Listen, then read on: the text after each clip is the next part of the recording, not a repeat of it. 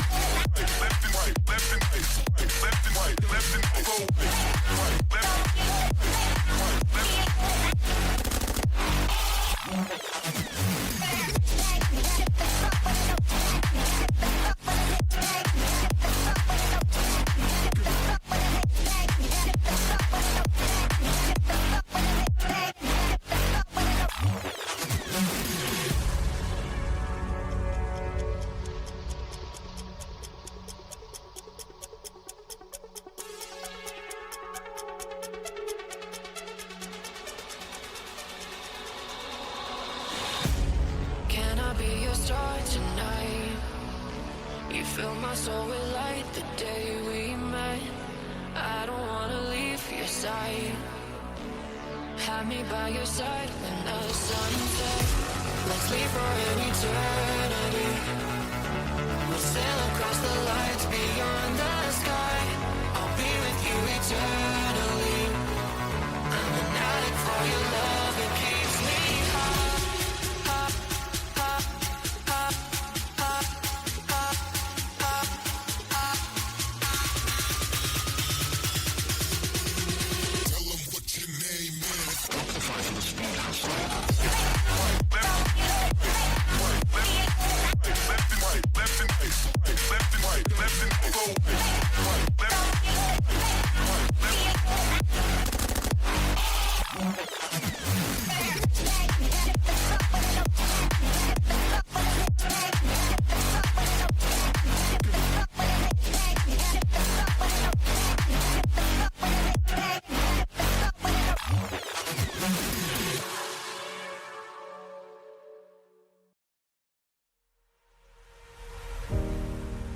Nothing could have prepared me for the high stakes heartbreak that surrounds me.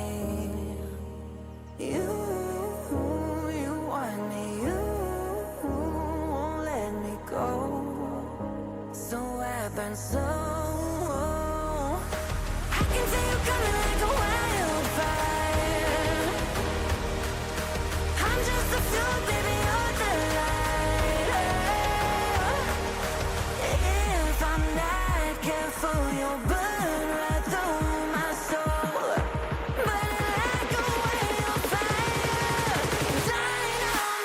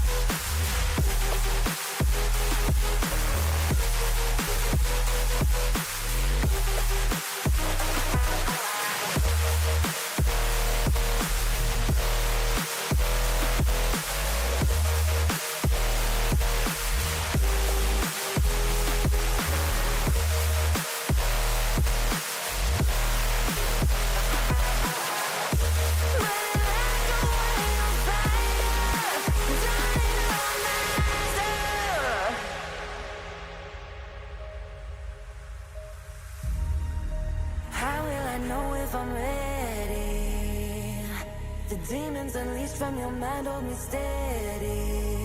Yeah. 'Cause you want me, you won't let me go. So I burn slow. I can see you coming like a wildfire.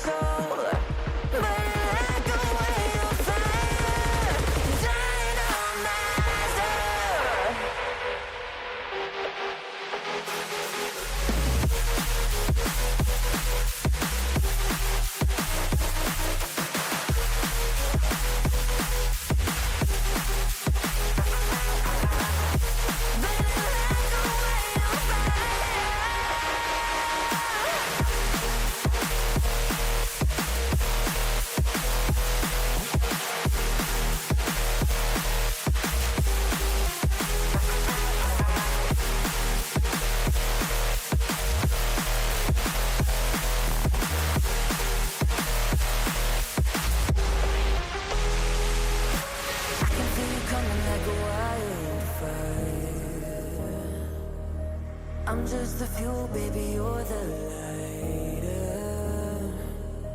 If I'm not careful, you'll burn right through my soul, burning like a wildfire, dying on my side.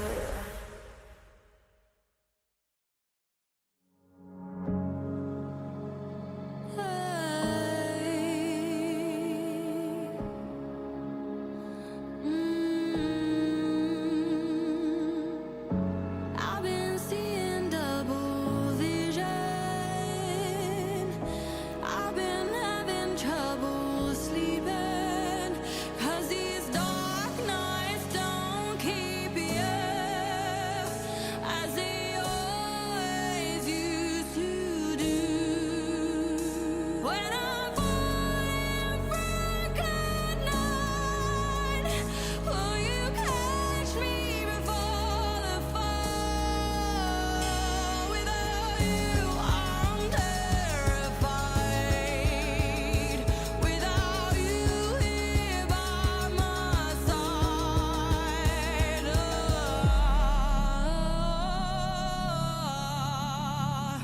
I'm so dependent.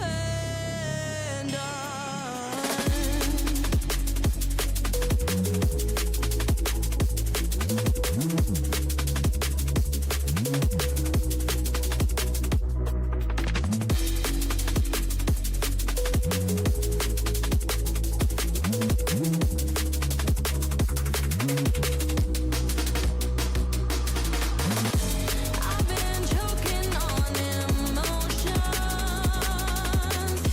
I've been tangled by my thoughts.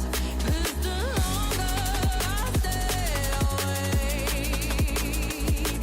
the further I am from you.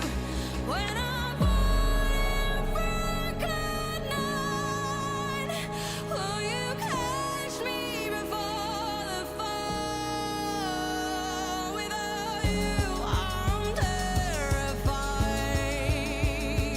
Without you here by my side,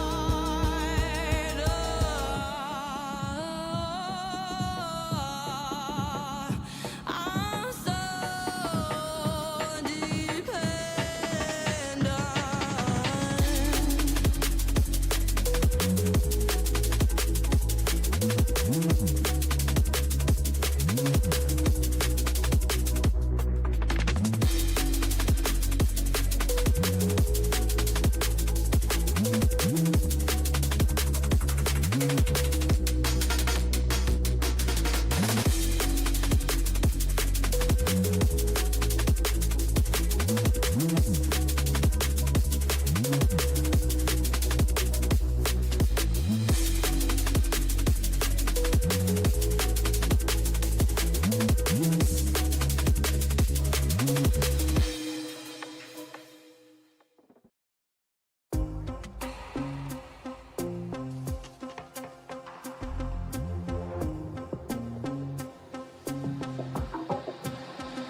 Why can't we ever bounce on the rhythm, yeah, yeah, yeah. You gotta make a move to me, baby, yeah, yeah, yeah.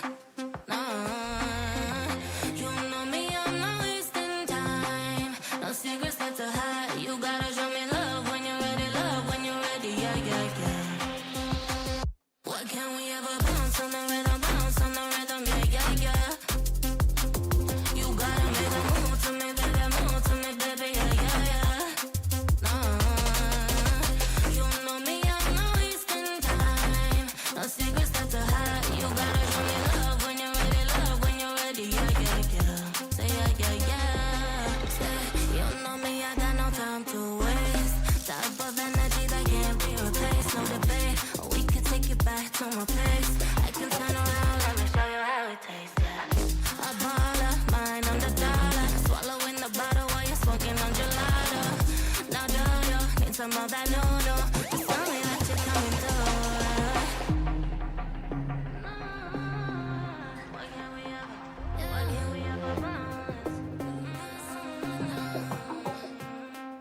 Why can't we ever bounce on the rhythm, gotta make a move to me, baby, yeah, yeah, yeah. Nah, you know me, I'm not wasting time. No secrets left to hide. You gotta show me love when you're ready, yeah, yeah, yeah. What can we ever bounce on the rhythm, yeah, yeah, yeah. You gotta make a move to me, baby, yeah, yeah, yeah. Nah, you know me, I'm not wasting time. No secrets left to hide. You gotta show me love when you're ready, yeah, yeah, yeah. What can we ever bounce on the rhythm?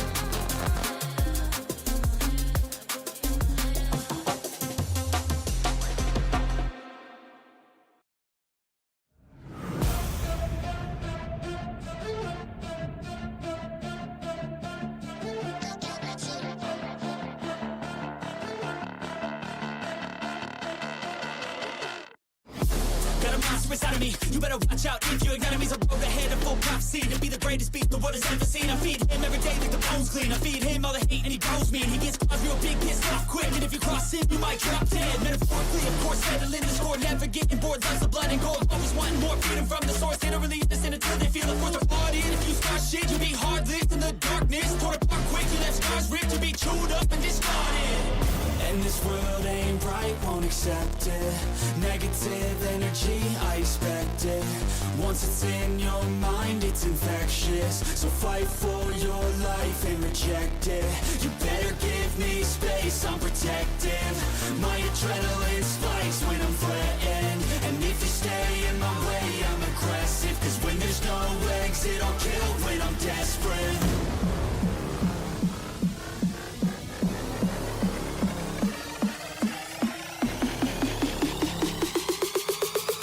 There's no exit, I'll kill when I'm desperate.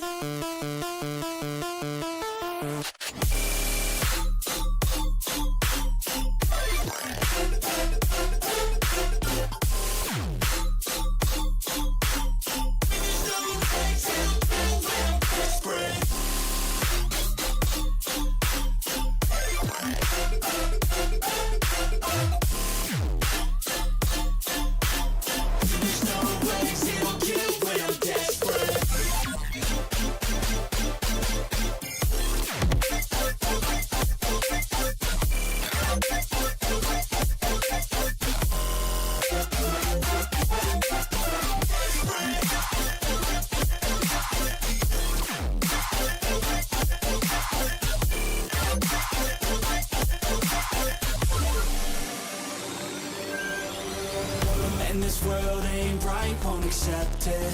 Negative energy, I expect it. Once it's in your mind, it's infectious. So fight for your life and reject it. You better give me space, I'm protective. My adrenaline spikes when I'm threatened. And if you stay in my way, I'm aggressive. Cause when there's no exit, I'll kill when I'm desperate.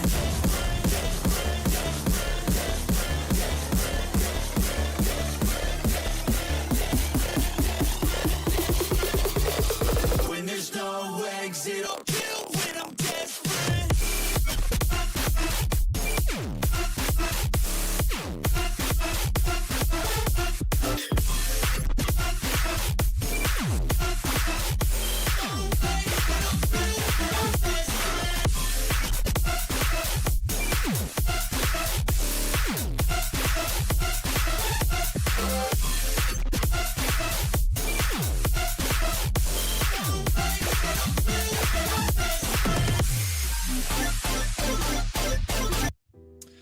Good morning, good evening, good day, good afternoon, good night. Wherever you are right now, welcome to Project Horizon, bringing you VCT China action here in week 2 of stage 1. My name's Crafty, and I'm joined by Rigger to bring you the first match of today, which is Chila Gaming versus Nova Esports. How are you doing, Rigger? I'm good. I think pretty excited for today's game. I think XLG has been in pretty hot form as to be expected starting in this season. Nova struggling a bit, but it's going to be definitely an interesting one. Yeah, it's gonna be a big one. I think for the tournament repercussion, as this tournament matures and as the weeks tick by, we get closer and closer to that sort of epicenter week 5, which is the playoff week. So these teams are fighting and scrapping for every single last ounce of advantage to guarantee themselves good playoff slots, playoff seeds, all the like. So I'm good. I'm excited. It's gonna be I think a good day. Doesn't necessarily feel like a good day temperature-wise, but it's always just better temperature-wise somewhere else in the world. But yeah, we have Raga and Swagzor. We had a lot of speculation about Swagzor. How do you feel about Swagzor? We had a bit of talk about it in the pre-show. Yeah, I mean, I want to touch on him in just a second, but now that we got the standings right over here, I do want to talk about the importance of this match once more, because you already hinted on it. This is maybe Nova's last chance to really have a chance on making playoffs.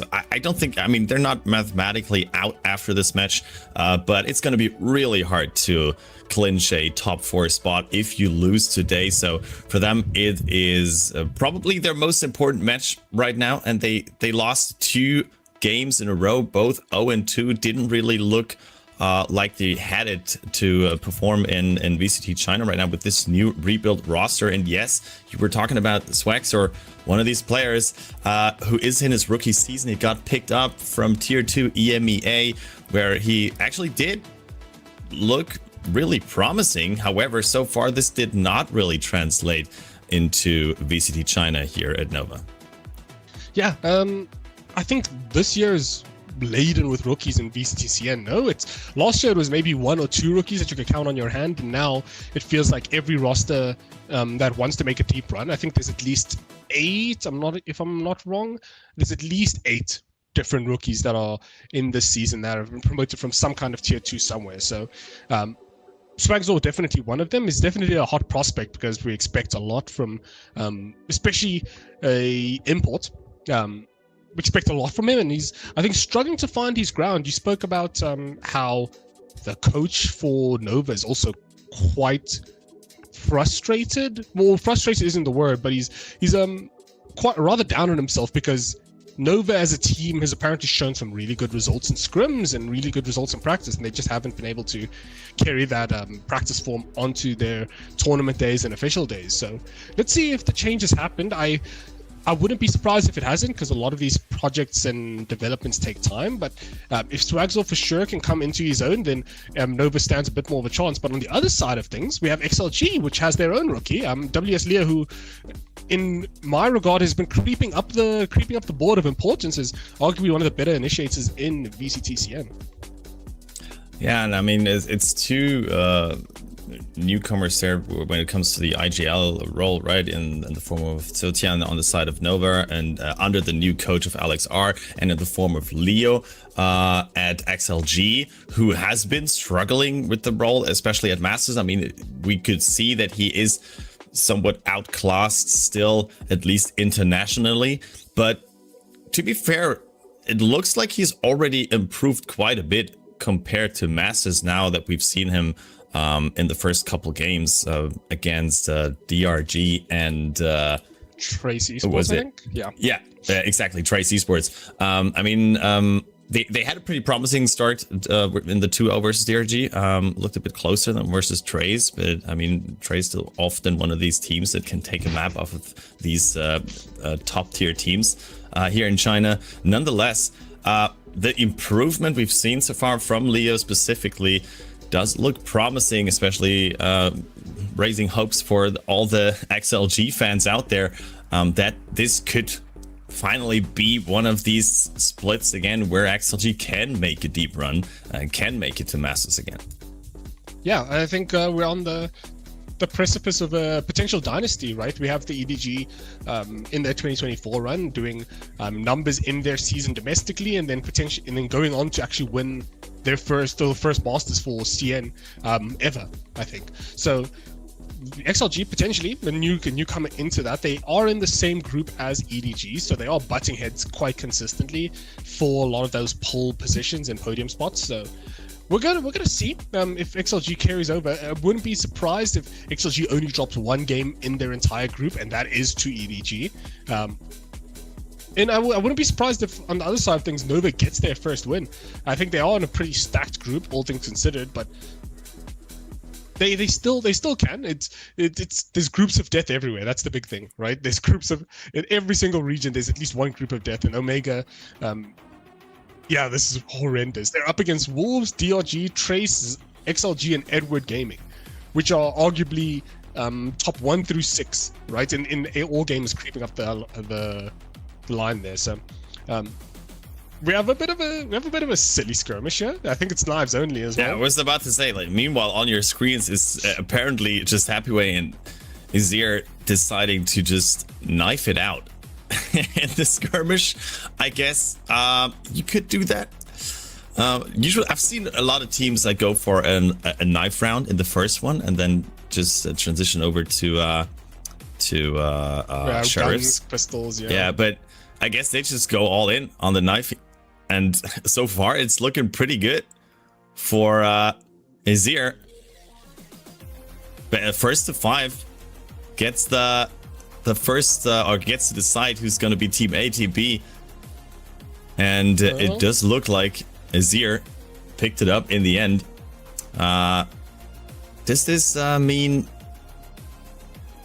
Is that an advantage to you already? I think you had an interesting theory regarding skirmishes and match results. My theory is skirmish wins equals map wins or match wins, right? So what that means, in my mind, oh, this falls apart basically immediately. That means that Nova won the skirmish, so then they're gonna beat XLG, but literally every single aspect of that phrase is incorrect, because not only is XLG ahead in the head-to-head, they're currently 2-1 ever since franchising started. Nova is currently 0-2 for the split. XLG is currently 2-0 for the split. They have a bit of coaching or performance anxiety, it seems, from Nova, so I just have to stand by my guns. I have to be like, oh well, the heart of the cards in the skirmish says otherwise. But as we go into map veto, Haven binds followed by splits, pretty standard, pretty well tested, very familiar path for a lot of these teams, very familiar path for VCT. Nova picking Haven, opting to pick first and then closing it out on split, and then XLG picking bind. Their bind was an excellent showing. I think their bind was. Yeah. If I'm not incorrect, they were 10-2 at the half against Trace on bind, and then they proceeded to win 11 rounds in a row, or 10 rounds in a row to bring it to 12-10 before Trace mounted a comeback. So XLG's bind looks very, very potent, very, very strong. Nova's Haven, I think, leaves a lot to be desired, but not the end of the world if going to that map. I think it's a very good comfort pick for them. And to be honest, Sheila Gaming's Haven leaves a lot to be desired as well. They have not won it at a single time during this year so far. That includes both kickoff and and Masters, where they played it twice, lost to NRG 13-2 and G2 Esports 13-3. That does not sound good, to be honest, but I guess that's why Nova decided to pick it here. Maybe taking the advantage here early in a series is very beneficial, especially if you're the underdog like Nova. Yeah, hammer in on basically any weakness you can find, which is an international gap that has been exposed in a map pool. So I think it's educated. I think the one side effect of it is, hasn't Haven just been in America's map for a while? America's pioneered the Viper comp as well, and then it was adopted by Gen G, and then America's also pioneered the double controller on Haven. They also pioneered a lot of the breach tech that you're seeing on Haven. So I think I don't know if it says more about the strength of America's Haven, or if it says more about the weakness of XLG's Haven, rather. So we'll see. But Nova feeling very confident, willing to pick it first, winning the skirmish and picking it first, instead of giving over the first pick to their opposition. As the walkouts are going to go, I'm gonna have to press you for a prediction here. Who do you think wins? I mean, I want to see a good showing from Nova Esports as they walk on stage right now.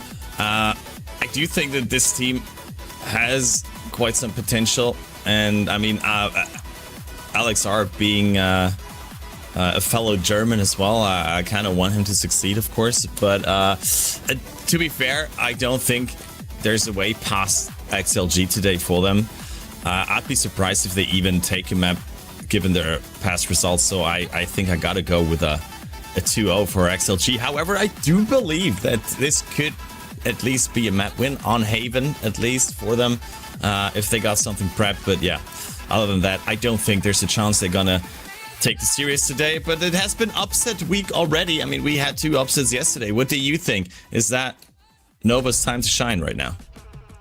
I think potentially there's definitely room. I think it's one of the things where the constellations don't really line up if you're an XL or a Nova supporter, because historically you're down, on paper you're down, in form you're down, right? There's a lot of debuffs that are actively happening to this Nova side. You have scrim anxiety, you have performance anxiety that's coming in, and it's going to be an uphill battle. Let's see if they click into the form that their coach is expecting of them. You, like the majority of the casters here at Project Horizon, have Predator XLG coming out on top here. So, and not a lot of non-believers, just a lot of people who are erring on the side of namely recency bias, namely current form, like a lot of extenuating factors that are dictating XLG to just be the top team coming out of today's game. But we're going to see. Do you think that we're going to see any crazy comps? I think the meta is, as the weeks tick by and the weeks roll by, we're getting a lot more solved identities on how teams want to be playing the maps. Yeah, I mean, for Haven, I could imagine this to be a mirror matchup if they go for the solo duelist Neon comp with the Sentinel again and the double controller with the Viper. We've seen that from both in their recent matches. I mean, also in week 1 of Nova's loss against DRG. They did pick up Haven and played that exact comp. So I kind of expect that to see again. I mean, we're certainly not going to see something like the Yoru, right? That has fallen out of favor for pretty much every team internationally.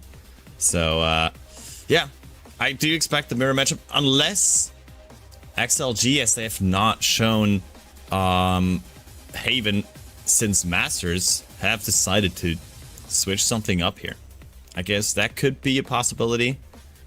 But given their team, I kind of do expect a double controller Sentinel comp with the Viper and yeah, the Killjoy. So yeah, and that's exactly what we get. There's some mirror matchup. We get mirror comps. No Okay. surprises. Yeah, no surprises at all. There's this is just I think the standard way of playing. We sort of reverted back to Gen G style of play. So this is the iteration. We mentioned that America pioneered this. This is the God. Right, I refer to this as the God comp. The double controller with it was Jet at the time with Sky, and then also it's had a lot of adaptations as Sky's been changed, and a lot of the controllers have been changed. So we're going to see the sort of tried and true method. This comp, I think, in Masters when Yoru was a thing, had one of the lowest non-mirror win rates. I think it was something like 20 to 30%. Don't quote me on that. Casters are bad at math, so. But it did have a very low win rate across the board. Just people are struggling to deal with that double duel. So now that you're dealing with something slightly more ace or slightly more symmetrical, I think you're going to see a lot more of this comp. Killjoy still being the premier sentinel of this, where I think there's room for Vice to be picked as a sort of counter pick, a second layer in terms of the meta. Or rather third layer in terms of the meta, because I think the meta is still geared towards that double duel, the Waylay Neon. Yeah, it's gonna be interesting. There's a lot of stakes on the line today.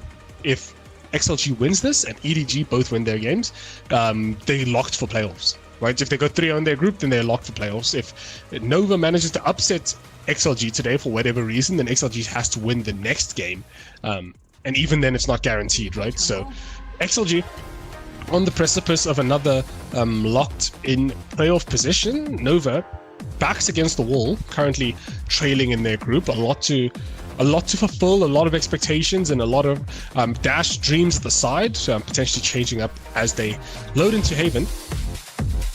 For the first game of this Titanic clash, it's currently 2-1 in favor of XLG. This is Project Horizon, this is VCTCN, and this is Nova versus XLG. Yeah, and a lot of weight on Nova's shoulders right now as we see pistol win rate so far. Certainly prioritize the side of XLG right now.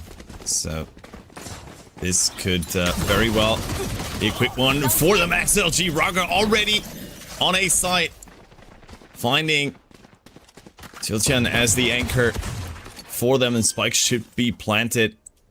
Got any issues as Nova will have to go for this 4v5 retake, but still unsure whether it could be a potential flank.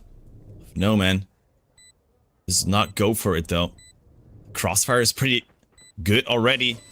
Can they break it up somehow? The stun is decent, but Leo finds a quick one. A great double kill. And the third from Azir as well. What was going on? That was way too quick. But in the end, yeah, you like, why do you still go for the little shout out over there? Well, it's interesting, no? A bit overconfident there. The idea behind this comp is you want to be playing for that very fast flood and fast retake.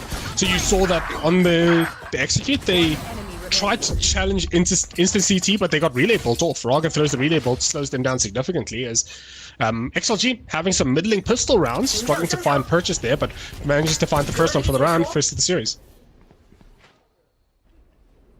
Yeah, this look kind of messy, but almost managed to make that retake work. Like this Viper wall there from Nova, but they do give up a lot of space on C already, and almost find the pick onto green. Spike will be planted. The stack on A was avoided by XLG. Yeah, XLG with their pretty conservative buy, they're doing the sort of pseudo FPX or adjusted FPX buy with having that pistol and then multiple light weaponries. Raga opting for the Marshal instead of the Outlaw as well is also an economical tactic, right? You only need 101 on most situations if you gamble that the enemy team's going to full save. So plants down 5v5, and I think Nova's wanting to gamble to die to Spike here. This is just going to be Leah trying to hunt someone down. He's able to get a couple more kills. Lysor actually has to switch over to the classic. Is being taken down, but both Tiltian and Guan will be able to execute themselves on the spike. No surprises and follow-up round, but this does allow them, this buy that you mentioned, to go for a pretty decent bonus round now. Being able to buy 2 more rifles with the 3 weapons that they brought into the next round.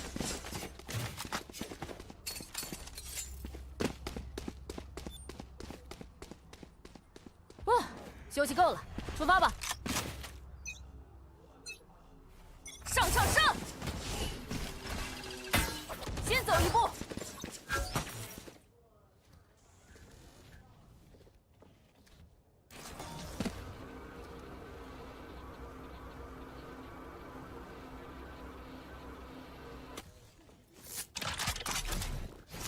The drone does not spot anything there from Xiaotian.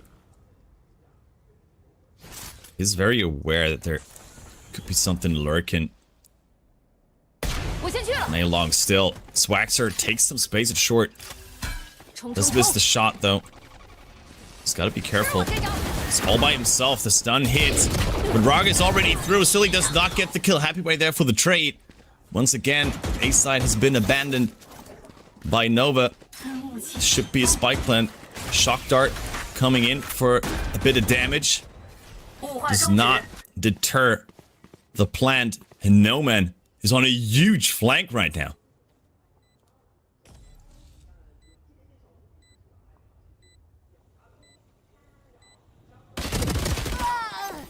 放蜂群手段。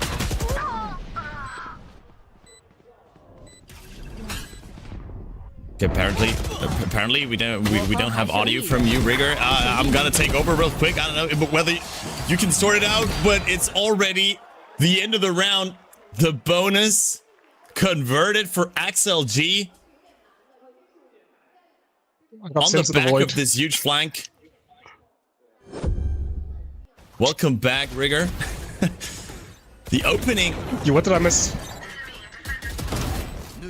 Wait, no man bought so much time for his team there, and even though Sutian had a huge entry there from heaven, in the end it's just Lysor cleaning up house. A 3-0 start, sending them into an eco immediately. This does not look the way Nova expected this to go. Currently 3-0 on the first 5 rounds of this, and we have WS Leo and the Omen with both their ultis inactive, or both their ultis active, and Nova has no ultis to speak of, right? They're struggling to find any kind of purchase, any kind of map control. Is XLG sort of in full control of the map? They're exposing gaps where they're creating gaps and exposing them at the same time. And they're going to opt for this B plant. They have the Sova ulti. It does make sense, but it's a bit wanting, because this is, if you're ready for it, this is arguably one of the more retakeable sites or easiest ones to flood onto. But it seems like Nova has a different approach, acting rather reactively as opposed to proactively. Yeah, they do have the turret there, and No Man finds 2 off of the contact. The paranoia doesn't really do much there as Leo is ready for his ear as well. Does go down though. Once again, there is a flank in motion already. Rarga picks up the last one. No retake for Nova Esports. She like gaming, looking cool, calm, and collected in these first couple rounds. Yeah, in full control of all of their faculties, and full control of absolutely every single ounce of this game. They've explored absolutely everything. I think they've gone B1, C1 since 8 twice. Early timeout, the flags, the parachute gets pulled quite early. Something that the coach wasn't quite happy with. I imagine it has to do with just the way they're moving around the map or how proactive they're getting. I wouldn't put it past them.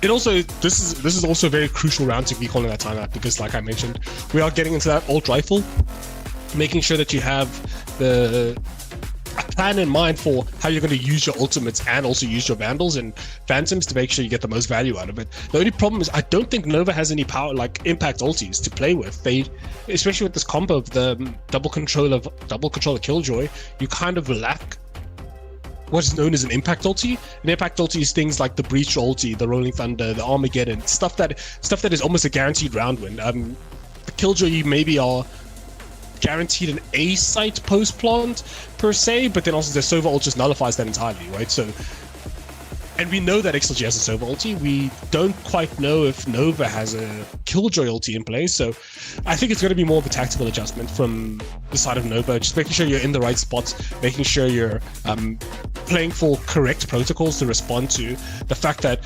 XLG has effectively done a round trip across the entire map.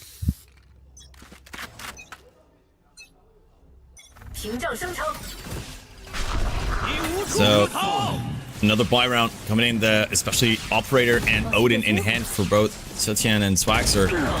Could make the difference here, but it is a quick execute from XLG once again. This time Juan ready for the push though. And Green finds another one towards Garage. Able to hide behind cover. Giving up some more space. The wall could potentially help him. Oh, he is tagged by the dart though, and goes down. Versus Snowman, site secured for XLG. Swagster and Sutian are close by. It is a 2v2. You have the big guns. Operator not really the one that you want to see here, but Swagster picks up the rifle. Goes for the duel. Is aware for Leo as well, who misses the shot. And finally, a round on the board for Nova Esports. Yeah, good adjustment. Just based off of map state, I think that's what they've been trying to do since round 1. I think they've been trying to get that early pick into CT, contest that space entirely, play towards any kind of extremity or secondary entries like through garage, through B site, and then from there, once you have one of those major arteries, then you can actually play through CT, and that worked for them finally. It took them a while. It took them a while to find their purchase, but Nova gets around on the board, a 3-0 averted. Still looking at a pretty tall mountain in terms of the Goliath that stands before you, but things are looking slightly more feasible as we finally have an operator and an overdrive sitting in pocket for Swagzone. Yeah, a couple ultimates available for them. Also, the Hunter's Fury from Xiaotian ready for a potential lockdown as well on the side of No Man. If he tries to use it. Looks like they're gonna shift towards C rather early after this contact on A. Swagzer does get the cross with the Viper wall. In dividends for the enemy team there. And that's a big kill, right? You see that the entire team is rotating over to try and manage with that A space that they've just suddenly lost. They've set up their default and their lurk towards C by having their Sova ready to contest anyone who tries to aggro down C long, and then they just have to re-clear A, make sure that no one's walked up there, and now they're regrouping, collapsing the stack a bit more into the C hit. It is a C split, but it is a C stack as well for Nova. Do they want to fight this early? Yes, they do. Green gets the first one, and his Zero locks, waiting in the wings. Pick up the next one. Lysor, though, fighting back, gets 3 for himself. Making this a 2v2 once again. It is Swagzer and Xiaotian to go for this retake, and the overdrive for Swagzer is enough. Second round claim for Nova. It is close, but they are finally managing to fight back. A big change up here. They've actually adapted from the standard idea of just fighting onto sites and making sure that you're holding literally every single space, like C long and B long and etc. And they've adapted to changing to holding chokes instead, right? So you saw that last round. They were holding back sites, and they were specifically making sure that they were locking down that entrance from garage onto C, right? They're making sure that if they try to aggress through that space, then you molly, make sure you cause a lot of havoc and do a lot of chip damage. So Nova definitely made it a big adjustment in their timeout, and they're finding a lot of value from it, and I think that's what procced the XLG timeout. It shouldn't have been as close as it was.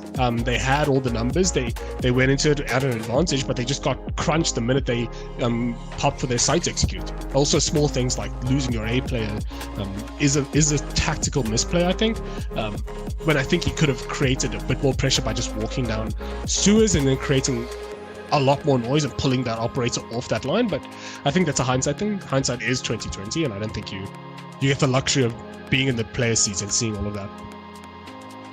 It is a pretty early timeout nonetheless there from XLG after losing 2 rounds in a row. Coach Voya immediately trying to get them back on track on this attacking side. It has been a couple of close rounds, and it does look like they are trying to hit that C site later in the round after creating some pressure on A. We've seen it a couple times now from them so far. It only really paid off once. This time around, going for more of a default approach here. The turret invested in mid, but Azir already claimed some space. Has not been detected by this turret. This is huge for Nova. He whiffs. Oh, big whiff. Oh, that whiff could cost him dearly, and he goes down eventually. That would have been huge for Nova. With that, another pick for XLG. Early advantage. A great movement from Green already. Looks up into Cubby, but decides to step out. Gets hit by the sun. It's a good snake bite. Buy him some time, but now there's a snake bite of their own on the side of XLG. Just running circles around Nova right now. Ending up on that B spot as it looks like. Being able to get outside. What is going on? How did Raga get that one? Check him PC. Through the smoke. Swagzer goes down. And this looks like a safe for Nova. Yeah, sort of plucks that kill out of seemingly nowhere. The one benefit of the double controller is that you play for that spam, you tend to get rewarded, especially if you're playing into heavy phantoms like this side of XLG is playing for. But you mentioned running circles around, and that's I think a pretty good summation of what is happening, where they're basically doing a round trip. They kill the person mid, they rotate towards C as a response, they find the C long player, they rotate towards B, and then they find the A rotator. So XLG doing everything that they can right in a lot of these spots. Is Nova just being caught in a lot of individual moments. Look at how far those X's are. Look at how far those deaths are. Losing someone in grass or C long and then losing someone down mid is a bit wanting. Those are very untradeable positions. You can't really influence the game as a collective from those spots. You're gambling on a lot of individual inspiration carrying you across the line there. XLG, individually inspired in themselves, will gladly take those kills and add another round to their tally. This shot was great. Yeah, there we see it again. Operator lost with that as well for the side of Nova, as we did see Juan go down in the end as well. No man did actually go down for whatever reason. But you just wanted to contribute. Swagster picks up another operator, apparently. Maybe it was secured after all. Like one. Gets the first kill of the round. Yeah, big opener. There's no man fishing. He's just going to create a lot of presence. The idea behind this lurk isn't to kill. It's just to root anybody that's playing around B into stopping, because then you have to basically bump the next person over. So no man creating a lot of presence here. I don't think he knows there's a bucking garage. I'd be surprised if he did. Odds aren't looking good. Close range weaponry in a close range fight versus a long range vandal.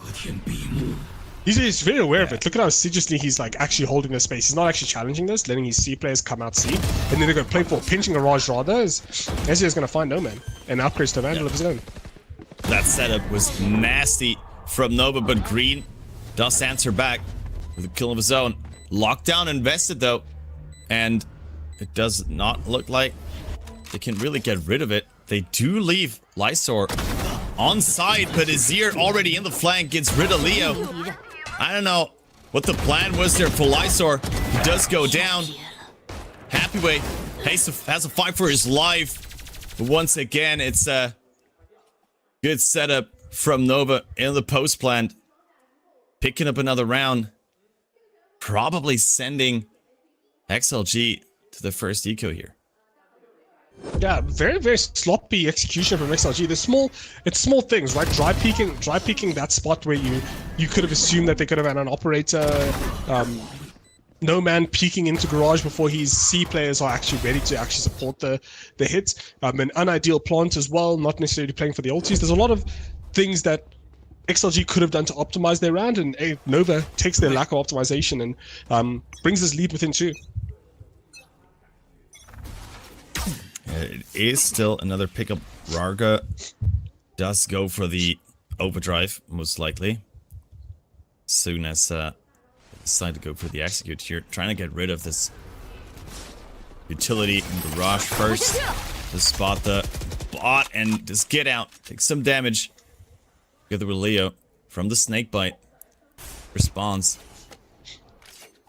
The turret. I think Happyway got spammed as well. Yeah, Happyway took a bunch of spam trying across that white wall. A lot of damage. The side. Oh, this does not hit the turret. What?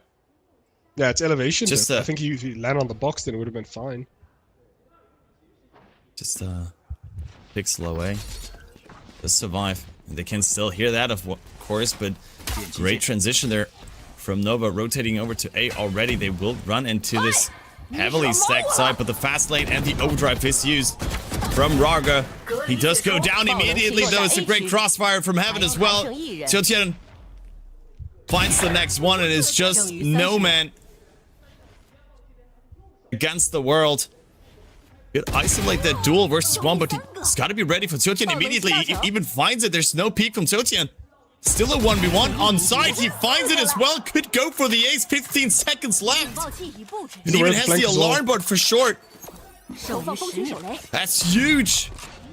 What timing? Does go down now. He knows where Swagster is coming from, and he has the operator as well. Was 5 bullets. contemplating whether he should go for the lockdown, but he doesn't even need it.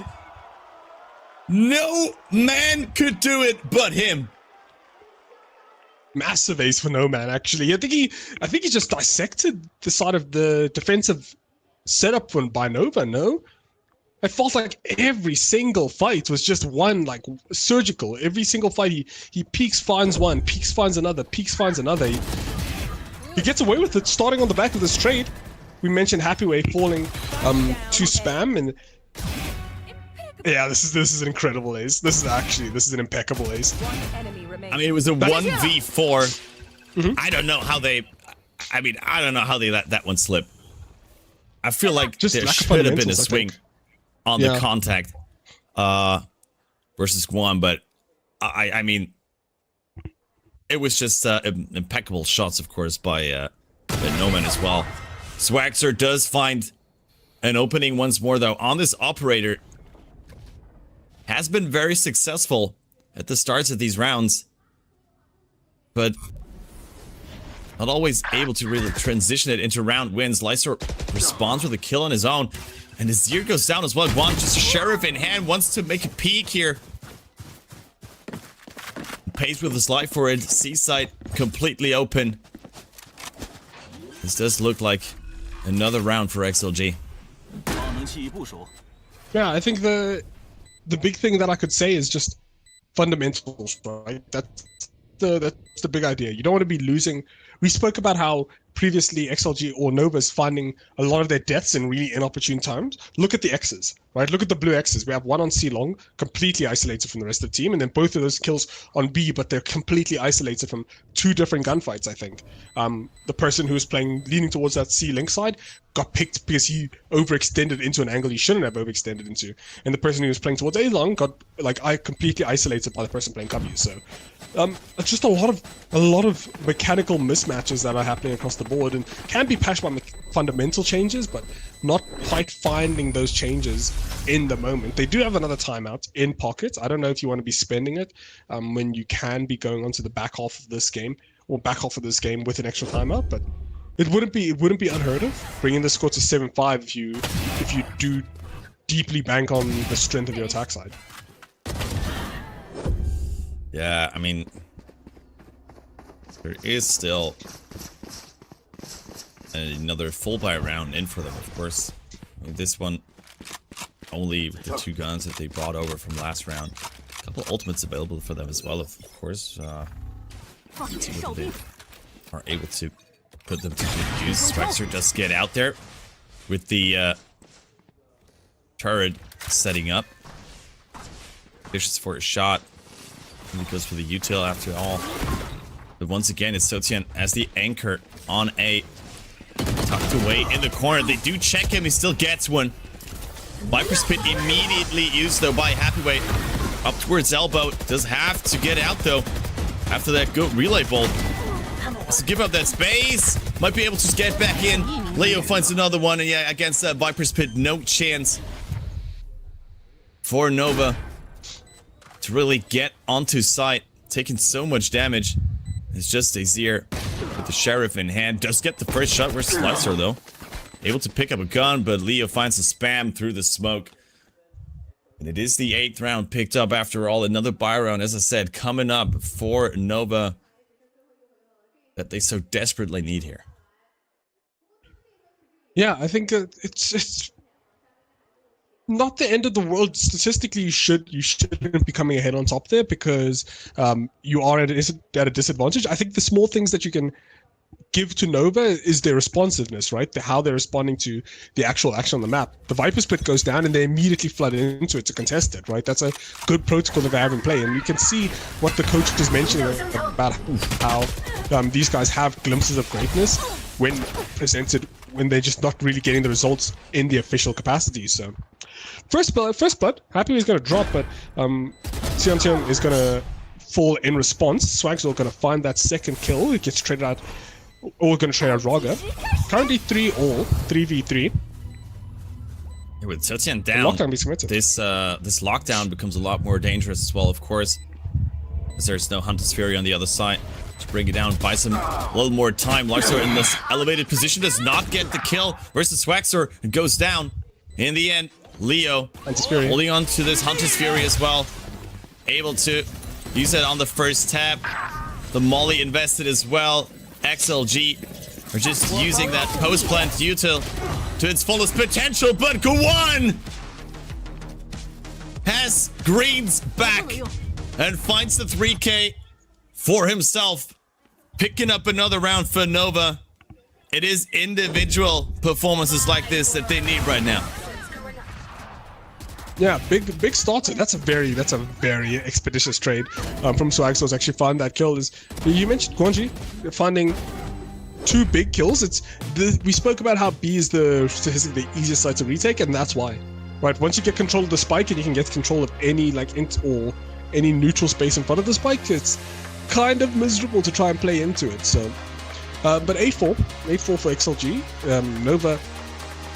The story of the Nova half is just individual moments of inspiration failing them at times. So they took a while to actually get started, get ramped up into this, and focus on this next one is not letting those individual moments get too bigger than your fundamentals, right? You need to make sure that you actually balance a lot of your individual prowess, a lot of your practice time and absolutely everything, and balance them with fundamentals, making sure that you are being trainable, making sure that you are putting yourself in situations where util is more effective and you don't have to rely exclusively on the gunfights.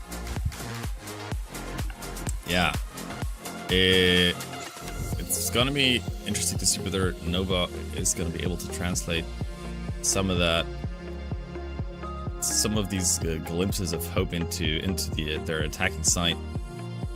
I mean, it's still somewhat of an uphill battle that they're gonna go through to come back into the series, especially if they lose this pistol round. It's a crucial one for them to get an early footing on their attack. I mean, I feel like you were mentioning it. The faces of the players speak for themselves. They look somewhat frustrated, but you can also see in these rounds where they show some of that potential, that they know what they're capable of doing. Just seems so hard to replicate for them in these officials. This round started though. They do expect a C push here from the side of XLG. However, it's No Man and Happy Way tucked in garage right now. Yeah, is Novus playing for this? So ideally you want to be playing for some kind of like 1-3-1, especially with this comp, like a very, very wide default. You don't want to be compressed to one lane due to fear of them walking down the other lane. So they've been playing this very compressed. I would argue it's like a 0-5-0, all 5 of them down the middle, and they're all going to group up and play towards a contact off of this change of phase. So we should have our regen util coming up offline pretty soon, as the drone's going to come through. Nova's trying to clear out all of A main, going to get denied by the smoke, which buys a lot of time for the rotate if there's any additional util, right? So keep an eye on Happy Way, keep an eye on No Man to see when the proc for the rotators. Swaxor has a huge position, but he goes down immediately. Swaxor able to answer with 2 more. This is a 3v3, but I don't know if Rarga has actually been checked yet. He gets a quick one on 2. Swaxor with a great trade from Green. Keeps the numbers even. Spike has not been planted yet. Only 19 seconds left, and No Man comes in for the second one. Great coordination between the two. And they do pick up the pistol. Worst case scenario for Nova, as XLG are looking for double digits.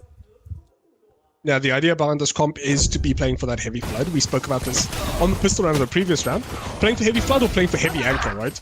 By playing for heavy anchor, that XLG did, you actually, if you can do any kind of damage, your C rotating players don't have to deal with full bodies, right? You actually delay a lot of the good plants, you delay a lot of the post-plant positions, because anybody that's playing in a main for post-plant has to get onto site to try and actually get the site first. So, good effort from XLG, as Rarga gonna find one at the judge, looking for another, gets 2, doubles his kill count, as No Man finishes the trifecta with the ghost kill of his own. Yeah, it was a great backup from Noman there. Allowing Raga to play so aggressively. Now Happyway is taking over as well. Spike secured. And they did spot a zero already. Hunting for him. Raga just using his neon movement there to distract. And another pickup this time from Lysor. It is a quick, flawless follow-up for XLG. Paving the way for a pretty decent bonus here for them. Yeah, they're very, very decent. I think it's sort of formulaic. You expect them to come out on top there. And, they do manage to come out on top. They bring the lead to 6 as well, as XLG 3 chances away from winning map 1 in Nova, 9 chances away from making this a bit more competitive. Opting to not upgrade any of the weaponry though, they do decide to just bunker that money they got in their pockets already. As Nova once again looking for a util in garage, as we've seen a lot of times from the side of XLG on their respective attack as well. And they did insert Swaxer already. Great paranoia to check him though, and that should be a kill, but Noman misses. Swaxer picks it up. Does manage to get out. No, he doesn't. Happyway there with the follow-up. Lysor trying to go for some damage, but in the end it's just a 1-for-1. Yeah, as map state's going to stabilize a bit, as XLG currently in a stronger position, right? As long as they can deny that plant, they're basically guaranteed the win. But Nova having to press the issue a bit, trying to press the issue on that A side of the map. See if we can get anything done. A lot of shots fired, but no kills to be found quite yet. Chip down is Happyway, but eyes on A. And a lot of regen shields there on the side of XLG as well. Both Nova and XLG actually. Yeah, state of the economy, right? It's pretty broken there. Yeah, and that is... Oh, a very optimistic peek there. Onto site, the spike blend has been cancelled even. And even the last flank, very aware of that one. Once again, XLG just dismantle Nova as time is running out for them. Yeah, that's a bonus converted, and like you mentioned, time's running out. It's what it's 4-11 right now. There's 2 more rounds, and it doesn't really get much better from here. Full shields gets upgraded on the side of XLG. You're forced onto a bit of a scrappy buy. You're forced onto the scrappy buy, which is the worst part, because if you lose this round, then you're forced on an eco the next one, or you're forced into another scrappy by the next one. If you win this one, you potentially find dividends. So desperation on all fronts for Nova. They did go for another force buy, it looked like, and it just runs straight into the meat grinder of XLG on the safe side. Not a single kill taken. They're just gonna hunt for them once again. Raga toying with them. XLG take 4 in a row on their defense. Immediately making this a 12-4 lead. 8 map points on Nova's map pick. Yeah, and on Nova's map pick, we get to match points. Oh, and the flag gets... The timeout gets called. Is it too little too late? That's the real question. At match point on a disadvantaged buy, does it make sense to be calling the timeout? Yes. I argue it does. So the reason why I think so is because we alluded to the fact that there is the different kinds of buys. There's the sort of formula, right? You have your first rifle and your second rifle, which is your ult round. If you mismanage your ultis, the game is over. But if you manage your ultis correctly, you could potentially get 5 ultis over 5 rounds. You can bring the score within 9-12 just off of ultis alone, right? So making sure that you actually use your ultis correctly. It is a bit late, but at the same time, I don't think the coach anticipated how the first half would go, and he was sort of saving it depending on what the end of the formula in the second half looks like. So It makes sense. If there's ulti to play with, then to focus on it, then let's keep an eye out on how Nova, what the adjustment they're going to make going into this is. They don't have ultis to talk. They don't have ultis to speak of. So a lot of this is just going to be coming down to some pack tactics, looking to see if they can find some early kills off rip, or even some really effective kills and drop some very key players in the links. Did they just leave Raga hanging for the fist bump though? That was painful to watch.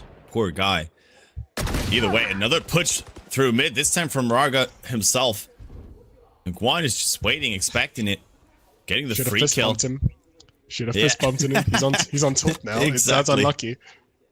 Yeah, it was like, okay, I'm gonna run it down mid, guys. If you I'm running it down. I've had enough. I do everything for this team, and you guys can't even return the fist bump. Oh my god.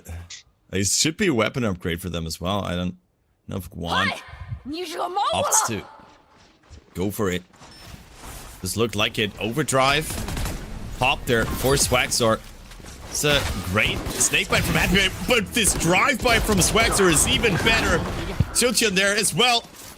And immediately Nova floods the side, gets the kills, gets the round. The first one on the board there for their attack.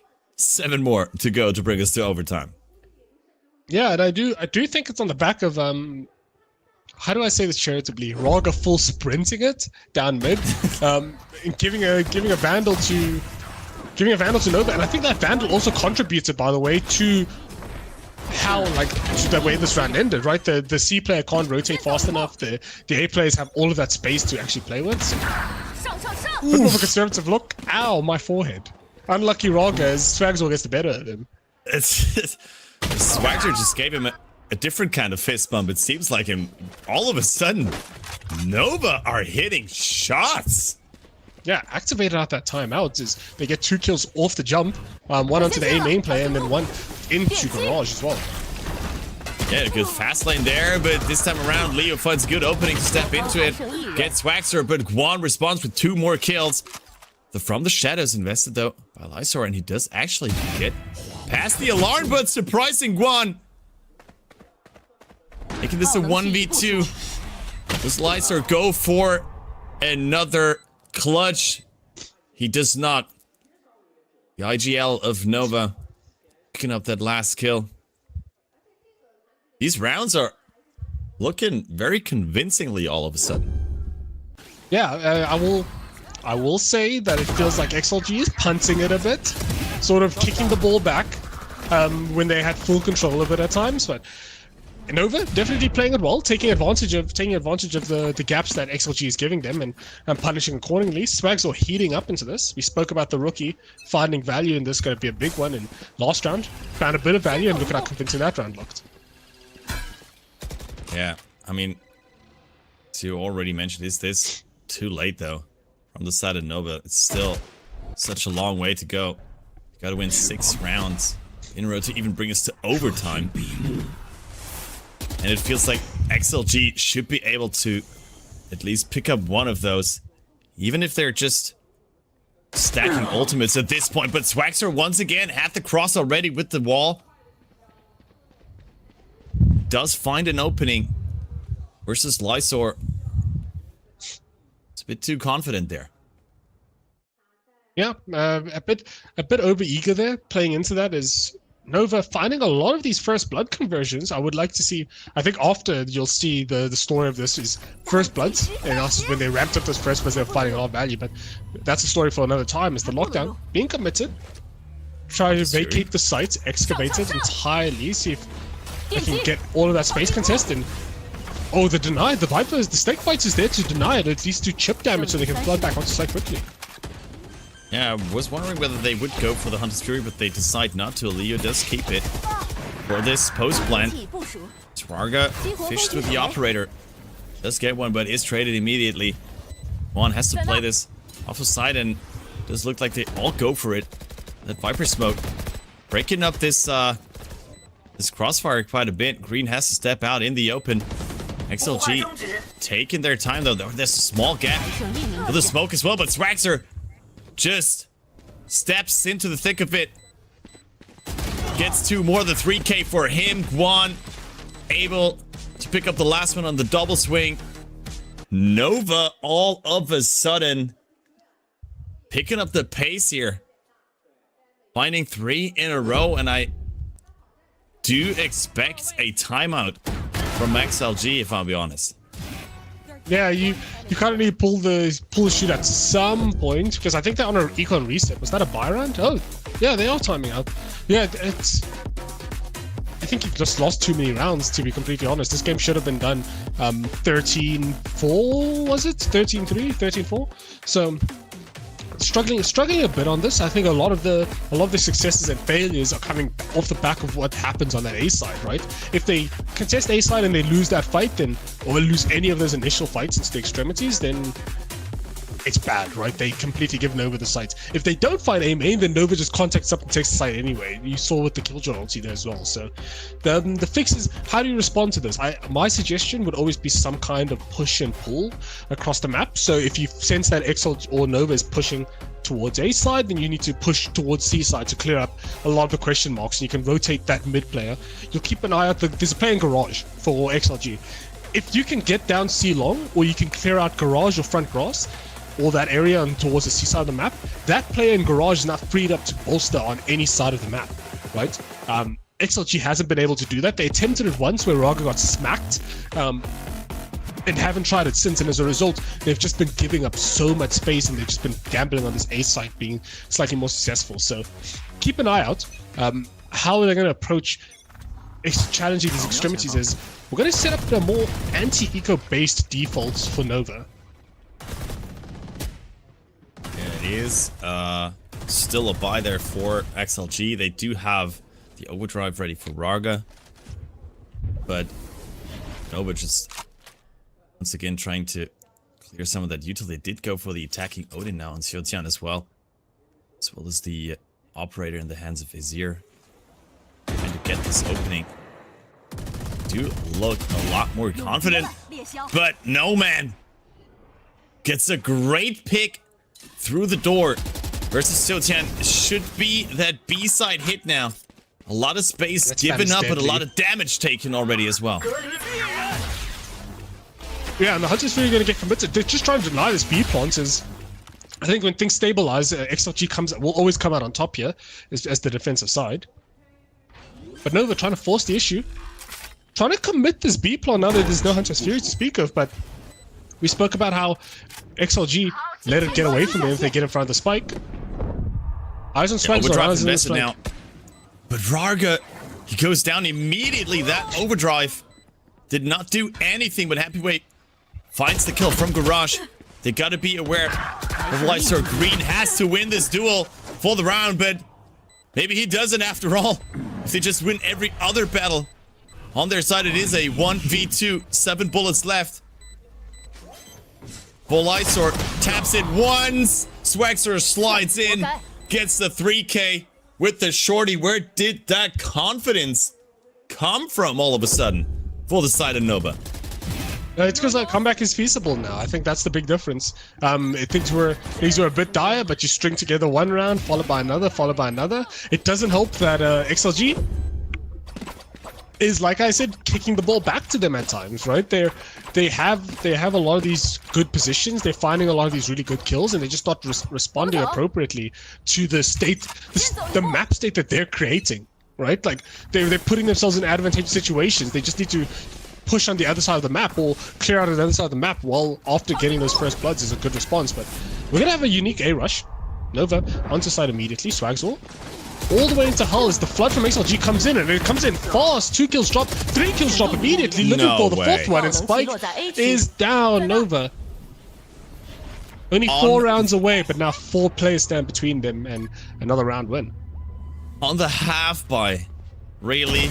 It was basically an eco, and Raga with the hero. Phantom picks up 4 XLG. This could have been over like 6 rounds ago. Come on. Okay, not 6 rounds, 4, I believe. But could have been over a while ago is the idea. Yeah, like, it was just they were just getting some extra stage time here for them. Swagster did pick it up in the end. Nova, in general, did look a lot better towards the end of that map, but I mean, we were already talking about it. It just was too late for them to really make the comeback happen with this 8-round difference. It was just too much to ask for. There had to be that one round that XLG would be able to pick up, and I mean, you could see it in Voya's face during the timeout as well. He was like, come on guys, stop trolling. I know that you can do better than that. And in the end, they find it a little later than expected, but it is the first map secured for XLG. Yeah, I think fortunately, the only differential between, we're thinking forward, right? I'm thinking in a hypothetical situation where XLG wins this game. Fortunately, them winning this game doesn't predicate on how many rounds they're in. Right, they're not in any kind of tiebreakers right now. Just winning gets them into playoffs. But this is costly, right? If this is the form that you're seeing in XLG's in domestic, where they're not necessarily closing out the games, that could be like a big pain point going forward. XLG taking forever, because they did this against Trace as well. It took them a while to actually decide that they wanted to win the game. They lost 10 rounds in a row before winning 11. So XLG, definitely a good team. They're a good team in their right. They're good enough to have won this game. Nova, a team that made them sweat a bit. Brought it from 4-12 to 8-12. Let's go! Let's go, boys! XLG! I got stun. One city, Come on, nice! Let's go, baby! Go! Let's go! Keep it up, baby. Yeah. Omen Viper low. Oh no, one more city. Oh, heaven one. Heaven. 1 HP. Nice! Nice! Let's go, baby! Let's go, baby. On there, Sova. Two on there. One graffiti. Under. 爆能期到手。One off. Play six. You have a Lambo, I think bro. 20 seconds. 警报器 Before. 手放风区手雷。 I got 5 bullet. Win 了吧？ 爆能器已部署。你劝几杠？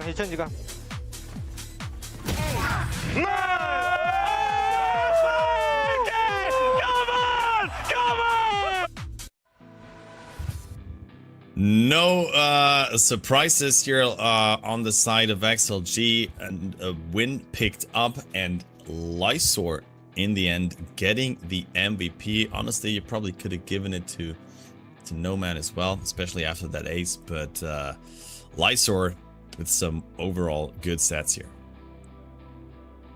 Yeah, definitely Lysor coming out on top. We oftentimes speak of how do controllers find their footing, how do controllers find their place in the meta, and Lysor standing up based off of kills alone, it seems. It could have been anyone, I think. That's the big thing. It could have been anyone from XLG, and we wouldn't have been too drastically surprised by the outcome, or at least who is designated as the match MVP. But Lysor definitely gets it, finding a lot of value in really critical moments for his team, and not far behind players like Nomad, I think, for sure, in terms of impact this game. Yeah, I mean, overall it was a bit of a messy map nonetheless. I mean, them having to basically tank 5 more rounds after their 12-4 lead, or 4 more rounds after the 12-4 lead. Then we can see the overall stats on the team. I mean, everyone on XLG was pretty close in terms of kills and ACS, right? It's just, yeah, Lysor who was a bit up there. But one player I did want to mention, and it's good that we see him right here, and he might actually get the Hexagon overall player of the game, is Swagster, because he was finally picking it up for Nova. He is that duelist prodigy that we were hoping to see for Nova. He did fall flat in the first 2 matches, and he finally was stepping up, showing some of that crisp aim as well. Yeah, Swagster is someone who we've been alluding to being a big factor in Nova's success, and I think he was a big factor in, especially then the half switched, finding a lot of the initial value for them. So I oftentimes talk about how 2025 is the year of the rookies and 26 is the year of the coaching staff. The coaching staff for Nova, I think, fully believes in Swagzo as a project, and I think enables him to be that player that he was today. So, doing the big, what is the phrase? Being a big player in big moments or big games, that idea. Yeah, Swagzo finds a lot of kills, and Nova gets 12 first bloods. I think we spoke about how that's the story of it. Nova getting a lot of those first bloods when XLG was defending and punishing us summarily because of it. Yeah, then again, I mean, I guess they would have loved to transition more of these first bloods into actual round wins. Then this map probably would have gone differently. And as predicted, Swagzer, there he is, the player with the highest overall impact here during the game. I mean, these stats are looking crazy compared to the average on the server for this match.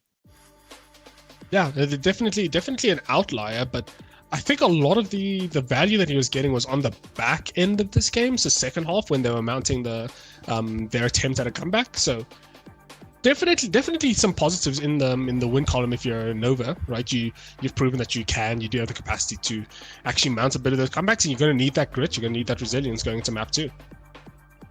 Yeah, map 2, which is gonna be a bind. Chila Gaming's map pick is coming up next. Can they close it out once more? I wouldn't be surprised if only casted 2-0 so far at VCT China. So this could very well become another one. Or can Nova finally win a map? We will find out after a short break.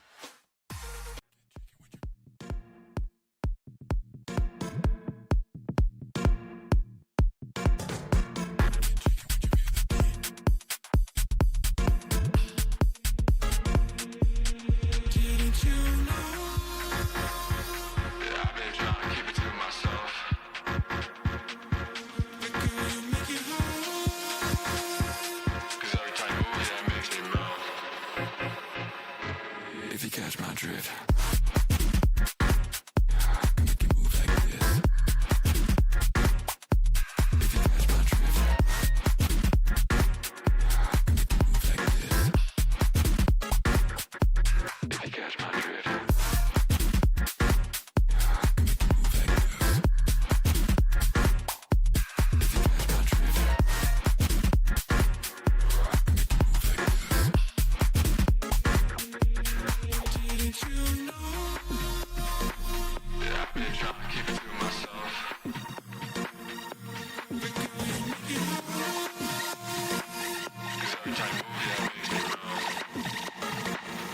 Right next to me, come on.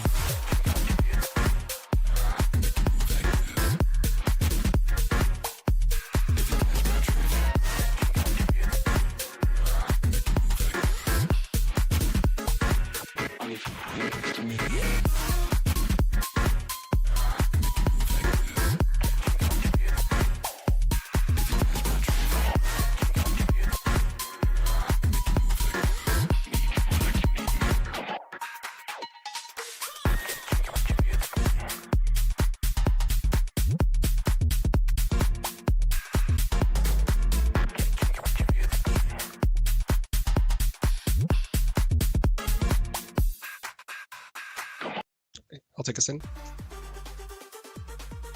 Welcome back, everyone. This is Project Horizon in association with VCT CN. This is XLG versus Nova Esports. I am Rigor, joined today by Crafty. Once again, it's currently 1-0 in favor of XLG as we head into map 2, which is XLG's map pick of Bind, a map that they struggled a bit with against Trace and also and actually ended up mounting arguably one of the better comebacks this entire split on the second half. So Nova in a position to actually capitalize on a lot of XLG's mistakes. I think that's going to be the big thing. XLG is good enough. I think everyone understands that XLG has a very, very high ceiling and a very, very, how do I explain this? Low unforced error rate. We should find like a metric for that stat, but XLG tends to have a lot of really unforced errors. They tend to give a lot of make a lot of mistakes that force Nova to actually just capitalize and win the rounds. So XLG's definitely look for how many times they're making minor mistakes going into this, but we're looking at the comps, the typical double skydive, the speed of light comp versus solo sky and chamber on the side of Nova. Yeah, you know what I'm worried about? This is the first time Nova's playing Bind in the entire year. They have not played it once yet. I think they banned it every single time. And now that the map pool has changed, they're forced to leave it open. And we have a 100% win rate XLG on Bind over here. So that is certainly scary if you're a Nova fan. But I don't know, maybe this has been their pocket pick, their secret pocket pick all this time. And they were just...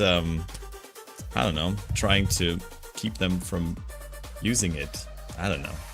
Yeah, this could be a rough one. This could be a rough one. I do like the comp from XLG a lot more, to be honest. As long as we're pre-nerf Waylay, you should run Waylay Neon as much as possible, because that shit is still good, yeah. Just busted. Did I just say the word? Yeah, that stuff is just busted. Yeah, you're not wrong. It is. The last time that Nova played Bind was against G2 in the Radiant Invitational in December 18th of 2025, which they lost, mind you. So definitely gonna be an interesting approach, playing an untested map versus XLG, who's shown that this map has been very, very well tested on their side. So map 2, XLG versus Nova, kicking off with a B-side pistol, it looks like, scaling down B-long as Nova. Yeah, something that we see from a couple teams now in defense on Bind in the first pistol round is them just hiding in spawn, having 2 anchors in play basically, and then just quickly rotating to the side that is being hit. And this time around, it is the B-side. XLG is there for a quick response, finding 3. Spike dropped in hookah as well. And No Man already pushing out. Going for that info onto Guan. He does have the headhunter though. Is being spotted, and Guan gets out safely. The rest of the team can just get into hookah as well. This is so hard to break up for Nova, especially with that flash recharged now for Leo. Yeah, and full control of the spike is XLG. Nova has a pretty tall task, and the task is too tall for the players, and goes the other way, goes in favor of XLG as Spike gets dropped in hookah. I don't know if that's the best approach to be taking the Spike, especially on your pistol. You kind of want to be keeping it boots on the ground as much as physically possible. So definitely a good start from XLG. They struggled a lot on their bind, so seeing any kind of improvements or seeing any kind of good protocol implementation is going to be a big thing looking further into the map.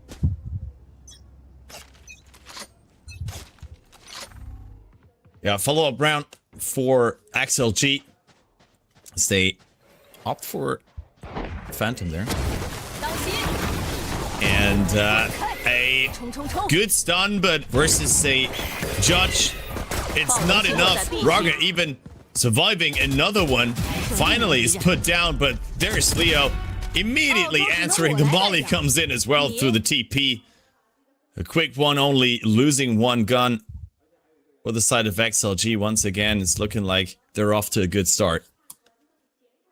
Yeah, definitely. This is, I think, the same amount of rounds that they had the entire defense the last time they played Trace on this. So to see them have made a lot of the adjustments, I think they're playing a similar comp as well. So XLG, I think, like I said, the first five are going to be pretty formulaic. The first thing that matters is going to be this round here.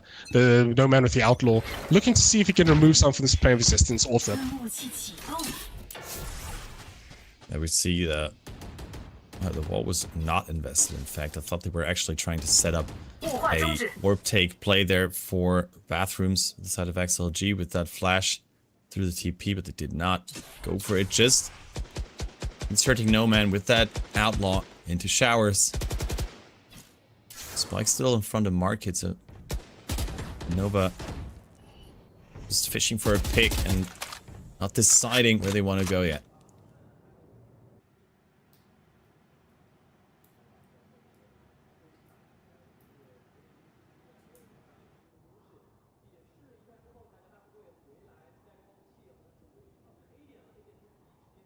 Where does Nova try to strike? It does look like it's going to be that A side wall coming up, and it's a sort of tucked in that small corner, trying to hide away in his own smoke, and he does get the good opening once again. Gets 2 even upgrade and out alive. Now being thorn in their backs, Nova looking like they're gonna drop another anti-bonus here. Zwarga opts to not push any further. Spike is still on the safe side, but Green goes down. Xiaoxian nothing left but trying to save his gun. XLG, another 3-0 start for them, as they even hand over the weaponry to Rarga. Beautiful execution there from XLG. And this is on the trot as well, right? It's very hard to stop, especially XLG. They've been proven to be on a very, very proficient side on bind specifically, and once they get going, it's kind of hard to stop them. So definitely gets scary. Scary scenes for Nova, as XLG getting a lot of momentum going into this, and WS Leo 1 round off of getting that Trailblazer, making things even more precarious for Nova. Managed to dodge the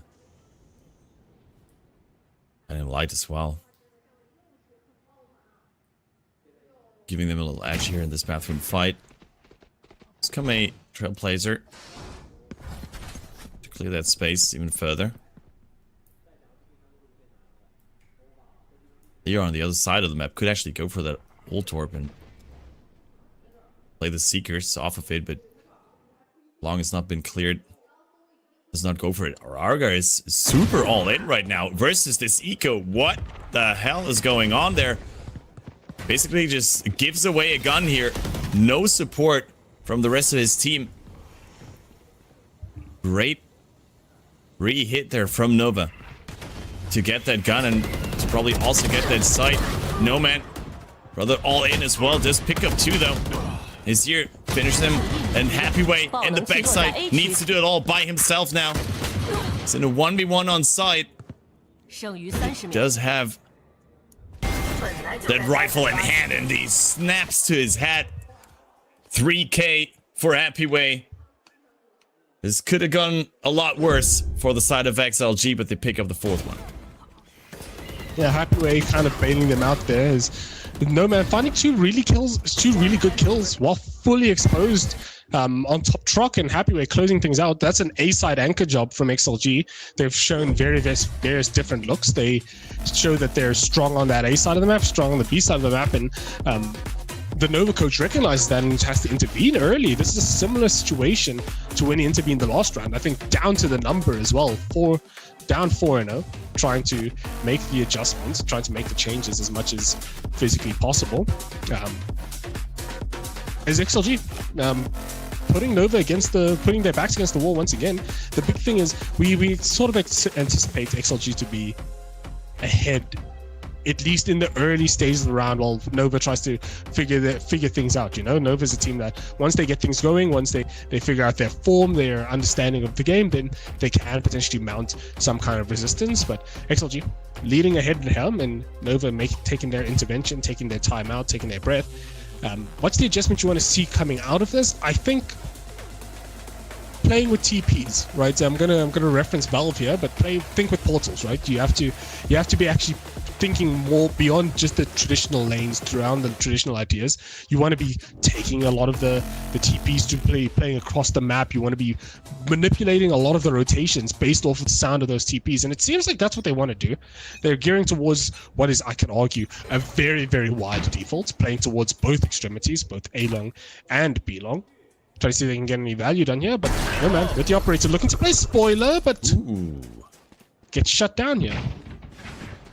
Big Juan picking up that operator for himself with a great opening, and that was also a good transition there from Swagzor. Almost picks up the kill versus Rarga as well. Is traded eventually in. Guang has got to be careful versus Happy Way. Spots him and gets rid of him. Operator down, and he tries to push for Xiaotian as well. In the end, a team ace. The side of Nova come back into this map, picking up the first round for themselves. I mean, a timeout certainly coming to fruition, as XLG were just trying to push into them, being picked off one by one.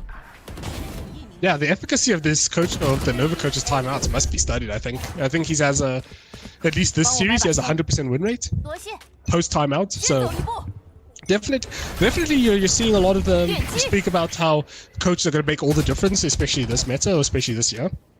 And you're seeing the Nova coach with 100% timeouts, I think, 100% timeout success rate, rather, giving Nova an extra lifeline, giving them enough time to actually mount a bit more of a stable competitive attempt here. But eyes on No Man, all the way scaled down, A short, has that deep operator line into jungle, looking to pick up anyone trying to catch on that rotate through spawn, but it seems like Nova's aware of it, rotating the safe way, trying to go through caves, and finish potentially on B. That is a Trailblazer that does only spot Xiaotian, though. Not a lot of info given over. Operator from Guan. Still waiting for an opening. Great Seekers. We'll give him a lot of info, and Leo can just spam through the smoke. Picking up too. The timing on those Seekers was absolutely excellent, and Rarga finds the lurker, the form of green as well, through the TP. Beautiful stuff from XLG, and that Guan can just try to save his operator, but he's even denied that. XLG in control 5. I think they're going to flawless this. No, this is if can he survive? Can he keep his vandal? Can he keep his vandal up? Because keeping the money would have been good, but Happy Way gonna nix that idea entirely. Finds the last kill. That's a flawless for XLG. That's 5-1 in favor of XLG, and that's a timeout burn from Nova. The ship isn't sinking. This is objectively a team that has been very, very proficient on Bind as a whole. WS Leo has been very proficient on the Sky as well. This is one of the standout maps for him. One of the maps that I regard as his best map in the pool at the moment. So XLG playing very, very effectively, playing to their strengths, and having bolstered one of the big patches that they had in their previous game, which is their weak A side, right? They have a stronger A side now, not being as punished as they were versus Trace. And they've actually looking to triple the amount of rounds that they gained. It does give them a bit of nature in this eco that they do have both the not Hunter's Fury, the Tour de Force, that's the name. My god, I haven't cast a chamber in quite a while. And Overdrive ready for them. The operator of No Man still in a prime position, of course. Once this wall drops, you gotta be careful. That's a good flash, though, forcing No Man off of the Drog. Overdrive pop, fast lane as well. to get into showers. Take some control, but can they take the fight for backside? They cannot. Lysor there to help his team. 喷雾器启动。 Wang gets rid of him, but the spike has been dropped in towards backside, and with that, pretty hard to recover for the side of Nova right now. Xiaoqian gets one, but is immediately traded. That's another good flash from Leo. Picks up the kill himself. 6th round on the board for XLG. 2 ultimates invested there for the side of Nova. Yeah, it gets to a bit desperate scenes, right? You ideally want to have one of these ultis per round consistently, but if you're spending 2 and you're not getting that round win, it's similar to buying an operator or buying 2 operators and losing both of them, right? The damage is long felt and takes a while to recover. They're just getting shut down. How many of these rounds have been? 证明自己。 Okay, so all of the rounds that have been played, not a single post plant has occurred, right? They've all been based off of eliminations or time exclusively. Swaxor finds a huge entry though. Gets the second one right after. Big shots from the rookie. As Noman tries to re-aggress towards B long and does get 2 more. Well, Lysor with that TP play out in the open. Oh, Noman follows it up as well, but Green is very aware of that. And XLG, off the back of a great opening from this young man right here, get another round on the board.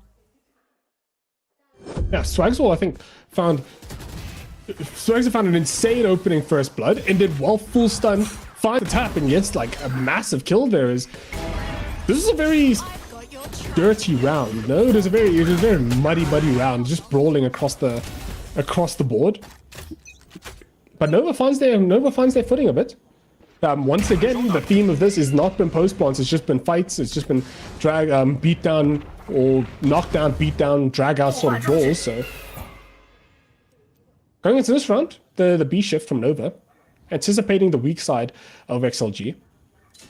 Happyway and Leo acting as stalwart, acting as sentinel, trying to hold this B site, potentially buy enough time for the A players to rotate, potentially through TP as well. 给我走慢点儿。 Moment, it's gotta be careful. Just get the saturate out, but it does not hit, and one just steps one further. 我先去了。 Even 长颈鹿电 finds 击 Happyway as well as the execute onto B site. It's in full motion. Swaxor once again leading the charge. And the rest of XLG already escaping towards A site, trying to save their guns.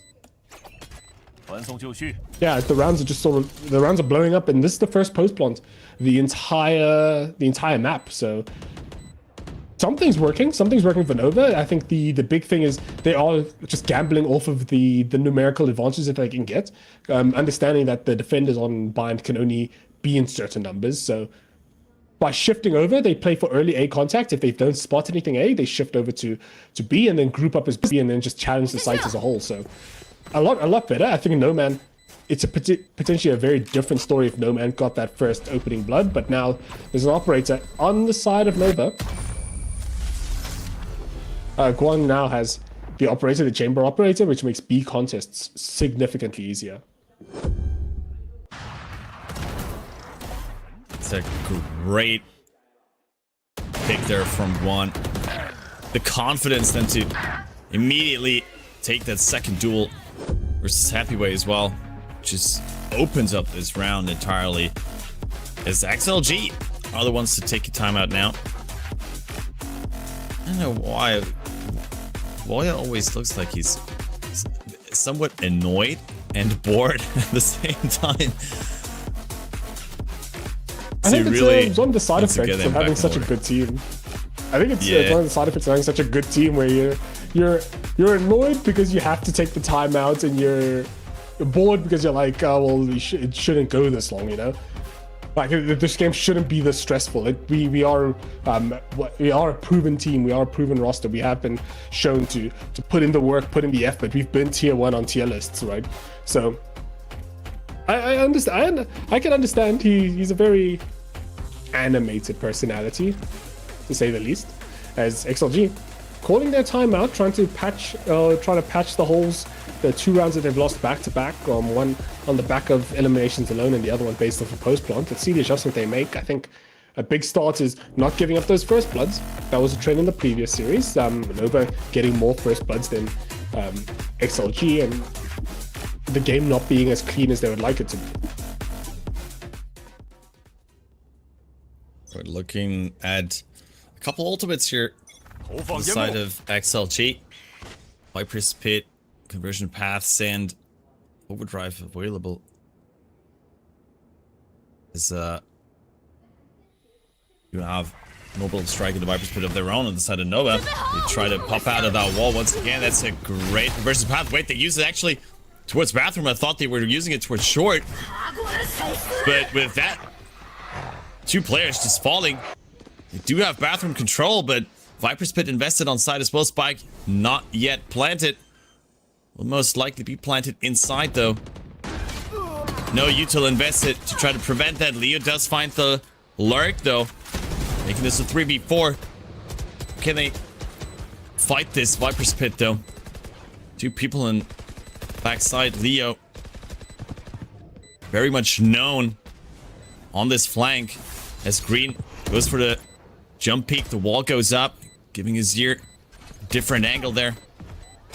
Does escape, but it allows Leo to pick up one more. Is here finally there to take it. And Happy Way finds 2 more. This Viper's Pit is going down. Enough post plant util left for Azir though to stall this out a little further, and I don't think Happy Way has the time to defuse it. It is the 4th round for Nova. Both do get out alive though.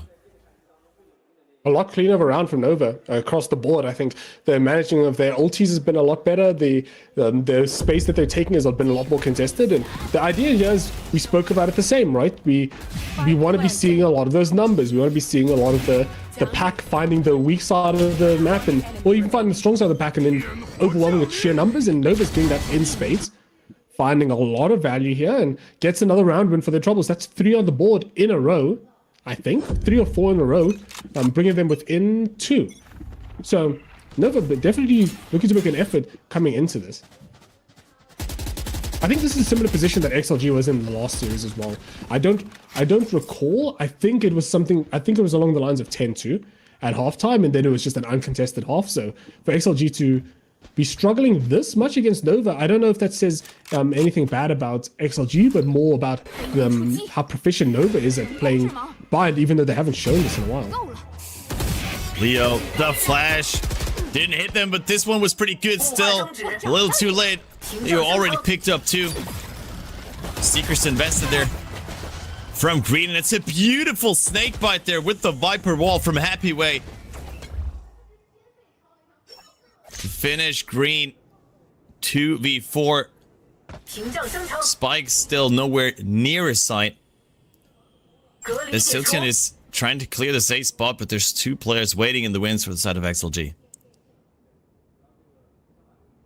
Yeah, off of the back of a very familiar pattern with WS Leo playing in Garden, trying to anchor and hold down that entire lane of the map, and finding 2 big kills, 2 potentially 3 kills. I don't recall if he got a 3rd one. XLG's defense holds. It braces, it doesn't buckle, and Nova in a very disadvantageous position, Spike in a very precarious spot, and being claimed. Spike down in a 4v2. They have not cleared Bathroom though. So Tian should be aware. With that TP invested, they're basically giving away No Man's position. Would have loved for them to maybe leave him alone over there, but he finds the kill nonetheless, so it doesn't matter. It's just 1. And the Outlaw, 8 bullets in his Headhunter. Can he find a couple more? Gets another one, but the Spike is just being diffused. Even though it's clean shots from the man, it does not matter. Halftime lead secured for XLG. Very confident. I think if you're Nova in this position, you're feeling very confident. I think there's a lot of things that people might be putting against you. They might be putting the prestige or the accomplishments or a lot of things against you here, but the aim is aiming. The shooters are shooting, and you have your Sentinel, especially on attack side, such as Guang, finding a lot of these very massive impact kills, that's a big boon. Because Chamber, in essence, is an agent that is based off of form and confidence. So Nova unable to really stem the tide so far. XLG further increasing this lead. You would love to see a 5th round from them here. I saw late Viper's Pit invested off of that sound in front of B, and it gives them a lot of room on this B site. Heavily relying on that space to be taken over in hookah. XLG not letting go. Seekers invested as well now. It could go for a fake towards B here now off of these Seekers. Transition over towards A, but there's not a lot of space taken from Sotian yet. And he is spotted in bathrooms now. Spike slowly rotating over, but will it be too late? they're running out of time here. 30 seconds on the clock is they do have to make a decision. Opting for the A is no man. Lightspeed refracts, try to clear out all the showers. Gonna spot the one, find the one, but at the cost of his teammate. Looking for the second, third, fourth on the horizon.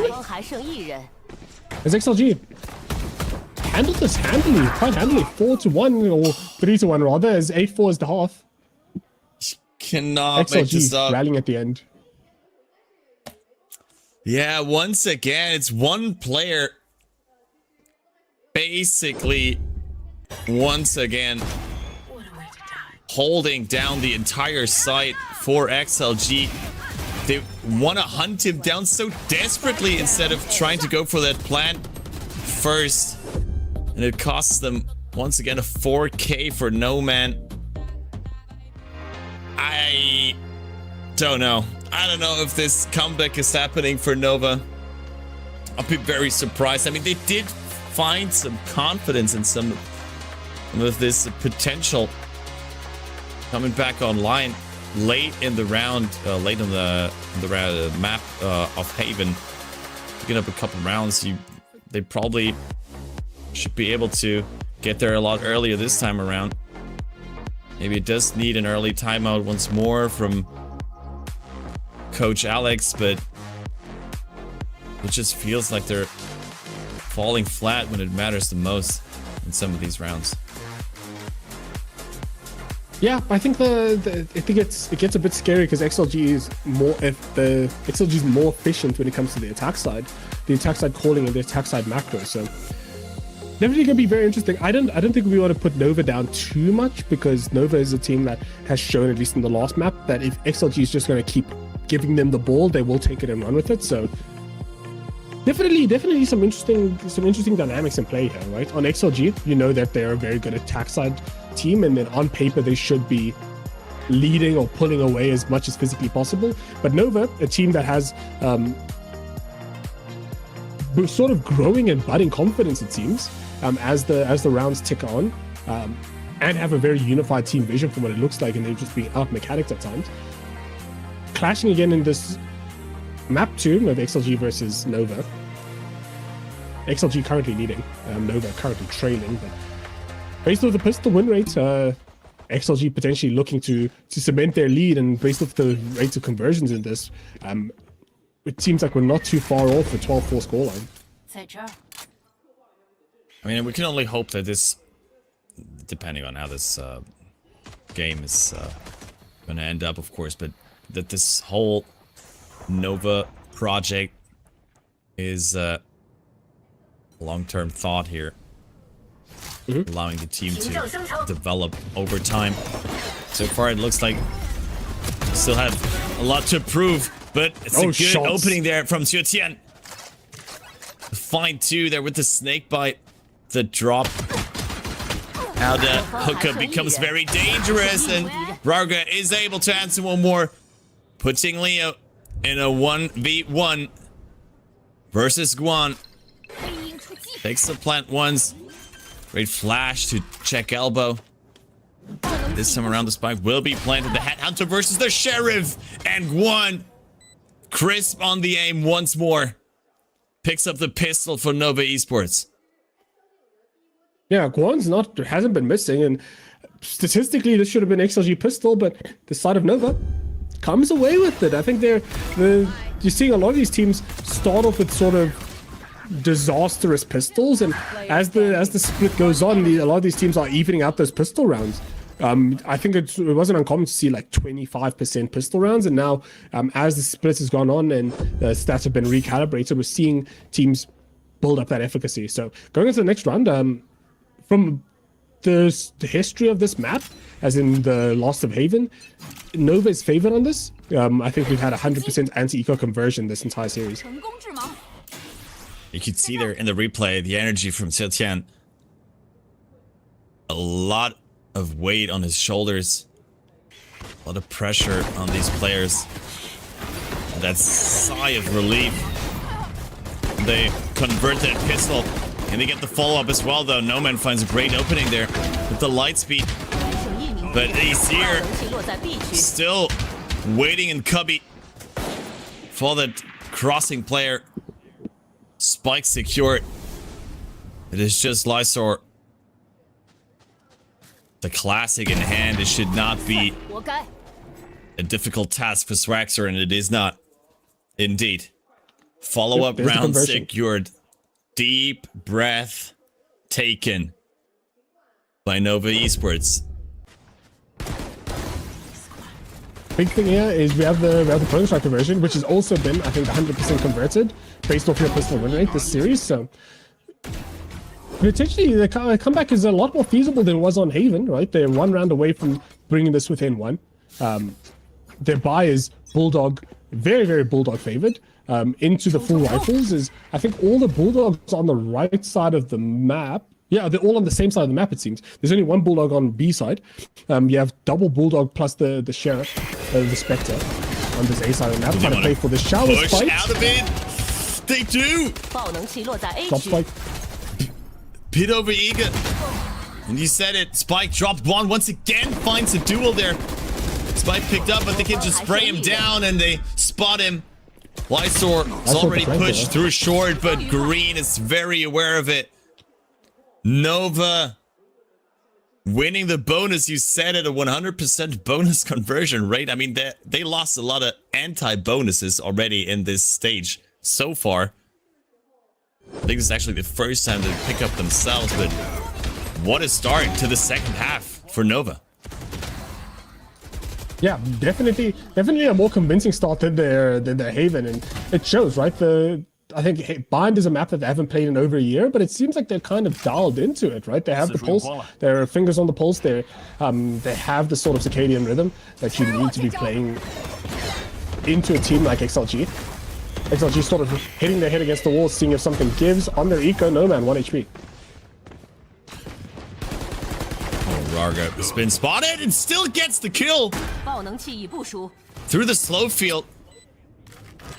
Able to heal him up as well. Swaxer down to 50 HP. Guan fishing there with the outlaw. Just get one. Rarga once again able to answer one. Numbers advantage for the side of XLG, and Spike is ticking. Can they get these players onto site? Seekers online for Leo now. It makes it very difficult for Green and Xiaotian to go unnoticed. A good flash from Green. They still need to clear out Raga's position. They finally managed to do so, and they find the kill versus Happyway as well. Enough time to defuse. And a crucial 4th round to equalize this map. You can see the relief there, the excitement, the passion from Xiaotian as they pick up 4 in a row. And this is on the back of inferior weapons, right? They bought up as much as you physically could buy without buying an operator, and XLG almost takes it away from them, but they managed to rally, they managed to close it out and bring it to ties. Yeah, there's a worthy timeout. I think on the flip side, it's the exact same, I think. It is a 4-0. It is a 4-0 before Nova called the timeout, and now it's a 4-0 before XLG's coach calls the timeout. The reason why I reiterate that ult conversion rate, ult conversion round, they're a bit ahead of the cadence, XLG, as they have the Trailblazer last round, but that means that they should be having another ulti coming up either this round or the next. So things to look forward to, definitely ultis and how they manage it, but the side of Nova excelling exceptionally on their B side anchor hold and then their A side retakes.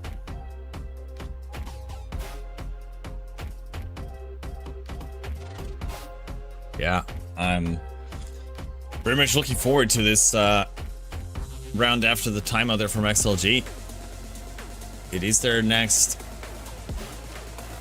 bye round, and they yet have to win an attacking round here on this bind. So for their own map pick,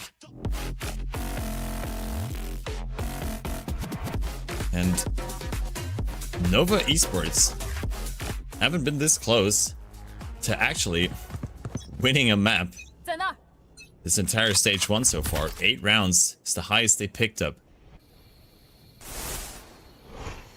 So Nova in a very different spot compared to the last couple of matches as they push down short, but Leo expects it, gets traded on his second peak. I think this is a 4v4. It's XLG already on their way on towards B. Trademark popped, but still they make their way onto site, and Azir still pushed into market. 你惹毛我了！ Finds another one.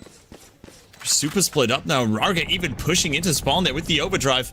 2 players still sitting in hookah. I don't think that XLG really expects them to flank them like that. Last 2 remaining players on site. Lysor. 我先去 There's no util left in the tank, but Rarga Oh my picks God, up 2 Rarga. once again. Is it time to shine again for Rarga? Deciding around for XLG. You cannot stop this man entirely. His ear is just trying to stick it, but he's put down by Lysor. Rarga with the heroics to secure the round for XLG.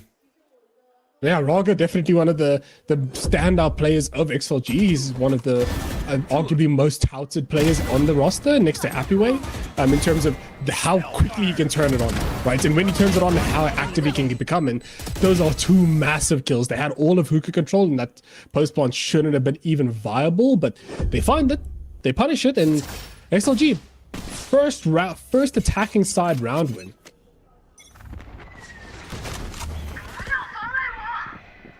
It does leave some money in the pockets for Nova, though, after these 4 rounds. Operator invested. Oh, that's a huge conversion pass, hitting 3 of them. 我先去了。 Basically all lined up for no man to take. An absolute 靠近治疗。 slaughter from the double duelists of XLG. Yeah, that's incredible. That was reactive as well, I think. I don't think that was a set play. I think he saw some kind of fighting, detected that was the pack, and then decided to just rip the ulti and found everyone. Yeah, found Swagsor, found Green, and found Ezia. So the entire defensive anchor hold of the A side just falls apart. The B players can't really contribute to getting over to the right side of the map, and XLG connecting 2 rounds together, ballooning their lead once again to 2. Trying to optimize going into the further rounds and finding a lot of value to a lot of the individual inspiration we spoke about shining right now.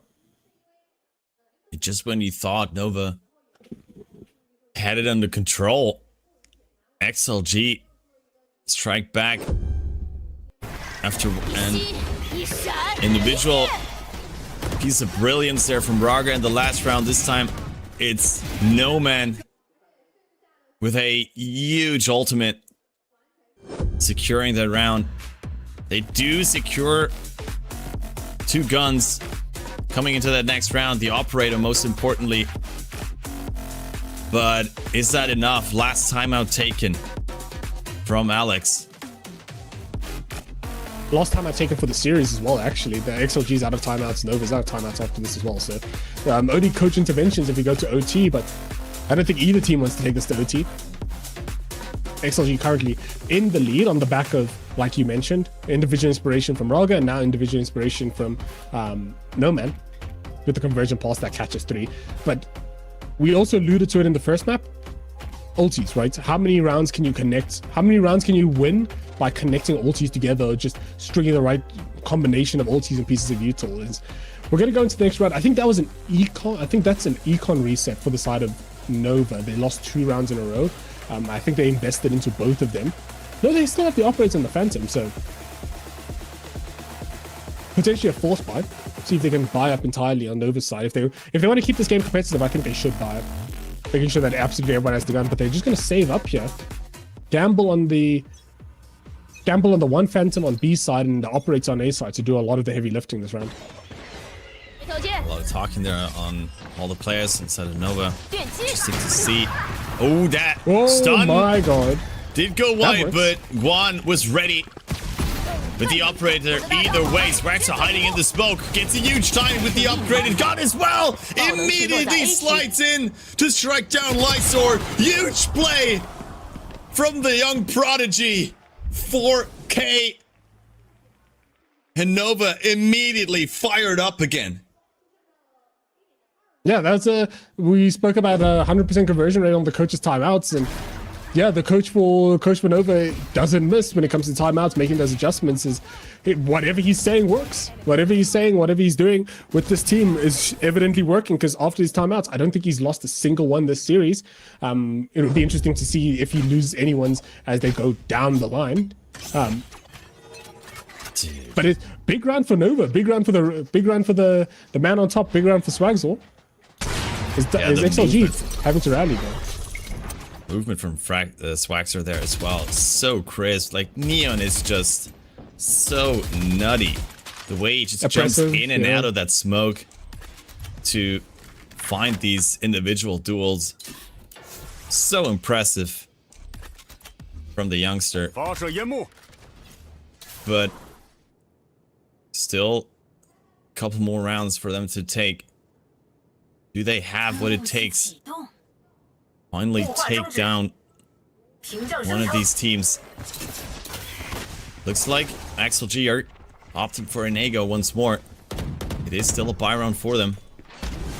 And able to plant the spike.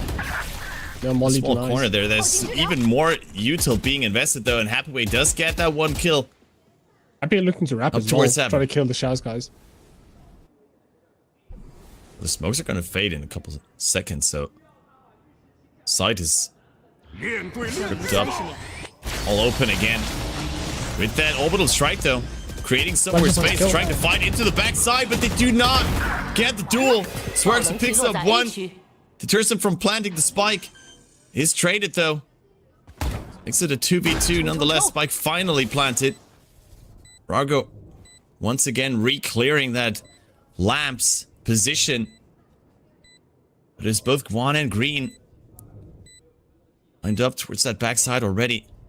And it's another duel won by Lysor. Only the operator in the hand of Green, 33 HP. I don't know if you want to take this.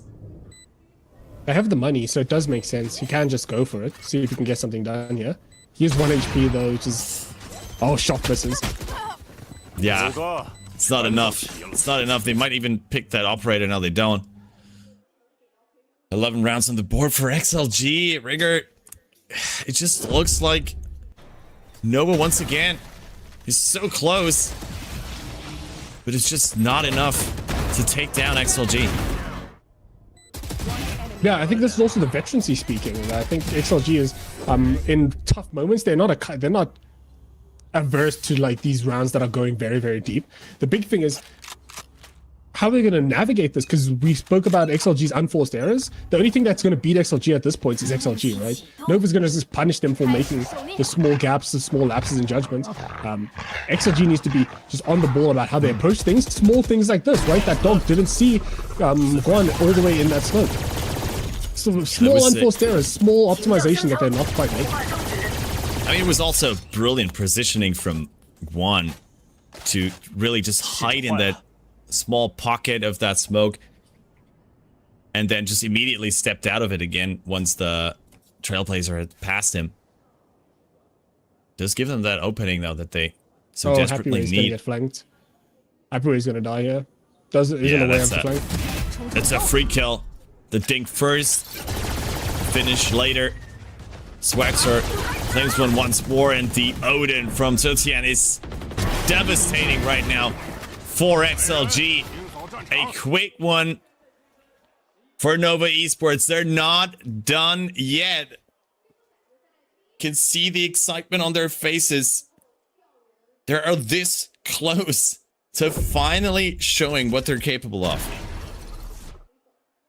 Yeah, the underdogs in every respect are putting up a hell of a showing on map 2, on a map that they haven't played in over a year.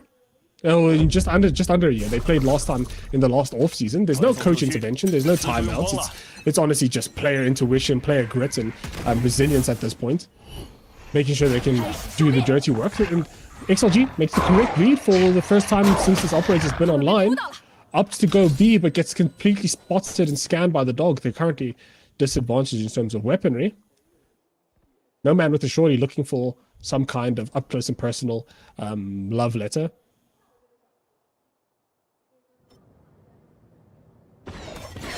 This will be another big. Oh, great! Just waiting there for No Man. After the light speed, they're just falling one by one in this eco. Not really any space taken for XLG. So he might be able to at least pick up that gun again. So they cancel noise, fake the rotation, but Nova does not buy it. They're still holding on to that B side, and getting out of Hookah is so dangerous against his crossfire. So Tien takes him down both. Dude, this guy is feeling way too confident for an O2 team, to be honest. Yeah, I mean, I'd rather be overtly confident while losing, opposed to like lacking that confidence when you are in a position to win. You know, I think confidence is going to be a big thing, especially for an O2 team that looks, like you mentioned, for long-term improvements and long-term growth as a project. You want to see that. You want to see that level of extravagant confidence coming out of players when they're doing the right things. You know, it's very good feedback, at least from a coaching standpoint, and especially from a player vibe standpoint. As Leo got a vibe check, swags on, finds one, and Raga does the same to two more people. Green and Enzif got a fall immediately, and we've seen this before. The B side anchors, the B side rotates, coming through rather late when the dust is settled, but open Odin in pockets. How can they navigate this? It's a bit oppressive into 5 guns here. Yeah, it's such a shame. I was about to say that Nova once again had actually a good read on where XLG were trying to strike, trying to pick that bathroom fight once more, inserting themselves in a good position with the molly and the smokes, but then XLG just find a kill through the smoke and then immediately execute, claiming that space, and Zetian would have to absolutely go nuts on this. Odin only finds one. It's a clean shot from Guan, but he doesn't even get out. Map point and serious point secured for XLG. We do go the full distance. Can they close it out? Can Nova take us to overtime? To see it once more, the Seekers as well, and then the transfer is just too good from Rarga, surprising Nova. Can they recognize enough money left though? They made the correct read, right? So what I was going to say is, do they recognize that the sites that they're losing are the sites that have Guan on? And they have. They've completely isolated us. The only difference is the last time they went here, the last time they went B long, Sky pop flashed and caught all 3 of them. So the pop flash goes, doesn't find a kill, but Green finds 2 victims. A dink as well, looking for the 3rd, but Lysol cleans it up. Bodies or kills settle, but Leo 10 HP against an Odin. Longji and Ezra have the Vandals in pocket. think the full rotates over to the side of the map. No, actually, I'm wrong. It's 2 people have rotated to B, and then it's just the tour de force set up on this deep A line. You make it sound like it's nothing. That tour de force can actually hurt them quite a bit. Leo does go down, 爆能器落在 A slowing 区 them as well in their tracks. 45 seconds left. They do have an orbital strike and a Viper's Pit. They could still very much secure them the round, but it's a great reposition from Guan as well. Looks like they might just want to pop that Viper's Pit out of bathrooms to get on site to work against this operator. They do destroy the trademark. Does Guan get a lucky shot here? He switches to the Vandal. Spike will be planted. And they do get out alive for now, but it's a great flank from Azier as well. Does find the pocket, expects the Viper to be there, but does not get in. Gives away his position too early. Happyway claims the kill. And all of a sudden, Counter Viper bit. this round looks very winnable for XLG. Spike is just taken away. Snakebite still there for them. So much damage taken from Tutian, and the shorty to finish one of XLG. Runaway with the map in the end. It's a 2-0 victory for them, but Nova came so close. That is a sigh of relief if you're Nova. I'm not gonna lie. I think it's a sigh of relief if you're XLG. Are you still there, rather. Rick? You get the 3rd one. I cannot hear I you. think so. God is this Help. year. God Did we lose him? Help me. No, yeah. Oh my. Hello? God, is this you? Now I can hear you again. Ah, Sorry, I I've didn't come mean back- to I've come back interrupt from you. the I just abyss. could not hear you. No, I got sent into the casting primordial ooze, but as I was saying, sigh of relief if your XLG manages to actually get this across the line. You know, I think it's a bit dicey. I think if you're Nova, I know you've lost technically, but you're beaming from ear to ear. No, you've taken XLG the distance. You've almost taken them to OT on a map that you've never played this season, right? So XLG definitely looks good. They secure their spot in playoffs with 3 wins. But Nova, their 3rd loss. But I think you take this loss as one of the mandatory losses of progress, right? You don't necessarily look at it as just you are done. The entire series is here. The entire project is chalked. You'd say this is the price of progression, the price of progress, the price of success as well. So Nova definitely put up a good showing, but XLG, your playoffs bound team, your Masters experienced roster, once again eke out another playoffs for themselves, looking to make their way, preferably not in too many steps on their way to London. So Yeah, I mean, we do have an interview, so let's toss it over to Moon. 目前队伍已经是3连胜了，甚至看下一场的赛果有可能直接晋级我们的季后赛。 If EDG win the next game, you guys are in the playoffs. Did you guys expect the group stages to go so well? 我们还在磨合，然后其实也没有到非常 Says honestly, he doesn't think it went that well. They lost a lot of rounds that they should have been winning, so they still need to practice. They still need to keep working on it. 就是还在调整嘛，而且今天其实图一是来到了影视修所，这张地图其实你们的胜率不算太高。 Started on Haven, you don't have a super good win rate on that, and you're not. You've said before you need to improve your defense on that. So where did you feel pressure on that map? 我觉得防守方其实是我们He says they probably gave them too many points when they were on defense. They were so close, they were just like a hair away, and they kept going one at a time and throwing, so they needed to close it out. 但最后我们也是看到今天你们跟对面的 Nova 给我们带来了很精彩的一场比赛。其实来到图2 The second map was really close. Was there a player on the other side that made a deep impression on you? 我觉得 He says all of them made an impression on him. All of them killed him a lot. 就每个都杀我杀的挺多。哇，确实今天2场打下来都感受到很焦灼，而且双方都在不断的追分，是一场很精彩的比赛。而且我们最近其实有留意到你的一个狙击枪的使用率有在提高，注意到你的一个 You've actually changed to using op more. So is that from the is that coach's orders or is that your own preference? And he says it's his own preference. He's told the coach he wants to change it up a little bit. And she asks, how did the coach respond? And the coach said, he's saying the coach said, please don't use the op, but he wants to prove himself. 现在 XLG 的一个氛围状态都很好，甚至你也有可能有时候会有一些很情绪化的一些起立和动作，是由你的队员或者是教练他们 Did your 对你有 teammates 进行 and 一些建 your 议吗？ coach suggest you to hype up the team more because you've been doing that more? And he says during the game against DRG, because him and Nick are like good friends, he wanted to hype them up and like trash talk Nick basically. 建立一些自信心嘛。那最后一想说到的是，因为你是一位非常优秀的边线选手，但是来到这个赛段，我们有看到很多其他的选手有很不错的。 A lot of players have done really well in stage 1. Is there anyone you really want to play against? He says he really wants to play against EDG. He wants to play against Kankan. 哇，康康选手，我相信我们在后面也会看到你们的这样一个对位和交手。那我们最后今天也 That's 是有 the 一个 end of the interview. It's time for the prize 为我 draw. 们的现场的观众来进行我们的符能掉落的抽奖活动。然后你可以喊开始，然后3、2、1停。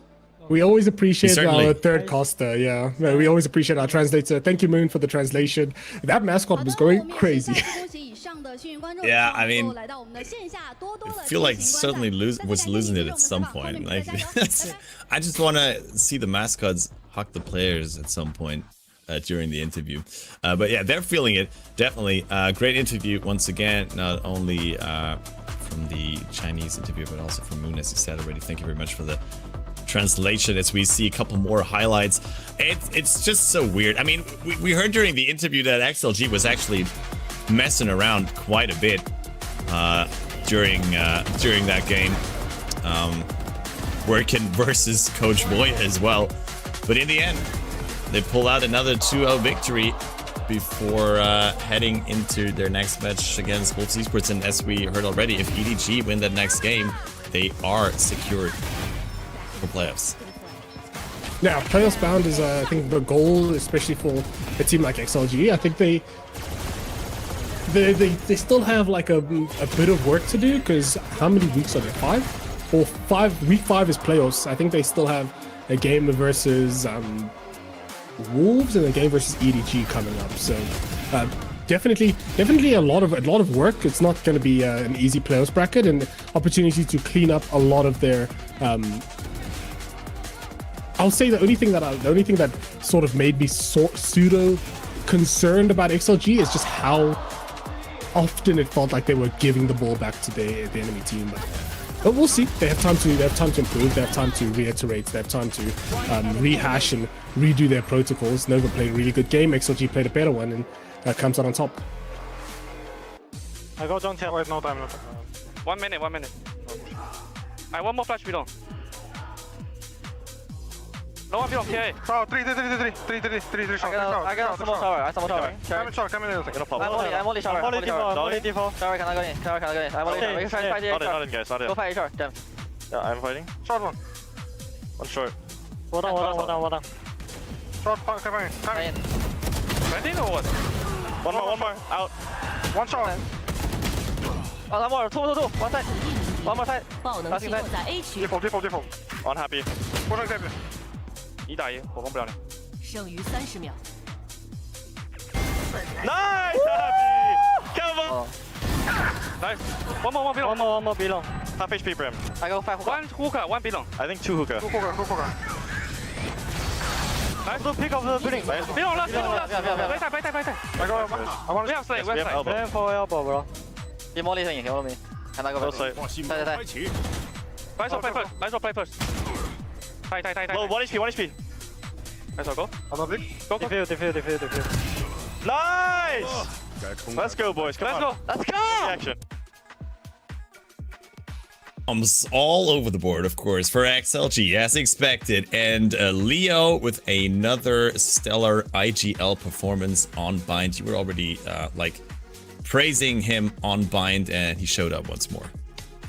Yeah, I think I mentioned that this is, I think, Leo's best map, best iteration as well. I think him on Sky, him on Bind, in that combination together is arguably Leo's best combination in terms of how he plays the map, his understanding. He just seems a lot more dialed into how to play this B-side anchor job, right? As the Sky, especially as the solo initiator, how do you navigate playing B-side bind? And I think he keeps it very, very simple. He's not doing anything too flashy, but he's doing all the small things that you need to do as consistently as physically possible. So very well earned, I think. I think I wouldn't give it to anyone else on XLG. Everyone else on XLG seemed to be struggling at different times, but someone who seemed to be the lighthouse that they could all rally around is Leo, especially on these Sky binds. So, but we also need to talk about the ace on the Nova side, which is Guanji. That's incredible performance. I'm not gonna lie, I think this is arguably one of the best chamber performances on bind post Yori changes that I've seen in a while. Finding a lot of value, finding a lot of mechanical value, dialed up at the right times, and just couldn't get his team across the line. I think it's a testament to just the band for band, the gunpowder 1-for-1 on XLG versus Nova. But Guanji definitely the tight contender for series MVP as well. Yeah, I mean, well, you can also see, right, like very close everyone on the side of Nova in terms of kills. Only like a 5 kill difference between Azir and Guan. They all had their moments. Swagster once again was picking it up as well. But in the end, I mean, they just fell short slightly. A perfect distribution between the first kills here in the round 12 to 12. It's only the 1 round extra that XLG was able to convert. Yeah, and look at the amount of post-plants. We spoke about how a lot of the first half was just not post-plant heavy, and the second half was very predominantly post-plant heavy. 10 post-plants total over 24 rounds. And the one of the post-plants that actually end up winning the round was XLG's post-plant. So a big brawly, a very, very brawly game. That's the theme of this entire series. Just a lot of brawling. This is I don't know how to perceive this. I think the way you can perceive this graph that we're looking at this is the purple is Guanji's chamber, and then the blue line is him average over everyone else. Very, very weighted. Very, very weighted towards ACS, very weighted away from first blood or multi-kills and KD or kills per round. So definitely, I think a mechanical performance. I think he's more impact heavy than he was just across the board mechanically performing, it seems. Yeah, I mean, it was also a map that was very even in terms of kills all across the board, right? There wasn't really that one standout player that pretty much took over the entire game.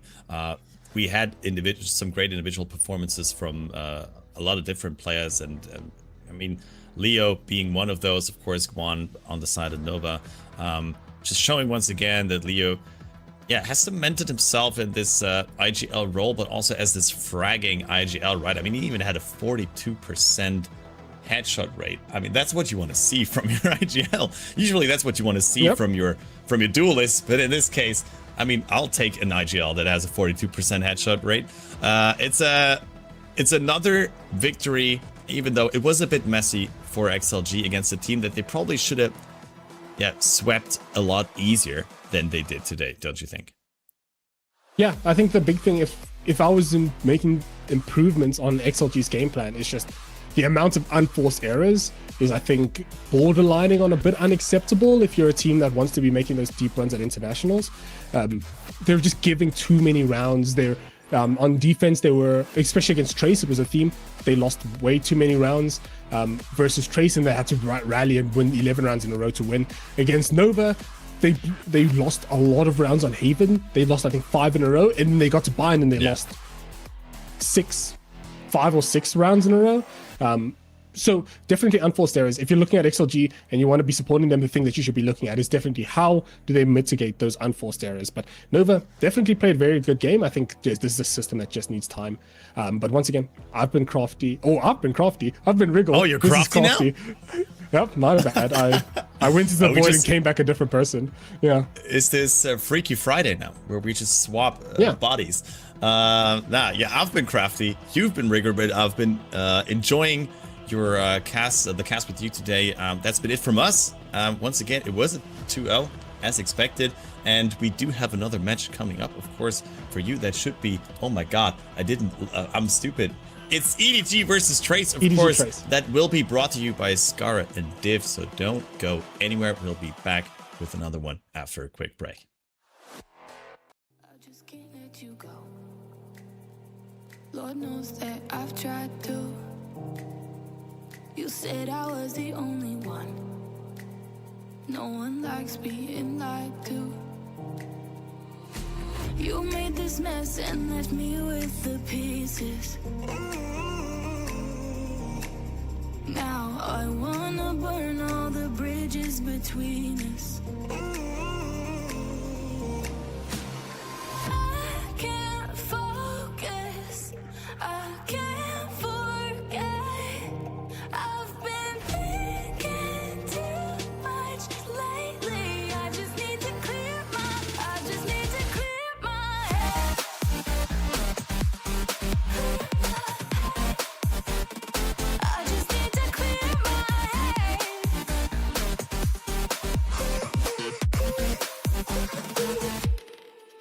I've been stuck on your memory, but it's not like I need it. And we may have some history, but we don't have to repeat it.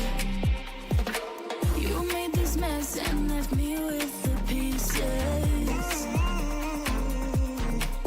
Now I'm gonna burn all the bridges between us. I can't focus, I can't forget. I've been thinking too much lately. I just need to clear my head. I just need to clear my head.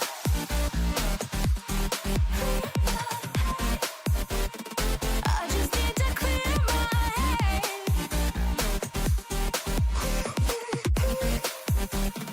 I just need to clear my head.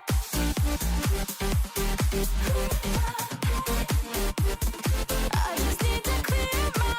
I just need to. I just need to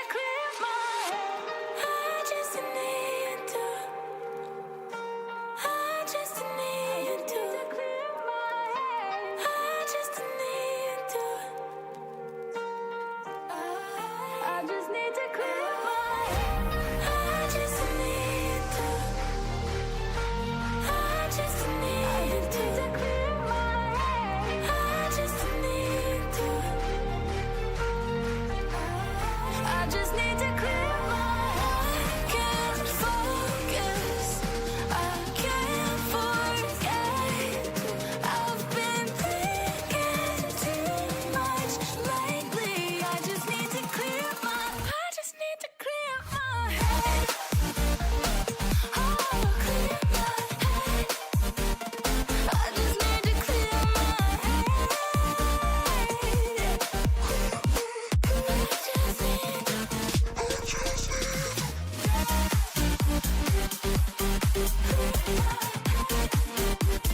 I just need to clear my head.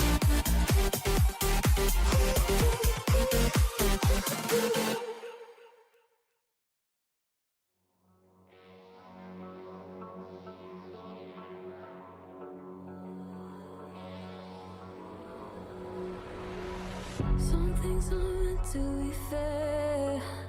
I know you left me down and out, and now the weather is red. Got that hit on your head. Should've buried your dead. Should've listened to me instead. Oh, how little you know. You better watch out, my friend. When it goes dark, you better lay low.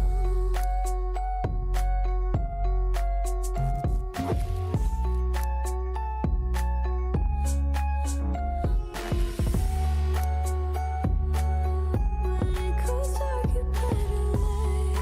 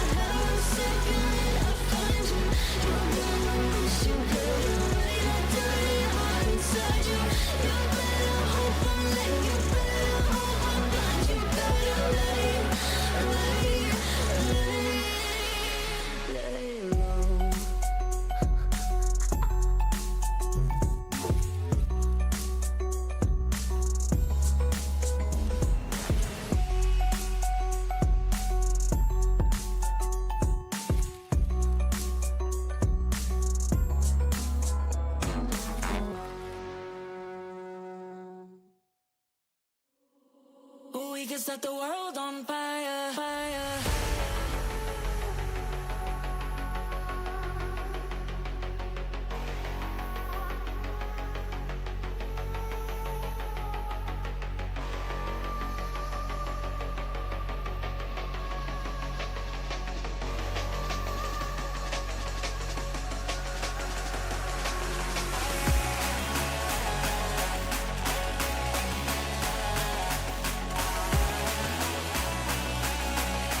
Set the world on fire, fire.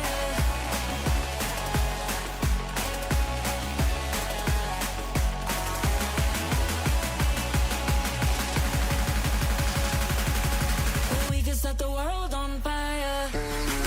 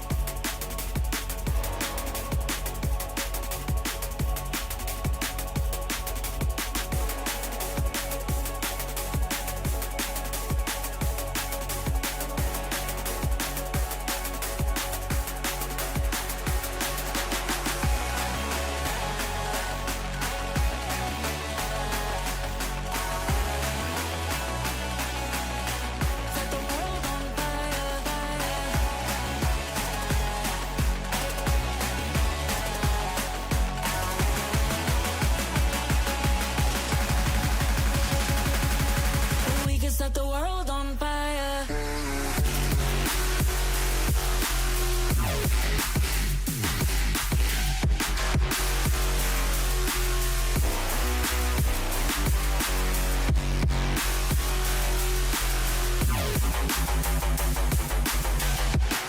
We can set the world on fire. We can set the world. Hello and welcome, ladies and gentlemen. You are tuned into Project Horizon, and we have a banger of a matchup coming up today. But before we get into any of that, allow me to introduce myself. My name is Skara, and I'm flanked by my side today by Div. Div, how are you doing today? I'm doing fantastic, Skara. Yeah, we have a really cool game coming up. We have EDG versus Trace, so it's going to be a fantastic game too here. I'm super excited to see the rosters today. From Edward Gaming, we have a stacked roster here, right? Some of these players played an excellent game last time, but will they be able to shine again this time around is yet to be determined. Yeah, that is definitely the question that is asked, right? Is how are these players going to fare coming up in this matchup? Because there is a lot of history between Trace Esports and EDG. They've played almost 14 times, and EDG being the victors for most of that has been 11-3 at this point in time. So Trace Esports don't really enjoy playing against EDG, but from their previous game, they have had quite a bit of form slowly picking up. But one thing that has been a problem is form throughout the entirety of a map, right? One thing we've seen and noticed from a lot of these teams is they tend to drop maps, or rather rounds, too easily. Do you think that might be a factor coming into this game? That definitely could be, right? Like, because that dropping those rounds quickly, like, does shift the momentum in their favor, or not in their favor in a way, right? Because it does bring down team morale. It does bring down you have to go through timeouts and think about what we have to, how do we adjust our strategy, and going through all of those plays. So it does play a factor, but based on this stage, at this stage, I think Trace Esports might have a hidden power under their belt to kind of like go through this game and maybe upset EDG. I don't know. I'm just trying to see, hopefully. But as we go through our stats here, EDG versus Trace, yeah. Yeah, taking a look at the stats, it does seem that EDG have more of an edge. They're not really the most notable when it comes to pistol round wins. You know, they have gone 50%. It always is a bit of a coin flip for them. But looking at other stuff, you know, attack sided win, that's 53%, 88% for 5v4, and then 47% for 4v5 win ratio. And I mean, when you take a look at that match record already, within the last about, what, 5, it's just been all EDG mainly, right? So it is going to be a very tough matchup for Trace Esports, but Trace Esports have come into this series, or rather this entire stage, a different breed, right? They have lost one, which was recently to XLG in a 2-1 affair, but they did give XLG a lot to think about in that matchup, and it was very closely contested. Do you think with what we've witnessed thus far from Trace Esports that they could potentially pull an upset for EDG? I am always a supporter of the underdog. In this matchup, obviously, Trace would be considered an underdog based on their history, but I definitely think, for my prediction, I think it's going to be a 2-1 for Trace. As we look into our top players from each team, Smoggy and I think Delby, Delby, just to make sure, head to head. Sorry, go ahead.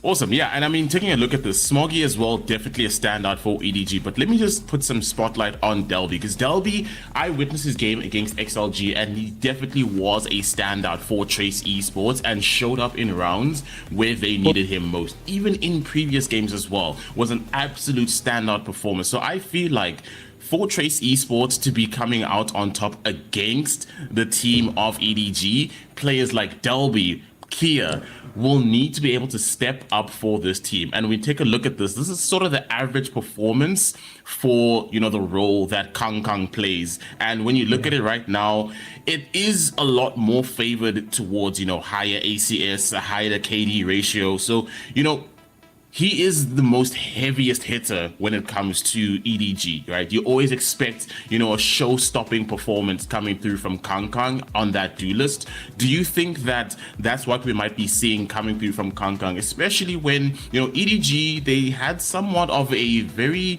disappointing Masters run, but so far, when you've looked at stage 1, they've actually been performing, and they're currently 2-0. And if I'm not mistaken, if they win this game, they qualify for the playoffs. Yes, that's true. And with that on the line, right, they probably have a lot of stress and a lot riding on this game, right? So they're going to be definitely trying to, and then Khan being the duelist on that team is going to definitely show up. And while we look at Trace Esports, walk me through these stats.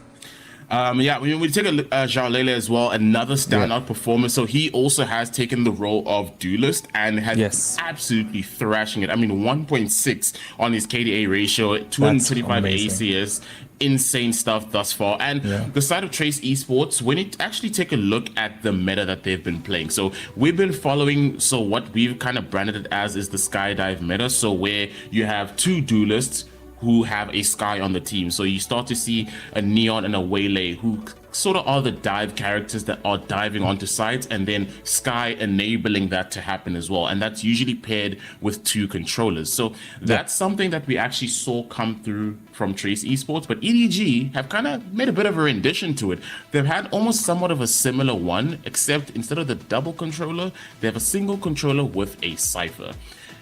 I want to run you through this. Do you think that also might be a game changer when it comes to how they approach this game against Trace Esports? Because that sort of Cypher pick isn't something very popular thus far amongst a lot of teams, but we have seen that come through from EDG. Do you think that might be something to note for Trace Esports coming into this game? So based on just looking at the stage alone and all of the teams performing, right, there has been a note where some teams, if they had a Sentinel like or a Cypher on their team, right, it would have made a difference. It's definitely going to be very map specific when it comes to these. So the map priority is definitely going to play a huge factor going to this series right now.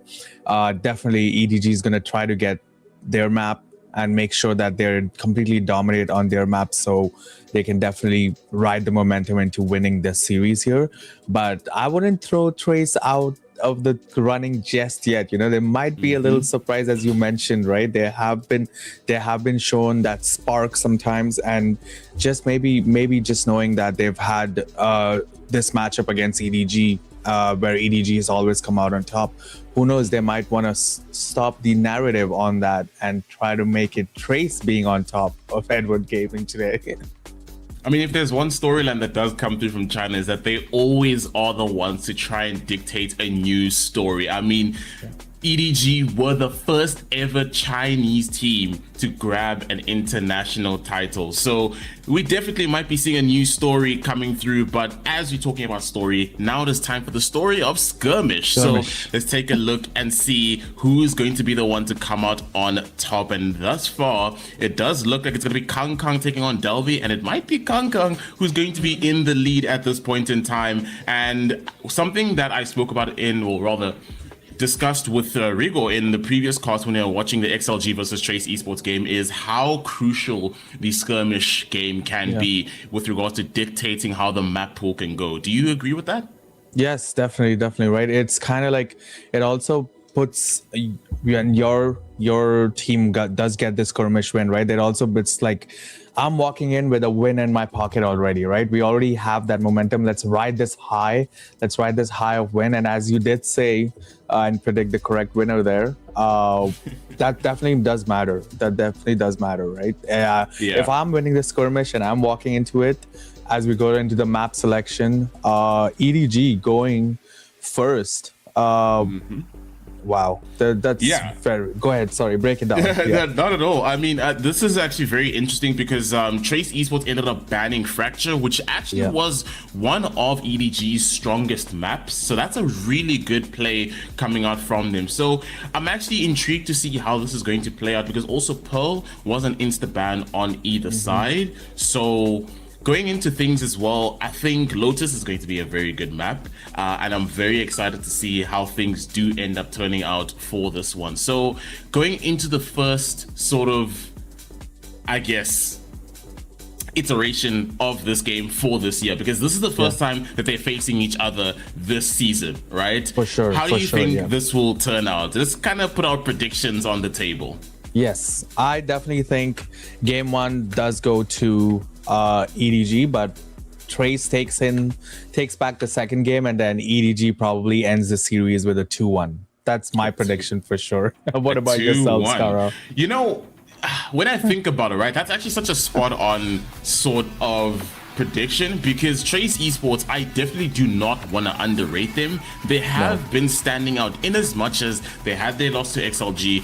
They've still been the standouts thus far, as opposed to who can be sort of a bit of a dark horse. So I'm actually going to say, a 2-1 win for EDG. Like, it's not going to be an easy one for them. So I'm very intrigued to see how they carry a bit of their momentum that they slowly built up. But EDG, they have a lot riding in this as well, because they want to try and reclaim their destiny, and they want to try and at least get themselves a bit more success, not only domestically, but internationally as well. So I want to see a lot more coming from them, because there has been a lot of expectation placed on this team. So now it's all about, can they carry the momentum that they've built and go all the way? Yeah, no, definitely. As we see the players walking out, it's going to be interesting to see their agent selection as well, right? Like, any predictions on agent selection, on what the IGLs are going to pick, or what their double duelist comp do you think they might want to pick to gain the edge on the other team? I mean, when I take a look at it, right, it's an idea of this meta has sort of shifted to be more dependent on what map that we're on. So I mean, for the first one, I would sort of predict maybe the double duelist Sky, but I'm not really gonna predict the double controller. I'm rather gonna say for EDG, I'm going to say they're actually going to stick to potentially their Cypher, and in the controller role, very difficult, but I'll maybe say the Viper. We have seen a lot more Viper picks coming through. But if not, in that secondary role, I'll probably say potentially an Omen, because I don't really see EDG as more of a double controller team. They more dictate the chaos as opposed to controlling it that much. So with the side of Trace Esports, who've actually been the ones to try and anti-strat a lot of these teams, they might be the ones to try and take a lot more control. So I would probably predict if Trace Esports were to have a bit of a counter-strat towards what EDG have, it would probably be to match their chaos, the double duelist, and on the other side of that, the double controller, to be able to dictate and control the map tempo. Wow, very well said. Yeah, I completely agree with you there. The only surprise I would say is like no Brimstone, eh? That's I would definitely think one of these teams is going to pick Brimstone. Brimstone has been such a strong provider on that post plant with having the barrage as well as the molly on hand, right? So, and players at this level know all the lineups on every game, right? So any map it might be, there is a lineup for the post plant, right? So I definitely think there might be a Brimstone pickup here. Just considering myself, I definitely think Brimstone is in the current meta. Brimstone is way better pick than the Omen. But Omen does provide the quick rotations and escapes if necessary, right? So as the players sit down to kind of start the game one, we're gonna see Agent Select coming through. Hopefully they surprise us. But for the most part, I do agree with you on the double duelist Sky pick on EDG's side for sure. Yeah, so it is going to be interesting to see. I mean, Brimstone is also quite a good pick, but it also is very map dependent, as mentioned, because you won't really be seeing as many Brimstones on a map like for instance Lotus, right? But something like Bind you'll definitely be seeing. But on Bind, I definitely think that we will be seeing a Brimstone. So actually your call might be correct, where we might be seeing that Brimstone coming through in this game number one. But I definitely feel like we will be seeing that double duelist on either side. But it just all comes down to which duelist will we be seeing? And at least see a bit of an awkward interaction between our lovely mascots. There also might be a little copium from my side because I've been playing Brimstone a lot myself. So just to kind of see these players play them and learn some moves that I could take back and use in my ranked games could definitely be something that I'm looking forward to watching. Understandable. I mean, listen, it always tends to be like that, right? There's always that one agent that'll have your heart, and you just, even if it's just a smidgen of hope, just to be able to see that agent played out on stage. So, I don't blame you, because for me, anyone that knows me, I'm a chamber stan. So anytime I get to see a chamber, I'm the happiest man alive. But taking a look... Wow, you were right. Yeah, I mean, taking a look at it for Trace Esports, they opted for actually almost what I said, but they went for the double controller singular duelist, and then they went for the initiator as well as, interestingly enough, they came through with the veto, which we didn't see a lot of success last time when Trace Esports played this against XLG, but we'll have to see if maybe this time around it does turn to their favor. But on the other side, double duelist, singular controller, and I mean, it's almost the same thing I kind of called out for them. It has been a composition that they've started working with and running. It has worked out for them when they play the double duelist, single controller having the Cypher come in as that sentinel. So it does slow a bit more of the tempo and allow a little bit more control and free reign of that sentinel. Yeah, and the Omen picks on both sides, right? With the Cypher, like if I feel like I'm gonna be talking to you about my future after this game, because you were bang on every prediction right there, right? So hopefully the players haven't heard your 2-1 prediction, because that might also be at play here. Maybe that's the one thing. Sometimes there is Costa's curse where I will call something and it just doesn't come through. So maybe, we'll never know. We'll never know. But what we do know is that the players are ready to get into our game one as we sign up and strap down for EDG versus Trace Esports on our first map here. And super excited to see what we're going to see today. The players getting ready, all jumping in. First game, the nerves are already there, but as they push in onto C-side.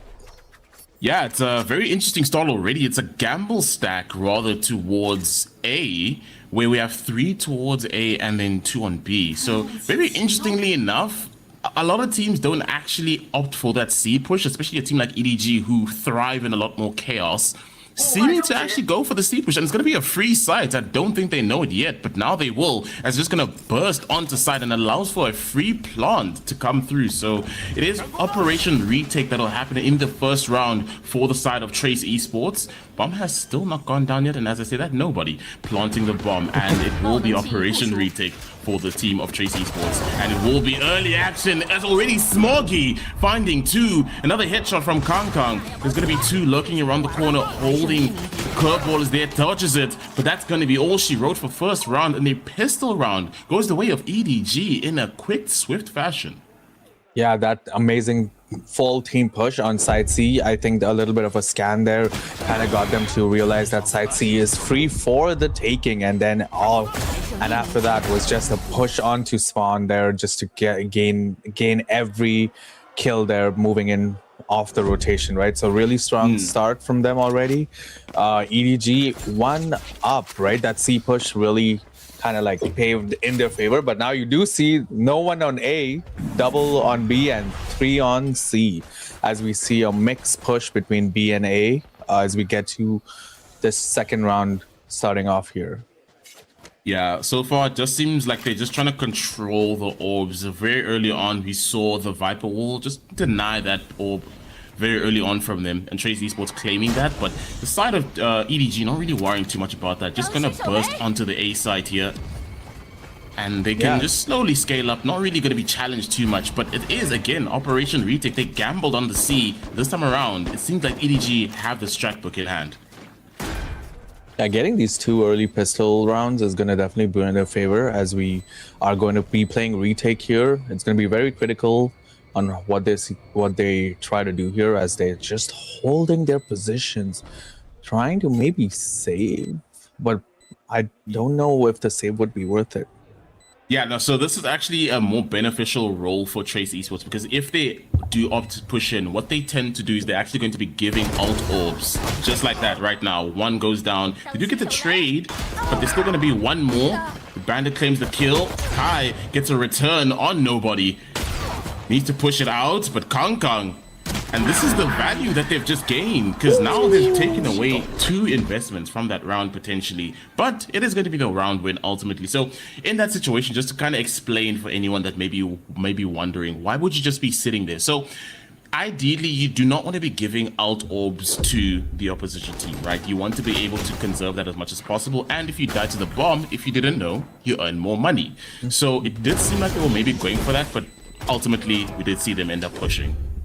Yeah, and there was a big buy on, I think Kankan had the Bulldog there in round 1, the first round, right? So definitely an eco kind of like playing in Trace's favor there as we move on to the 3rd round, and it looks like everyone is going for the A side again, with Ray's holding that point there.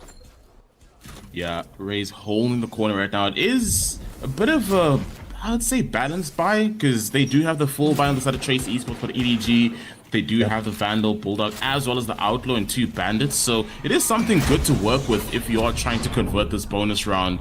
You're seeing the Paranoia slow down ever so slightly. That push, and Xiaolele gets 1 down. That's going to be a spray. Smoggy finding Viva. There's trades all around happening. It's 1-for-1 trade thus far. And now it is going to settle down, but they are all held up in tree. I'm not too sure if Xiaolele even knows that they're going to be that close up, but it does seem like this time around EDG not really opting to want to take that fight. Yeah. They have moved out of tree and kind of looking at, maybe they want to try to get a pick off here and move back into A, or could rotate off to B. We do see Khan kind of like leaning towards the B side there, but I think it's a pushback again into A side.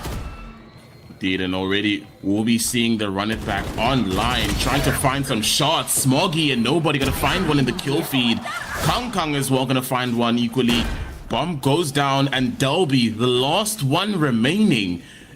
And it's Calamitous coming through from Trace Esports, as this is going to be their buy round, and they've just all collapsed. The side of EDG, Prosperous, 4 rifles to be walking away with, and Dalby is having to tuck tail and run. trying to save that rifle, and this is not the start that you'd want if you're Trace Esports. For sure. And now with that gamble paid off, right? Just buying in that second round kind of paid off, because now in their third round they're walking in with these guns here, which technically EDG basically said, thank you for buying us these guns, Trace, because we're going to be using them now moving forward, as they'll be trying to get a kill here, kind of saves himself his life and the gun there as we move on to round 4. Wow, very strong start from EDG. They're kind of playing some mind games onto what side to go away, and the rotation fake kind of worked out in their favor as we see the replay here. Lele taking a lot there, Smoggy going down too, but yeah, very strong start from EDG here. Yeah, really good stuff, and it's a heavy investment that's not paid off for the side of Trace Esports, and the bank is definitely going to be broken. Only one rifle on Delby, but you never say never in these sort of situations and games, so we'll have to see how things turn out as we're going to be starting up back again, and it will be a full gamble stack towards A, and it might pay off as the entirety of EDG all moving up through A rubble, but it does seem like they are trying to play a bit more contact to see how many bodies might be here, and opting to actually go as the tether is going to catch one, and Kai gonna be there. Smoggy's gonna be able to find 2 in return. He knows that there's going to be a raise here in the corner. Kai coming out on top, taking down Smoggy. Kong with the trade onto Kai. Gonna be a 2 versus 3 scenario. Xiaolala takes one down. Kong takes him out as well. There's been trades all around from Kong's end. And they find the third one to at least negate any more damage further in that round. That's gonna be a 4-0 start thus far. And EDG looking very good. Yeah, it was like a domino effect in that round as we go through the game replay, right? You see Kai taking down the grenade and taking down someone with the grenade, but then EDG and Trace just taking one after the other while the last kill there. And this is something that you really talked about as we go into a timeout, that, you know, getting those early games, Trace really needs those early games to kind of ride that momentum, but EDG is now 4 up and absolutely dominating on Lotus here. Trace definitely very well timed timeout, pun intended, because they really need to go back to the little bit to the drawing board and kind of figure out what can we do to not let this game run out of our hands. We're still only 4 behind, very comebackable. We can kind of like play around and see what we can do. Let's get a few rounds on this half at least, so when we are attacking, we can kind of like take back the game into our favor a little bit.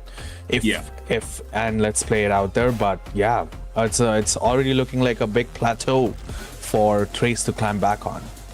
Yeah, most definitely. And yeah, as mentioned, it's a bit of an issue where they do tend to just drop a lot of rounds very early on, where you want to ride out momentum, you want to build up a bit of steam, but especially against a team like EDG who can just absolutely snowball away, you do not want to be letting out these rounds. So it is good that they did sort of call that timeout just going into their rifle round.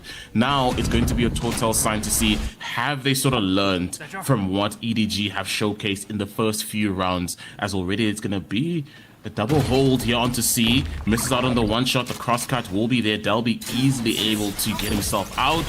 The snake bite to potentially hinder any push coming through. And it seems there's going to be a bit of a stall. So they do hear. We'll be seeing the Nightfall online as well. Lots of utility is going to be placed down. Delby is just converged on. Kong takes down 2. Showstopper online. It is going to be a clear sight for them to take, and no one to challenge. EDG looking really primed and ready to potentially walk away with this one. Xiaolala trying to open the door, coming through from B side. It's going to be a slow walk up through from spawn. And Viva able to find 2 in the kill feed. And from when a point, it seemed like Trace Esports were down and out. Kong potentially trying to put them back in their place as he's left in a 1v1. 67 HP.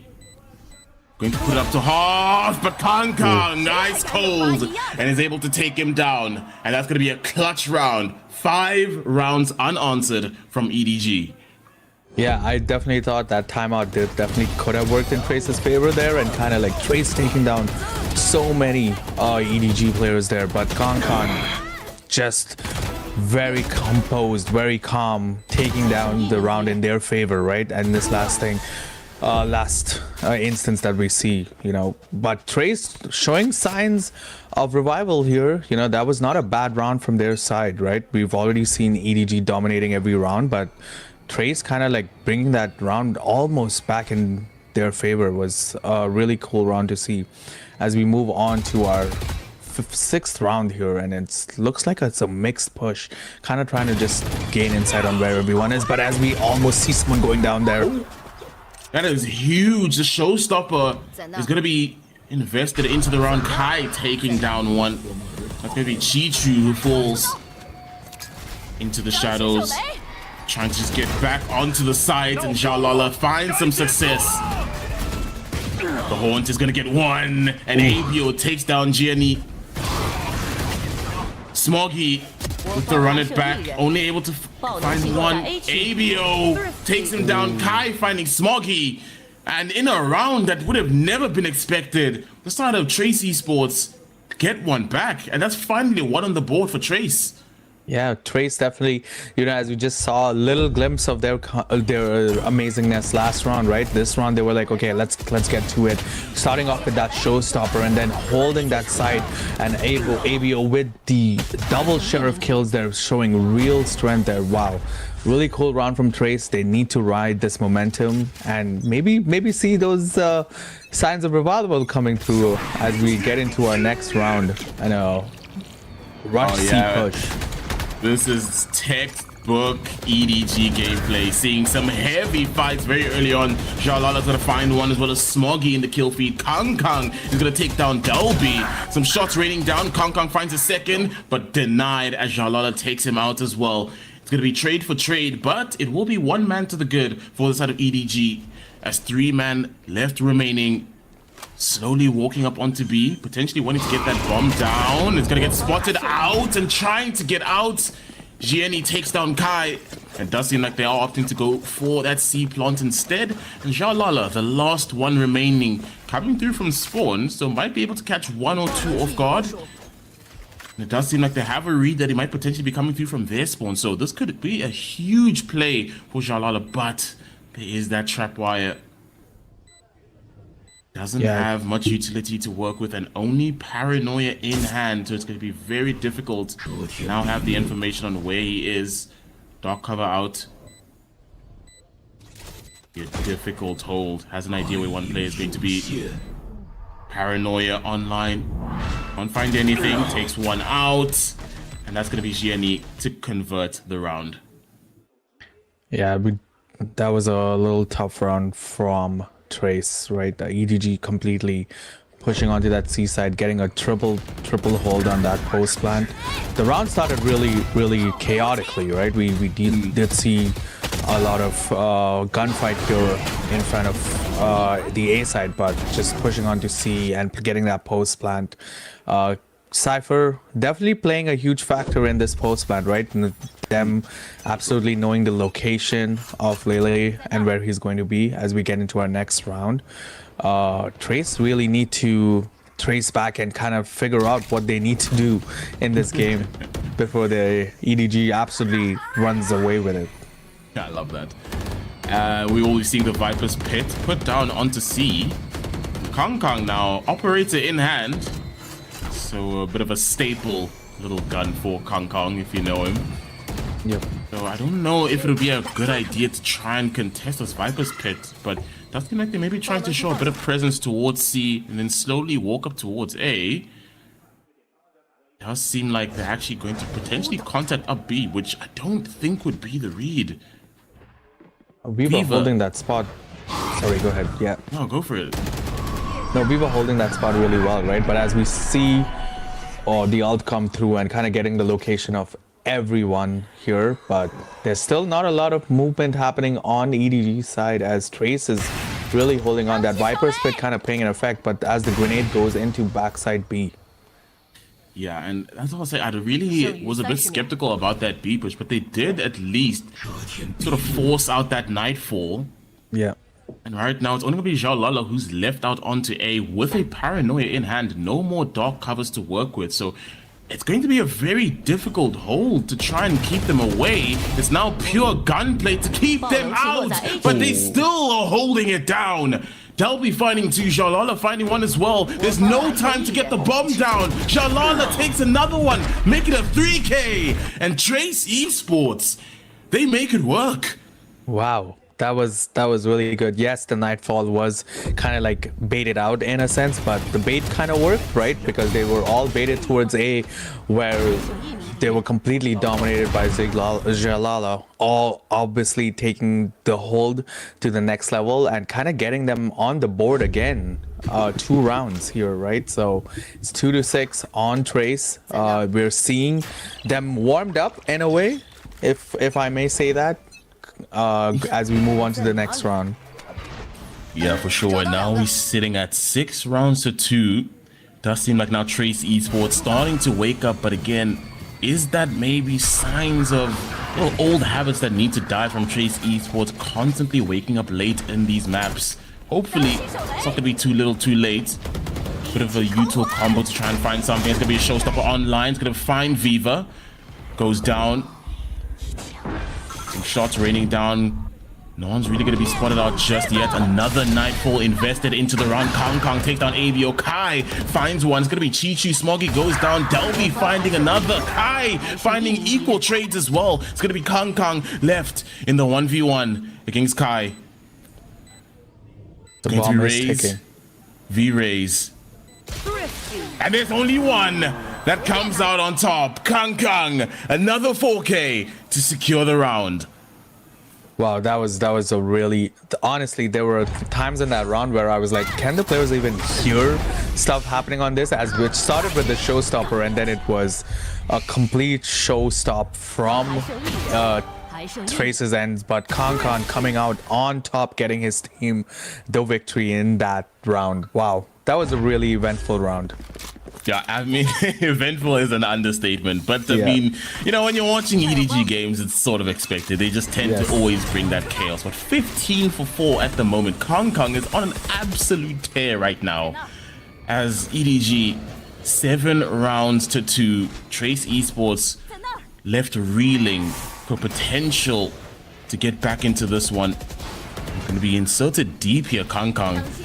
Potentially trying to catch out a few players, and there it is. Takes 2. Kai held up in the smoke. Not gonna get spotted out by that boombot, but it does open up an opportunity to push into B site. Kai just gonna hold up into this position, but it does seem like now an opportunity for the side of EDG to maybe try and converge onto B, but there's gonna be someone inserted. Delby gonna be inserted deep here into their spawn. So if they do try to plant this might be a huge play from Delby as he spots one, spots the second, can't get the second kill just yet, and he does now. Spots a Kang! That's gonna be a third. But he can't get the fourth as Smoggy cleans him up. But some shaky signs from Trace Esports trying to get back into it. Yeah, the round started off very strong from Kang, right? Using his opponent's Viper's wall just to kind of get those early kills here, right?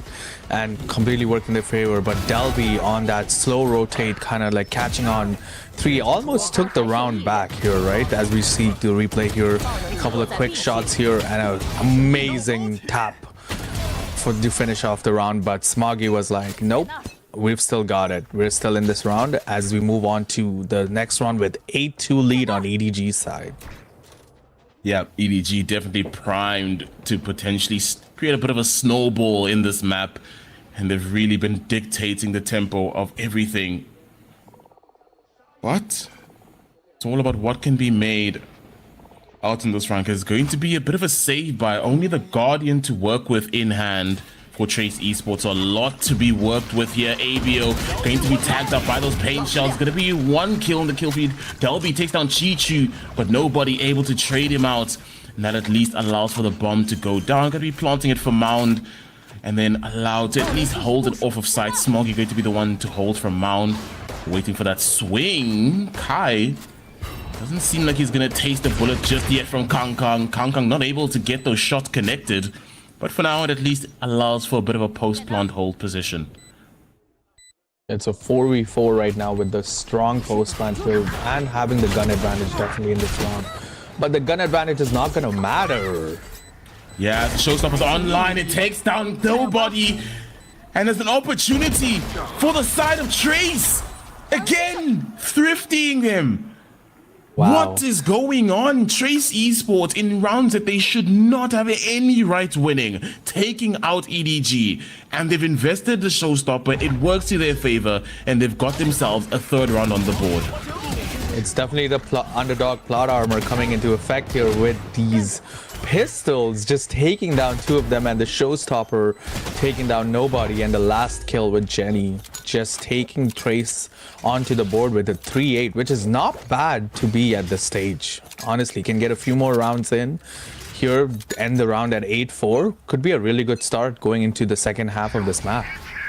I mean, yeah, ideally, if you are Trace Esports, you would want to be looking for that 8-4 finish. So definitely feel it will be chasing that, and ABO potentially with the snake bite to hold that push, but Kang Kang does not care. All the way up into sight already. Bucky in hand. It is going to be a bit of a sort of broken buy from EDG. Looking to maybe swing into this one, or rather actually just hold it out. Paranoia to maybe destabilize the hold. He's going to push away one Kai. He's going to take down Kang Kang. Some shots raining through, spotted out. Viva is going to get his kill on Gianni, and Kai is going to get a trade onto Chichu. Smoggy finds two with the Stinger. 3 versus 1. It's going to be Smoggy, the last one standing, but only one stands on top, and it's going to be Delby who claims the round for Trace Esports, as they're going to make it an 8-4 finish going to the second part of our Lotus map. Yeah, very strong finish from Trace there. EDG obviously starting off the round with 6-0 there, or yeah, 6-0 if I'm not mistaken, right? But correct. Trace coming back and taking 4 rounds in, showing signs of completely waking up and kind of like being like, EDG, you know what, we'll let you take those first early rounds, but now it's our time to shine as we move on to the second half in just over a minute here. But just off of that first game, right, Trace really need to kind of like not let EDG run away with it, because based on the first half of the pistol rounds, EDG completely dominated the first half of that first game, right? So Trace really need to make sure, because again, if we get a repeat and Lightning does strike twice, EDG will be 12-4 into that half, right? And that is kind of very tough to come back from Trace. We've seen it happen, so can't shut them down. We've seen it happen, but we are hopefully that's not the case here as we go through the meme cam and everyone making those poses here. I honestly love this segment, right? It is the best. I love it. Honestly, whoever thought this is a great idea to add, please give them a raise. This has been one of the best additions. But I mean, yeah, when we look at it though, it's just been a case of, if you're Trace Esports now going to the second part of this game, the side of EDG sort of struggled towards the latter stages of a round. You know, they more thrived when it came to those early fights and brawls, but the side of EDG, whenever they've become sort of info starved, it kind of gives them an opportunity to, you know, pry on that, because EDG, they sort of thrive in a lot of chaos, but you know, when you starve them of that information on where to go, which side to be pushing, that's where you've kind of seen where Trace Esports were able to sort of break them down. So if you're going to be the side of Trace, you want to start dictating a bit more of the game and not allow, you know, EDG to reel you into their game and into their strategy, because every time it's been those sort of scrappy dogfights, EDG come out on top. But if you want to try and counter and negate that, you know, don't really give, you know, these kings of chaos the opportunity to be able to fight in, you know, sort of the mud where they want to be. Sort of make it a bit more controlled. Give them a bit more to think about. And I mean, thus far already, it does seem like we'll be seeing a default towards B and C, and it seems they are trying to just rather gain a bit more information as opposed to just instantaneously converging onto a side. Smoggy going to be peeking out, and one is going to be found already. Shots raining down, and it's going to be a 2-for-2 trade on either end. But thus far already, it is going to be a bit of a stalemate. No one really has the upper hand. You did say they have to work for it, and that you can definitely see them working for it as we kind of see them trying to move away from C side, as they have noticed that there is someone here and rotating out of C. Wow. There's really... Yeah. Go ahead. Trey's trying to figure out where they need to move to next. And this is exactly what I'm saying. Trace Esports just need to keep, playing on the idea of just starving EDG of information. Right now, they have no clue whatsoever that they're heading towards A. There was a paranoia invested just off of one paint shell that was thrown, and then instantaneously rotating off of it onto the A side. And right now, it's going to be a free site for them to just plant it down. They have no clue whatsoever, and the side of EDG are going to have to play a late sort of retake onto the side. Bomb does go down, and now it's just going to be a scrap to potentially see who comes out on top and claims this pistol round. That's why it was EDG who claimed the first pistol. Can they repeat it again and potentially claim the second? As Trace Esports, it's going to be a bit of a scattered hold at this point in time. Only 1 in 3, 2 already, 3 all on site. The swing needs to be there. There's going to be a few trades coming through. Chichu is going to find one as well. And it's going to be a full stick as Chichu gets the second as well. And the bomb defused. EDG claim the 9th round. Yeah, that really good protection and watching out your teammate, right? Like, rarely happens in our ranked games, but at the professional level, him just covering him while the bomb diffuser and making sure like the bomb diffuse does go on, and the stick did work in their favor, right? But I don't know, I might be a devil's advocate here, but I think Trace let that round slip away from their hand a little bit. They definitely had the upper hand in that round. Yeah, it does seem like the hold was very scattered and a lot of players were sort of isolated in where they were holding. So definitely a little bit questionable with regards to how they sort of did set up for that post plant. But again, just instantaneously, the side of EDG trying to gain that momentum back in the second part of this game. They've really been playing phenomenal thus far. Some shots raining through. Smoggy finding 2. Kai is going to be traded out. Oh, a bit of a reload needed to be there, but Chichu able to save his teammates in the nick of time.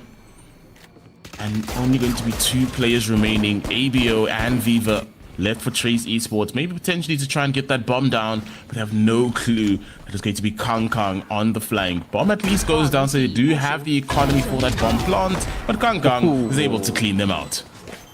Basically said, thank you for coming and planting the bomb for me so I can easily defuse it.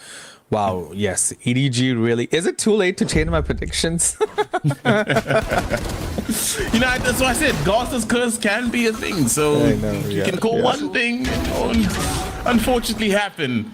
Kang Kang not allowing any of that tomfoolery to be happening, especially as this is going to be Trace Esports map pick, which is interesting because Lotus is also a map that EDG are not really sluggish on. They're quite strong when it comes to Lotus. So I'm very sort of intrigued towards this pick, but maybe it'll pay dividends later on. We'll have to see. But for now, 10 rounds to 4, and so far it's 2 rounds unanswered on the side of attack for Trace Esports, as they again setting up for a default play, potentially just trying to pick apart this team of EDG. No one really showing face. A lot more bodies heading towards the A side, and it seems only the one towards C. So if they do converge onto the C side, it might be very difficult for Chichu to hold it solo. They probably do have the call that potentially it might be a C push, as they did try to get that orb, but not really budging too much, as only one body slowly. Kang Kang actually not even going towards C, just sort of stuck between 2 mines. And right now, it's just a case of running down that clock until the right moment, and we'll be seeing that now as Trace Esports now going to burst onto the sides as no one really to contest them. Chichu having to move off of sight. Kang Kang maybe trying to sort of provide a bit of resistance, but it doesn't seem like they'll be denied anything, as the bomb will be going down as Kang Kang makes me eat my words. Takes down the planter. And Kang Kang does have the showstopper in hand too this round now. Oh, and Chichu takes down the planter as well. This is not looking good for Trace Esports. 13 seconds on the clock. They need to get that bomb down. They spotted out where the plant will be happening. Some shots raining down. Smoggy Gianni denying any plant happening. And that's going to be yet another round. 11th on the board for EDG. Trace Esports taken apart piece by piece. Yeah, even though that site was free, it was not really free, right? Because EDG was on very fast on their feet there, kind of rotating out really quickly with Concon absolutely getting the start on the kills there and completely not letting the plant go down twice from Trace's side, right? So EDG completely said, nope, there is no bomb going down here as we go into the second timeout on Trace's side. Wow, EDG 11-4, right? As I said in the first, when we finished the first half, right? Can let EDG run with those early pistol into those early rounds, right? And then that's what happened. EDG is now 11-4, and the second timeout here. What could be something they must be thinking? What is their strat here to kind of bring this game back into their fold? Yeah, I mean, reserve shoot needed to be called because it just seems as if the side of Trace Esports, you know, feeling a bit unsure as well, because there's times where they have had sort of EDG on the ropes, but again, EDG, you know, when it comes to some of these sort of scrappy fights, they've come out on top. But in that round, it just seemed like there wasn't really a bit more conviction in that push. A lot of the players, you know, sort of taken apart piece by piece, one by one. And, you know, going into this one, there wasn't really much protection. I mean, easily just able to walk up and take out the plant. You'd think that needed to be a bit more protection for someone to put the plant the bomb in that scenario for Kong Kong to not really have an eye of sight. Then Chichu as well, able to take down the second planter. So it just seems like, you know, Trace Esports not really too wary of where they're pushing. Right now, seems like they are trying to fake towards maybe going towards a B push. It's going to be that trip, and two players, Gianni and Smoggy, posted up. Do have the high-low, waiting for anyone unsuspecting. But again, stuck in two minds, now opting to go back onto A side. So again, it just seems like Trace Esports not too sure about their strategy. Yeah, Concon can definitely get a pick here, right, and roll from here, using the opponent's Viper wall again to his advantage. Yeah, and it's a really good combination, potentially. But Kai able to slowly slip past that. Almost got snared as well as hit with the paint shells, but able to just escape with his life. And now does seem like there's going to be a heavy rotation towards C-side because all bodies have been moved onto the other side of the map. 3 towards A, 2 towards B, and no one to contest onto C. And it does seem like Chichu has an idea now. All bodies and Resurgence coming back onto C-side as a huge convergence comes through. Trace Esports now have an opportunity to get that bomb down. But no one, again, as of yet, able to get it down. And will this be, again, the telling sign of some growing pains that are just not working just yet? Chichu, Smoggy finding kills. Gianni closes it out to get the 12th on the board. And that's going to be EDG on match point. Wow, that was really strong from EDG, right? Like, whether it be post-plant or holding the side on their turn, EDG has shown complete dominance, right? We do see a lot happening on C, and the planter going down again, right? I think they had an opportunity early on to plant in the corner of side C. I don't know why that wasn't taken, but the planter going down there. EDG again dominating here with Concon almost at a 25 kill as we go towards our potential final round of this half. Yeah, Kong Kong has been on an absolute tear and now holding this angle with that operator, and Smoggy able to find two. Kong Kong gonna hold this angle, wait patiently, but not able to connect onto the shot. But still knows that there's going to be a player suspecting, finds one. There's going to be a trade immediately. Nobody taking down ABO on that swing, and EDG, they're marching their way through, trying to find a bit of hope. Ishaolala, last one standing, but Kong Kong denies anything further, and EDG, they get the first map. they get the first shot, and it is going to be on to Trace Esports to see if they can get themselves back into this series. But for now, it's EDG that stand at the top. Yeah, complete dominance in that first map on Lotus, right? And you would have think Trace would have a stronger showing in that map, but Edward Gaming really coming off very strong in this first game, completely dominating, whether it be the pistol rounds, whether it be post plant, whether it be rotating and completely dominating and converting onto a single site. EDG showed how Valorant needs to be played in the first few games here. Yeah, it's just been an absolutely beautiful showcase coming through from EDG, and there were moments where we saw a bit of weakness from their game, where they struggled a bit on that post plant when they were on the side of attack, but they made it work, and honestly, they were outstanding. Smoggy and Kang Kang were absolute showstoppers for EDG on this map. Kang Kang showcasing that he really is back to play again, showcasing some good form coming through in this map, and now it's all a sign to see maybe they might have a bit more fight and vigor going into the latter stages of this stage and potentially onto the next international event. But for now, the story is EDG coming out on top in map number 1. And thus far, I mean, is there anything that's really surprised you thus far in this matchup?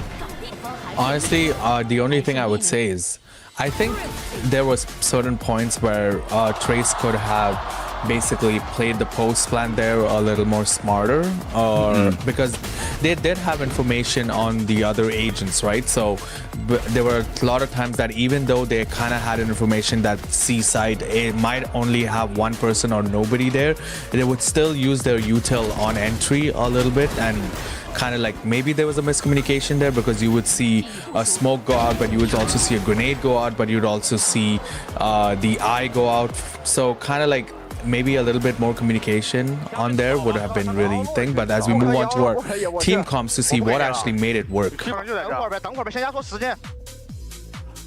快点回去，你走，不准去。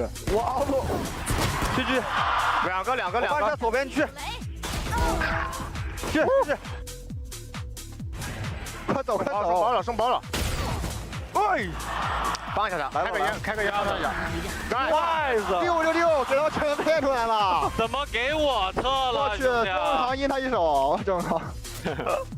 安全包，好，我来帮你晃。 瀑布的飞德没狗了，欧门不懂，10秒烟，开门了一个，把开门这个杀了呗。前面有单向烟，顶下飞德，来到顶下，来，你们打一边就行了。3、2、1，我去摸瀑布，就在右手，上面，没天就给我杀了，39，剩1名敌人，1打1，他没黑，好。 哪儿放烟啊？右边。Nice. Yeah, I mean, I can't really understand what they're saying, but purely just looking at their faces and their reactions, they're really enjoying their gameplay. But that aside, someone that is definitely enjoying their Valorant, Kang Kang, with a 3.6 KDA and a 400 ACS. I mean, that is ridiculous. I know. He definitely is someone that stands out the most whenever it comes to these games. But I mean, when you look at his lethal zone, he's been all over the map. You can't really dictate where his dominance has come from. He's just been all over the place. Yeah, I mean, if they do say 26 lethal zones, but I think every point in this map should be covered orange, because just being on this map and facing Kang Kang in that round, you were in his sight, in his line of sight, in his lethal zone. So definitely dominating this. And ACS of a combat score of 400 is phenomenal, really showing a very strong start as we go into the hexagon breakdown here. Yeah, I mean, when we look at this, we're looking at what Kang Kang's average is against, what Kang Kang's match rating is against the average, right? And he's just blown it insanely out of the water when it comes to his feats on this map alone. I mean, he just has double the ADR, double pretty much almost everything. He just absolutely showed up and showed out. I mean, 8 multi-kills is insanity coming through. And yes, he's on the do list. You expect this sort of impact coming through, but at this magnitude and on this stage is something that you cannot scoff at. Kong Kong definitely showed out in this map series thus far, and I'm very excited to see what he can showcase for us in Haven, because Haven is also a very exciting map that I think also can provide a lot more, I guess, sort of leeway to sort of pry into a new composition. And one thing that we sort of questioned for EDG with the Yoru changes is how would they adapt? Would they, be able to find new compositions that would, sort of not allow them to be very predictable? And does that allow them to also be comfortable on these compositions? And that's what I'm very excited to see, especially from Kong Kong, who, we have been seeing struggling at some points, but at this point in time, it does seem like him and EDG definitely have picked up form, and I'm super excited to see what more can come from them. And I mean, when you look at these stats, 26 for 9 with 6 assists in that map is ridiculous. I know. Yeah, was he a duelist? Was he the assister in the entire game? Who can tell, right? The absolutely dominant showing from EDG, really kind of showing them why we deserve to be in the playoffs at this stage. And we can't throw Nobody or Smoggy out too, right? They were really critical in those clutch moments, right? We saw Nobody and Smoggy kind of winning those rounds where Kankan went down early and kind of really holding it down for EDG. And in this game too, Delby kind of showed signs of coming back alive, but as we move on to our stats here, but game 2, Trace will need to really show up and kind of get on the board as we go into our first kills. EDG taking dominance there. Post plan 6-8, very strong showing from EDG. We did get Trace getting those 2 thrifties, right, which kind of gave us a belief that Trace might be coming back into this game. But as the map switched, as the half switched, it was complete dominance from EDG's side. As we're getting ready for our second map here. And what are your predictions going into the second map? Just off of what we've seen thus far, I definitely feel like EDG have been online on the server very early on, and the sort of worry we had for Trace Esports is would they fix the issues that we've seen thus far in some of their past games, and we have not seen that fixed. We haven't seen them create that momentum early on that we want to see from them, create the rounds or win the rounds that they know that they can win. So at this point in time, I'm gonna have to change my prediction, and I'm gonna have to potentially say for this map, I might feel like EDG would walk away with this a 13-6, purely off of the fact that the side of Smoggy and Kong Kong have been phenomenal. They have been unplayable so far, and going on to a map like Haven, another 3-sided map, one thing I sort of mentioned earlier was the veto pick. I just felt it wasn't the right pick, especially on Lotus. It hasn't worked for them. I don't know why they keep going back to veto. It's not really the best sentinel against a lot of these compositions. So that's going to play a big factor coming into this Nets matchup, and that's something I potentially want to be seeing a change from. But for now, before we discuss that, let's go to a quick short break, and then we'll see you on the other side. Can I be your star tonight? You fill my soul with light the day we met. I don't wanna leave your side. Have me by your side when the sun sets. Let's leave for an eternity. We'll sail across the lights beyond the sky. I'll be with you eternally. I'm an addict for your love, it keeps me high.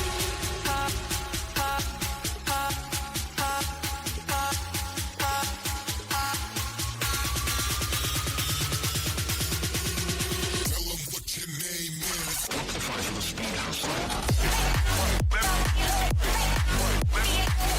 Left and right, left and right, left and right, left and right, left and right, left and right.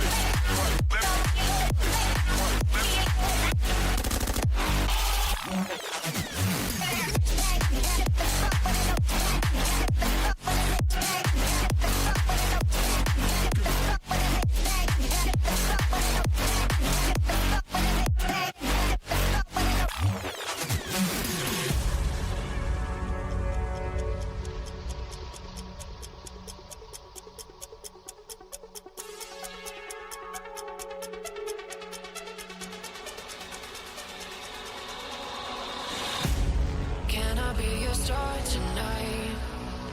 You fill my soul with light the day we met. I don't wanna leave your side. Have me by your side when the sun sets. Let's leave for an eternity. We'll sail across the lights beyond the sky. I'll be with you eternally. I'm an addict for your love, it keeps me high.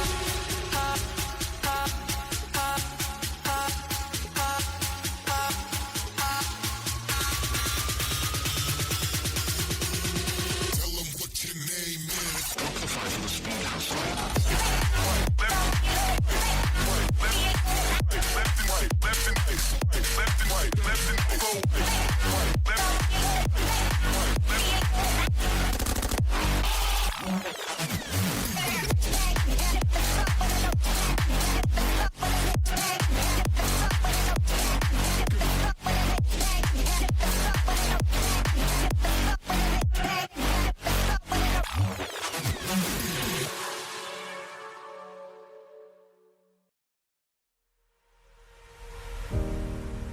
Nothing could have prepared me for the high stakes heartbreak that surrounds me. You want me, you. Welcome back, folks. You are tuned into Project Horizon, where we have VCT China action for you. Stage 1, it is EDG taking on Trace Esports, and at the moment, EDG up by 1. But before we get into that, if you're just joining us, my name is Skara, and I'm flanked by my side by Div. Div, how have you been feeling thus far with the action that we've witnessed? I've been really excited to see a good game of Valorant in the first half, right? We saw EDG completely dominate against Trace Esports, right? As we move on to our second map here on Haven. But just before we go on to the Haven map, Lotus was a strong, very strong showing from EDG. Trace had a little bit of signs of coming back and blooming into that game, but, you know, Trace EDG completely shutting that blooming down and completely nipping that in the bud.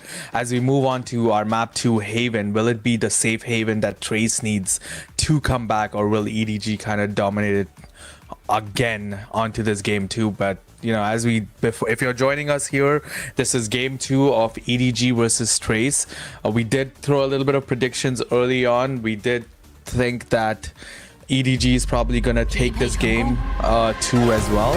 As we move on to our agent select here, it'll be really exciting to see if you're going with the same kind of picks, or if you're gonna switch it up on Trace's side. Yeah, so I think you might have missed it, but we do have our agents confirmed. So it is going to be a double controller on the side of Trace Esports, where we have the Omen as well as Viper.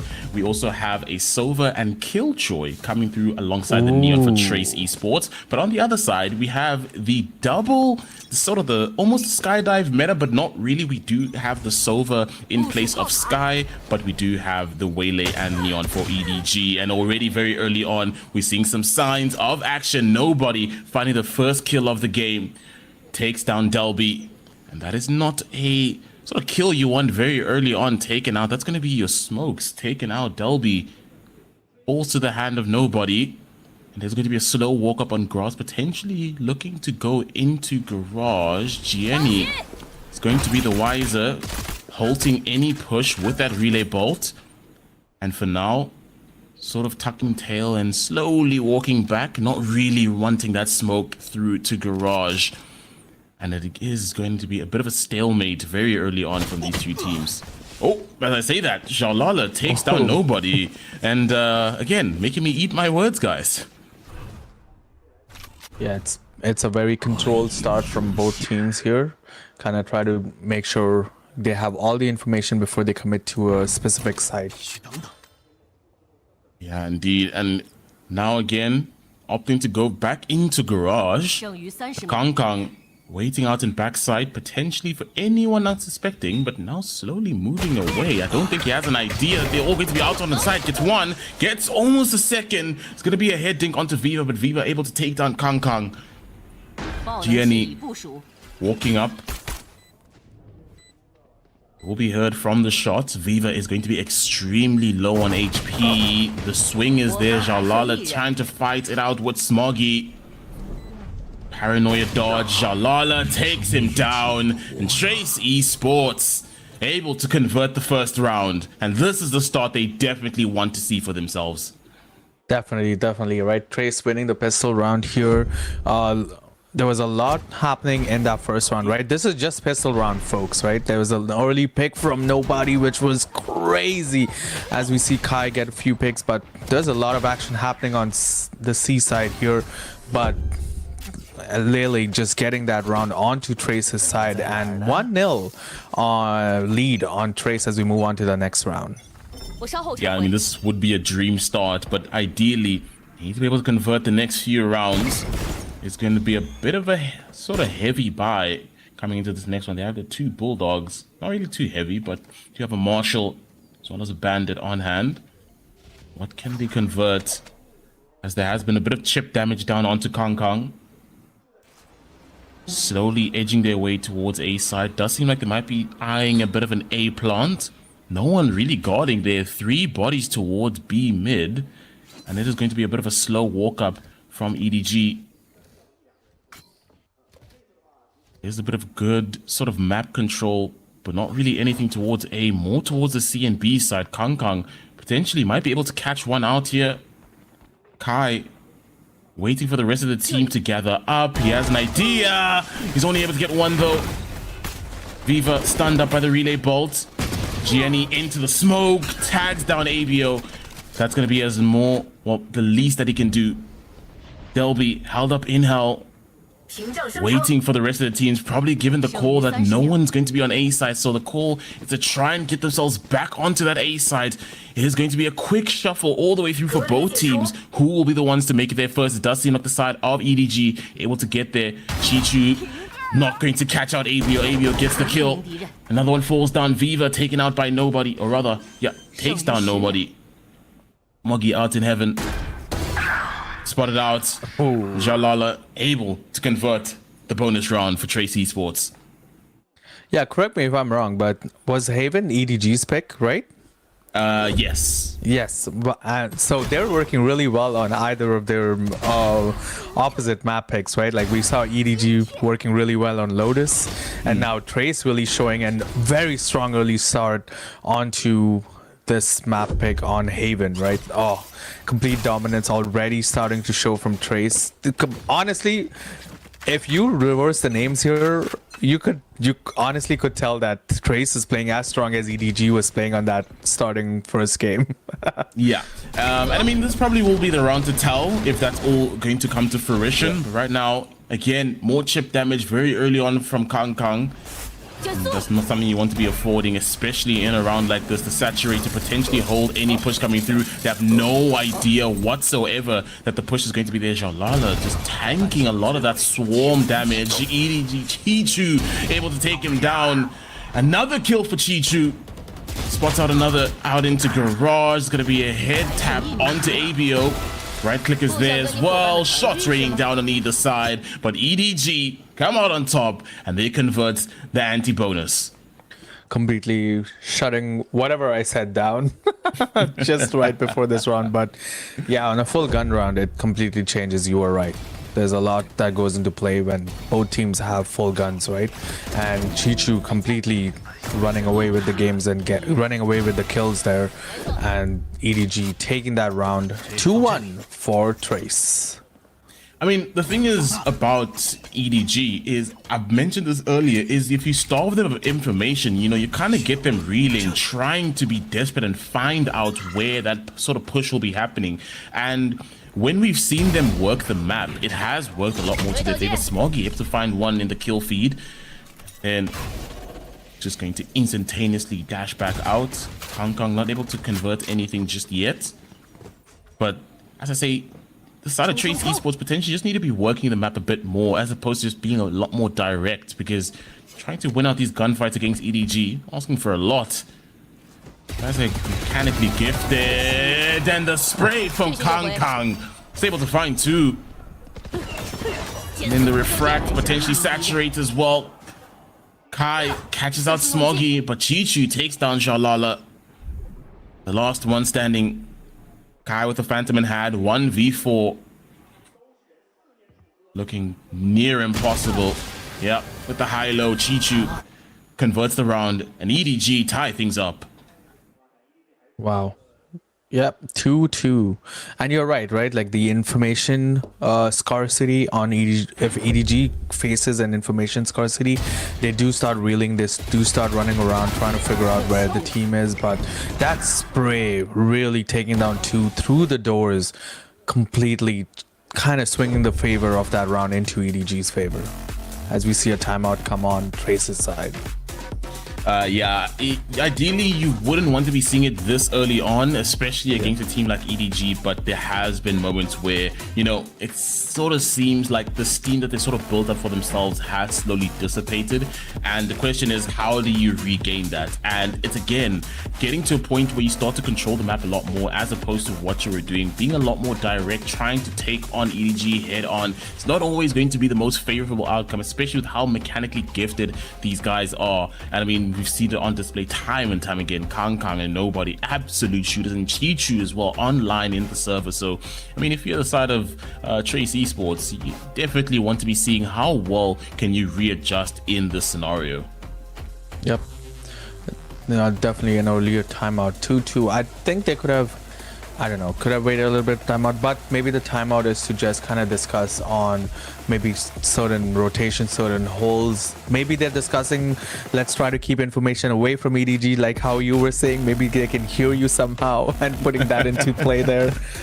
Could be a thing, but we do see going back into our 5th round here, 2-2. Yeah, and interesting enough, the wall that Nobody tried to walk up on, and it does seem like we will be seeing a push coming through from sewers. Smoggy slow walking up. Drone won't be able to spot him out, so some shots raining down, won't be able to spot anyone. Kang's gonna find one in the kill feed. One taken out by Chichu. Smoggy as well finding some success. Jenny on the transfer takes down 2. That's going to be a round conversion coming through. It was the save round, but we'll have to see if maybe that timeout did work to fruition for Trace Esports. Yeah, what a spray transfer from Hellier. We do see this early push using the wall, but the flank really worked in their favor, and then Jenny with the spray transfer kill there. Absolutely gorgeous to look at, and absolutely amazing for EDG, as the EDG do take the lead in this half. Yep, spot on, as EDG first time leading out this map. Will they be able to continue sort of momentum that they've built up? As mentioned, they have been able to snowball a lot of their momentum that they tend to build up, but sort of telltale sign of who has the more grit in this matchup, as ABO takes down GNE. Hunter's Fury online to deny the plant, and it has pushed them off of site. So now it is a bit of a plan B scenario of what they can do now to sort of resurge themselves back onto a site. Owl Drone is going to spot out one, but not really one to worry too much about. But again, it does seem like they've opted to go back to more of a default hold, and Smoggy catches out Delby. Defaulting towards B, few bodies towards Garage. There is going to be that trip to sort of deny a fast push out, so you're gonna have to keep wary of that. It's gonna spot him out, and there is going to be potentially the call to go on to C. There's gonna be the cross held up as Kang holding fast in this angle. One's pushed out just yet, so he's gonna swing it out. Finds one, can't get the second. Kai's gonna be there for the trade. Chichu takes down Kai, and it's left to Viva. As Viva also struggling. Some shots. ABO takes them all out for 4K. Wow, if the plant method doesn't work and plan B was off the charts, let's go to plan C, which is, or plan K in this scenario. Just kill everybody, and a 4K completely destroying the team there. Wow, what a spray. If we talked about spray transfer now, that one was amazing to look at. Yeah, wow. Sensational stuff coming through. And in a round where, again, Trace Esports had no right winning. Yeah. Coming out on top. Now the operator is online for Kong Kong. Does mean you have to be a lot more wary of your pushes. So will they heed that warning? Kong Kong waiting for Dolby. Wanting to see a bit of an angle, a bit of a pixel. Not allowing any bit of that. Want to just give him an inch and he'll take it to a mile. You never know. And it does seem like slowly, walking up towards garage, and it does seem like they are eyeing a bit of a C push. Our drone gonna spot out the trip and allows for it to be destroyed. But it doesn't seem like they're convinced just yet on that C push. Eyeing a bit of a B rotate. It still inserts a Delby towards A side for a bit of a fallback plan. And that's going to be a convergence onto the B sides. Will they be able to get the bomb down as all bodies are going to be down? Kai takes down Kong Kong. And that's the beauty of inserting your players. Now they're pivoting towards that A side. Delby takes down nobody. Another one inserted onto B side. But they have such a good hold right now on the map. And it's left EDG reeling for a way back into this round. And Kai tearing them apart with Chichu with the neural theft online. Has an idea of where both of these players may, or all three of these players may be. ABO not going to be giving an angle for Chichu. And it does seem like we might be seeing a save round for the operator come through. May potentially just be looking for some exit frags. And yeah, Chichu opting for that save. And Trace Esports slowly but surely finding their way back into this game. Yeah, definitely a very even game this time around on Haven. So we do see the bomb go off and a saving the op for presumably Kong Kong in that round. Yeah, and it's looking like Trace Esports potentially might be finding a bit of life in this map where it almost seemed lost, and that's the most important thing, is again trying to get yourself more online in these games a lot earlier, as opposed to just allowing EDG to run away with that many rounds. And EDG as well realizing that might be the issue, as they're calling their timeout as well, the first reserve shoot called. And what do you think it might be the call for EDG? Because I mean, they're only down by 1, but it does seem like Trace Esports are starting to build momentum on their side. I don't know about you, but in that game I definitely saw, right? And even in the last two maps, it's whenever, and you've said it multiple times, it's whenever EDG does not have information on Trace's whereabouts, right? They're reeling, they're struggling, they're kind of like trying to run around, trying to find, and that's when Trace is taking advantage of those runaways, of those bystanders, of those slackers, and picking them off, right? And this might be the call out here of EDG being like, watch your back, wait for the information. You guys are great at post plans, but if you're getting picked off, it's harder to us to work on those post plant rounds. So make sure that we are not getting picked out, making sure we're not straggling or not running like headless chickens around, right? Just make sure we're good, we are composed, we're working together as one team as we move on to the next round here. Indeed. And now it is time to get into this next one, and it's going to be that operator onto Kong Kong. Can he convert rather on that, as now you're actually going to be seeing a side swap as Kong Kong opting to go towards the C/B pivot. So it does seem like they have sort of switched up strategy and have realized where their weak points might be. And we'll be seeing the lockdown initiated. Kong Kong finding Kai. That's a huge pick very early on in this round.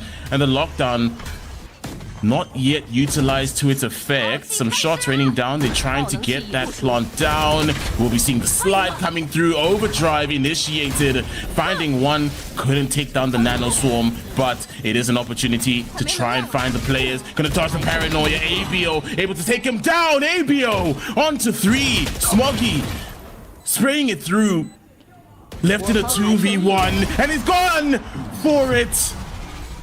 But yeah, Smoggy denying the ace. And some scary, nervy moments for EDG. I definitely thought ABO would take that round completely, right? Holding that spot really cool, taking down the op shooter there, completely dominating that round and holding it down for his team, but just wasn't enough as Omen from the garage just takes him down and goes for the defuse. Wow, that was a really strong showing from ABO. Yeah, and I mean, ABO definitely has been online for Trace Esports today. It really has been pushing, trying to egg his team on. And it's all about if Trace Esports can sort of feed into that and at least feed into a bit more confidence for themselves. And it does seem like now there is going to be that walk up from Smoggy. He's going to find some success. Takes one down. Waiting for anyone unsuspecting. ABO is also going to find a kill on the kill feed. Holding them back. And now EDG once again holding their lines, waiting potentially for that push from Trace Esports. Again, trying to starve EDG of that information. But trying to plant that seed of doubt. For now, there's no signs just yet of where they want to be pushing, but potentially might be looking towards A. It's going to be the owl drone fake as well as the darts.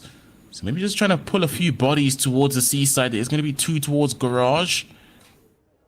And there's going to be a few walking up now. And this shot is going to come through. Kai finds one. The stun is there. Xiaolala takes one down. Trace Esports breaking out onto site. The last 2 remaining for EDG. Bomb goes down. This is again power of just holding out. Being patient, waiting out this team of EDG. Right now, it's paying dividends. It doesn't seem like EDG are going to try and put up a fight here. It's just going to be Chichu and GNE left. And yeah, something to see like they maybe want to go for that save. But Trace Esports, they really are giving a fight in the second map and not allowing it to be an easy showcase. And they're going to be trying to save that operator as well, but that's going to be a lost round. Trace Esports go up and take the lead once again. Yeah, I don't know if you noticed, but it was very smart from Trace's side, right? They kind of like played closer to A, dodged Sova's drone. Meanwhile, Viva himself used his drone and his dart in garage to kind of fake the whole team as if it might be a C push, while Trace pulled onto A, got the picks, and here, as we see in our replay, got the picks and got the plant on A. Very smart, playing into misinformation out there. And in the modern day today, clearly shows how much missing information can play a huge factor in these rounds.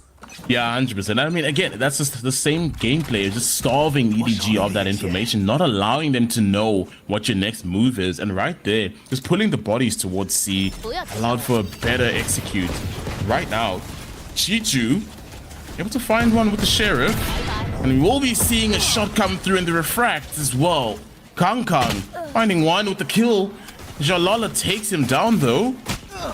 Gonna be a 1-for-1 trade, but still 1 man to the good. EDG gonna be 4-3. Trace Esports opting to go for the rotate around very early on, not finding success. And again, it's that direct approach that just doesn't really work too much for Trace Esports. EDG expecting it and just outplaying them. But right now, no presence onto A side. It's more sort of a bit of a pivot from nobody, potentially waiting for that sound cue onto the A side push. We'll be seeing indeed that execution coming through. The smokes will be there. And there's the core. It is going to be an A push. And slowly walking up, the bomb will go down. Doesn't seem like they're going to try to really fight for too much pressure towards spawn, but rather actually going to invest the Viper's Pit into this round.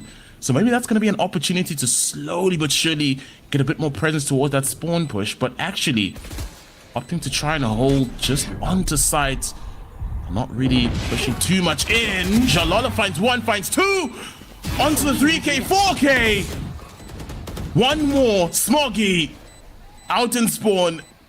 He knows he's going to be hunting that ace. He hears the steps. He's hunting. He wants it. The white swing is there. Takes him down. And there's the first ace of the day. Zhao Lala takes them all down. Trace Esports go up to 6. Yeah, there were a lot of times where we saw a lot of 4Ks, 3Ks, not an ace, but we finally see the first ace on the board. You know, strong start from EDG there, right? Getting that early pick, but again, you know, the Viper's kit coming down and Lily just taking down the entire team there and showing Trace is here to play as we move on to our next round. 6-4 for Trace. Yep, really good showcase thus far coming through from Trace Esports, and it's going to be a heavily broken buy from the side of EDG. Nobody taken out by Kai. And again, just defaulting, holding positions. Once again, trying to reel in the side of EDG. Not really giving them too much to work with. Gianni going to be held up in garage with that judge in hand. Will he be able to find any success in Kai? Waiting for that walk up, and the refractor is going to be there. Kai just slightly missing with that shot. ABO also biding his time, waiting for that push out, but doesn't seem like there'll be any impatience coming through from Gianni. He's going to wait it out, but it does seem like the side of Trace Esports confident in their push. They're going to converge onto the C site. It's going to be a free site, not really going to be challenged or contested. So bomb can go down. I don't think they know just yet. There will be a tag, but no one going to be found with it. Kai trying to walk up in. Kang Kang takes him down. It dropped 27 HP. It's going to be a 1-for-1 trade on either side. 4 left, and Kang Kang with the convergence path. Going to try and find one. Only one's going to be tagged that onto backside, so it's going to be a bit of a scrappy fight if they want to try and take this one from Trace Esports. A Chichu only able to find one, and the rest of the team will be cleaned up. As the side of Trace Esports push it to 7 and make it 7-4 with 1 round to go in the half. I definitely think Chichu thought he got the kill there, and that's why he moved his cursor away to get and look for the next opponent, but that kind of worked in his against him and kind of took him down there. But yeah, again, pushing, you know, kind of throwing away stragglers here and there, using util on other rounds. EDG rotates really quick, and then Trace taking that to advantage, rushing onto a site and basically planting the bomb and taking it away from there as we move on to our next round. 7-4 for Trace as we see a lot of early push ahead. Yep, very early pushes coming through already. Some deep space covered by Gianni, and does seem like EDG trying to take the fight to Trace Esports this time around. They've taken one down very early on, but it will be Kang Kang actually who was taken out by ABO. And it's very interesting. ABO is going to be the one with the operator. Double up, right? On Trace's side, yeah. Interesting already, and Gianni is going to find one.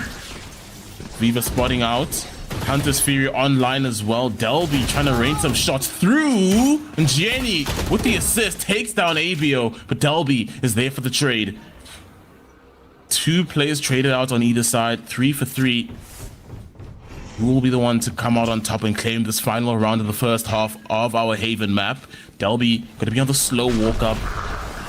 Nobody is wary to the potential of that A push, and it's not able to convert on the shots, but it's going to be a bit of chip damage done onto Delby. It's not looking too healthy for the latter stages of this round. What can they find? Kai is going to spot out one. There's going to be the stun, the relay bolt, and Kai finds 2 in the kill feed. And Trace Esports turn it around from 8-4 in the previous one. They are going to be the ones on the beneficial end as they go into the second half of this one, 8-4 instead of the ladder. I was gonna say, it was like the complete opposite on the first map here, right? But 8-4 on Trace's side here, completely showing a much more. It looks like it's a different team playing this game all of a sudden, right? So we're gonna be moving on to our second half in over a minute here, but honestly, I don't know what it was. Maybe maybe the map switch, maybe a little bit of a pep talk that kind of worked in Trace's esports, but we're seeing a completely different Trace in this game, right? And you know what? Maybe our prediction might be working in our favor at this stage. Yeah, you know, sometimes you just never know where these things will go. Yes, you just never know where these things go, but we'll have to see, because at this point in time, we have maybe just seen potentially a bit of a weakness within EDG. Maybe they're just not really as proficient on the side of defense, so attack could be a different scenario. Then again, let's not take anything away from Trace Esports, because they've been phenomenal in the second map. They've not really allowed the first result of the first map to really bother them, and coming into the second map, they've really showcased that they can still take the fights to anyone that's in front of them. And that's kind of been a telltale sign that Trace Esports really have sort of been that team to kind of watch out for, because even in their game against XLG, when it seemed like they were kind of down and out, they really made it difficult for XLG to carry it over the finish line. So in this one, if EDG even want to see remote success coming through and just instantly qualifying from this game, they need to do the world of good when it comes to the second half, because what is that? They potentially have to have almost 9 rounds to convert. So it's going to be very difficult, but we'll have to see if that sort of kind of, you know, plays into their sort of mindset that this is not something that really bothers them too much. But second half kicking off, and it's going to be EDG going to be on the side of attack. Slowly. This time around, it's actually going to be an instantaneous push onto the B side. ABO, the only one potentially there to try and put up a resistance, but instantaneously pushed off of the site. Kang is hungry for kills and potentially wants to chase it all down, and Chichu was on the lurk. He finds another 2 taken out. And EDG, the plan is working.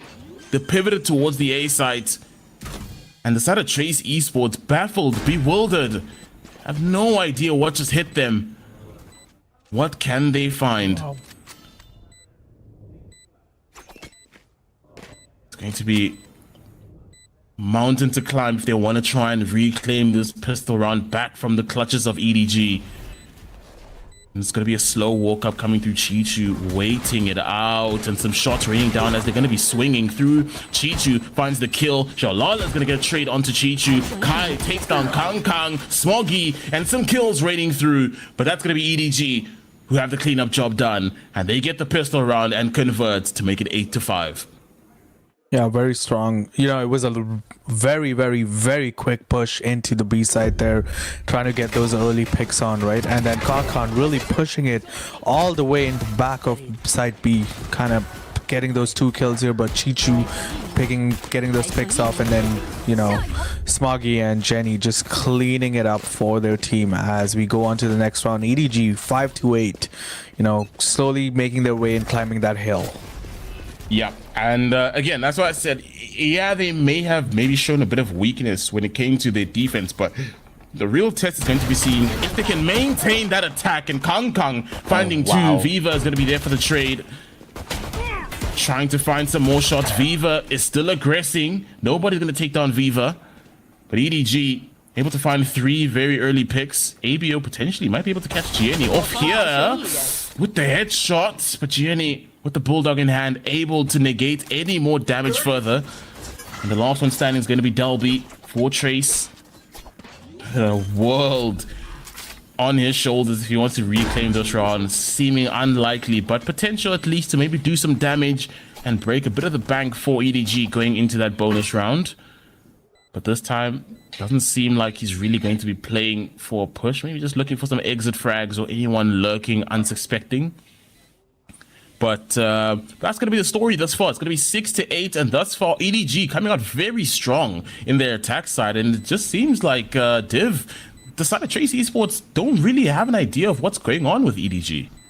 No, they do not. You know, and if the last 2 rounds were any indicators of what you just said, it definitely looks like there might be a timeout coming out after this round from Trace's side to kind of figure out what we need to do, because EDG is just rushing in, getting those points, planting, getting those picks, right? And those picks is what's making the matters worse here for Trace, as EDG Concon absolutely, literally not allowing anyone else to push his team and taking those 2 early kills, putting this game slowly on towards their side as we move on to the next round. Trace is still in the lead 8-6, but EDG is slowly creeping and catching up.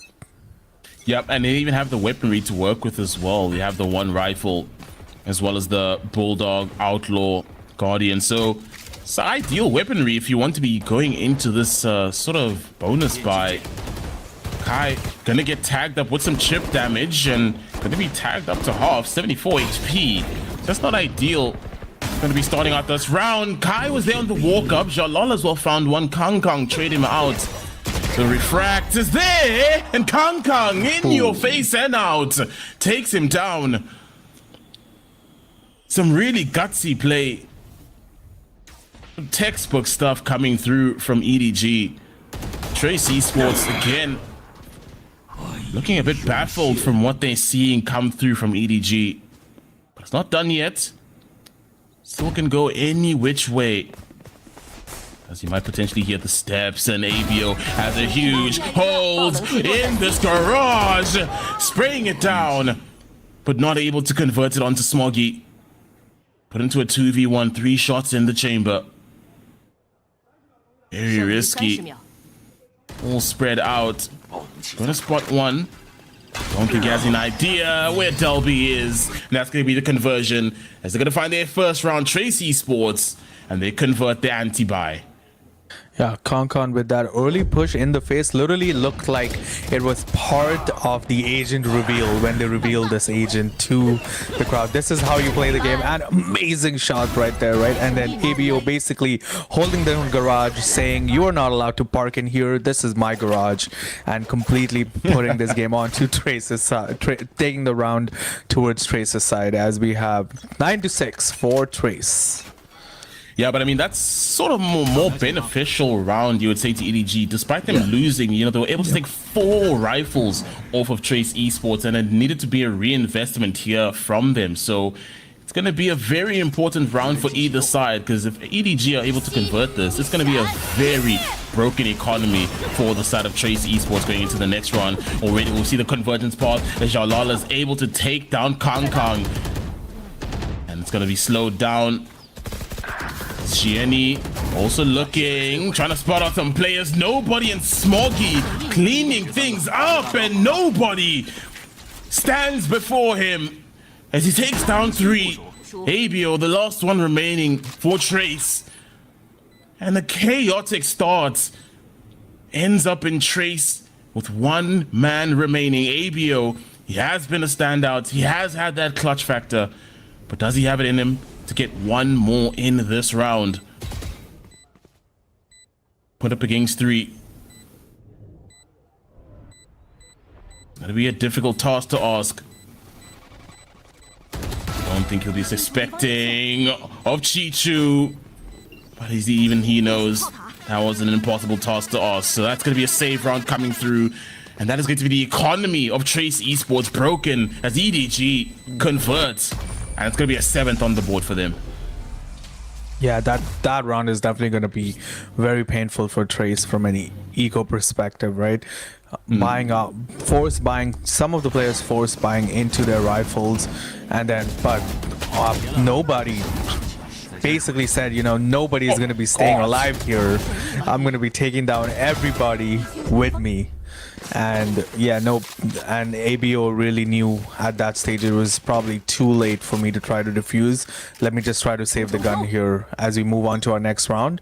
EDG slowly catching up to Trace. Yeah, and EDG in the more favored position. It's an absolutely shambolic buy for the side of Trace Esports, but never say never, as Trace have had some thrifties in them. Do they have another for this round? As the side of Trace, now this time around, you'd think would be a lot more chaotic in their approach in the save round, but actually trying to play for crosses, trying to play to catch out EDG. Let's see if it works to their favor, as nobody Just trying to sniff out any potential of anyone being nearby. ABO going to be held up in garage. Owl drone as well to catch out anyone. And they might be able to catch a few players here as they catch out Kong Kong. That's going to be one down. Return fire takes out ABO. Nobody's there for the trade. And now EDG seemingly stalled out, but as they find a few more kills, that's going to be Gianni taking down Delby. The impatience works to their favor, and the bomb can go down onto B site.